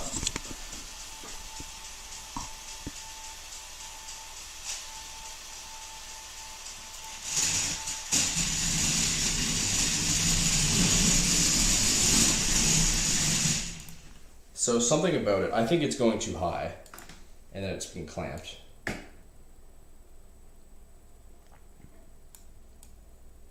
There was something. This Yeah. changed. This changed. I think it went above 0. Okay. Or above 1. That's weird. It went negative. Negative 1. So like it's subtle, boom, gone. Like Why is above 1 an issue? Because it's trying to draw more than we're letting it? well, we normalize it. So if it's above Actually- 1 like that, I wonder if it gets No, I think it's actually these ones that are the blips. the negative. No, well, that's too late. That's after it's done. That's all after it's done.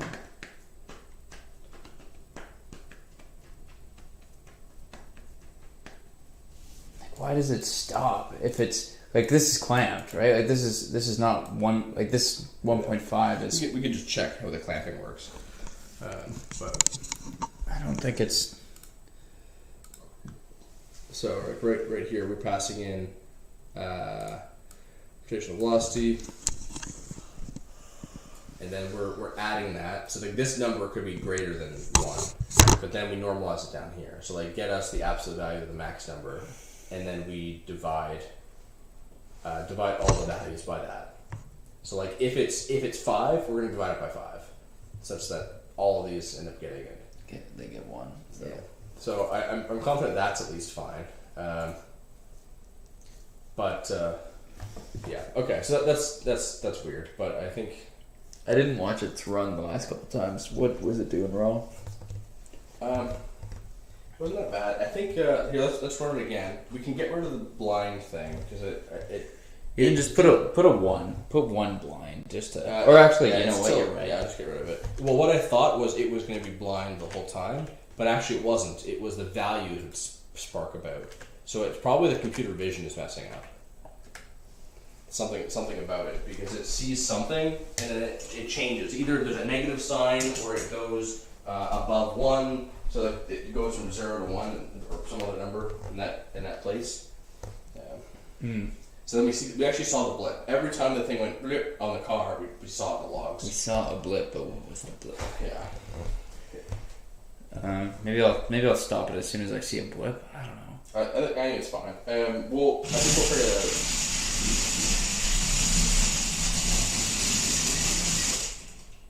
Let's see. Maybe let's tweak it down from 10 and make it like 5 or something. Actually, it's already 5. Actually, that's fine. That's fine. Just scare me a little bit.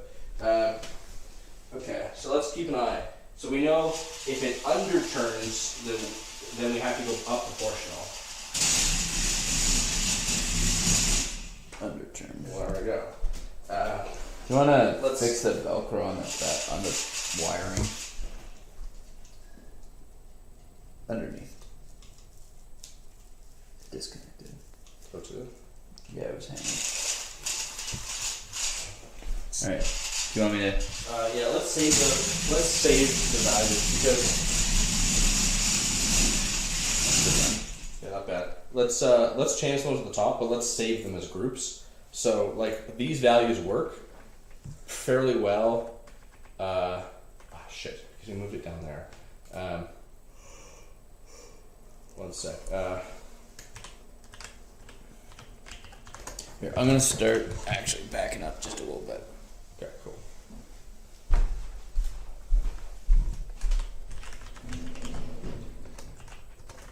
Where did my backpack go? Over here. There. All right. What did you do? I didn't do anything. It ran into me. Yeah, right. That's what they all said. Oh wow.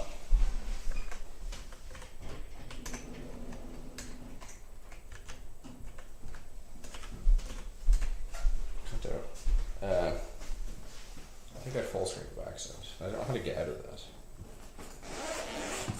Like, why does my toolbar not show up? Why Windows? How do I get my toolbar to show up? Like, that's stupid.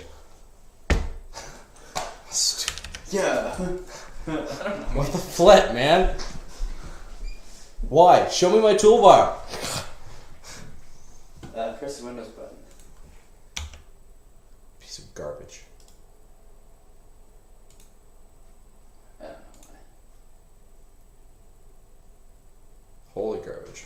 Hold Windows and go to the right. Just see if. Hold it. Well, when you're not in the window, like, hold it and then press right on the control pad.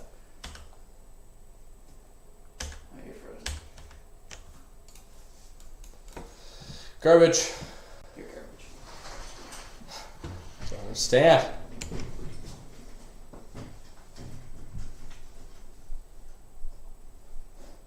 What's the full screen button? Like, I must have hit a full screen button, but I have no idea what it is.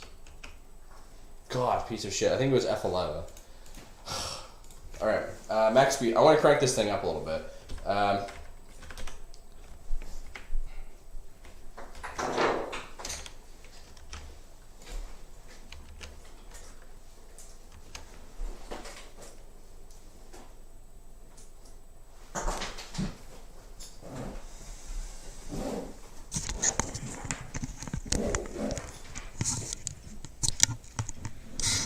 Didn't you say you have a morning meeting or something tomorrow? I do. So you gotta go. But I want to see this. Where did the robot go? Oh, there it is. I do. Meeting at 8. I'll just keep live streaming. Oh my god! That was awesome. What? Why is it? We should turn off the safety. We should turn off the 5 safety step thing? thing. Yeah. Yeah. It's a good thought, but it's gone now. It's proved to be. You can put it at 1. Or 0. Shit. Oh, I'll put it at 1. It's still gonna drift a little bit, but yeah. Capture a little bit of error, but not. Look at that much time. That was pretty good for how fast it was going. Told you it was gonna outrace you.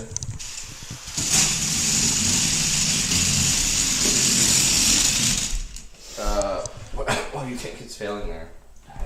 Just a sec. Proportional? Let me think.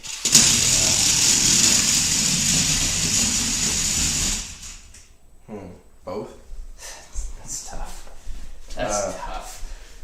Maybe it's the derivative. That was proportional.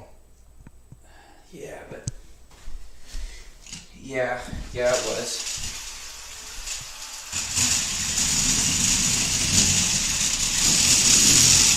I'm gonna say proportional. It's not hitting the corner as tight as I want it to be. Okay.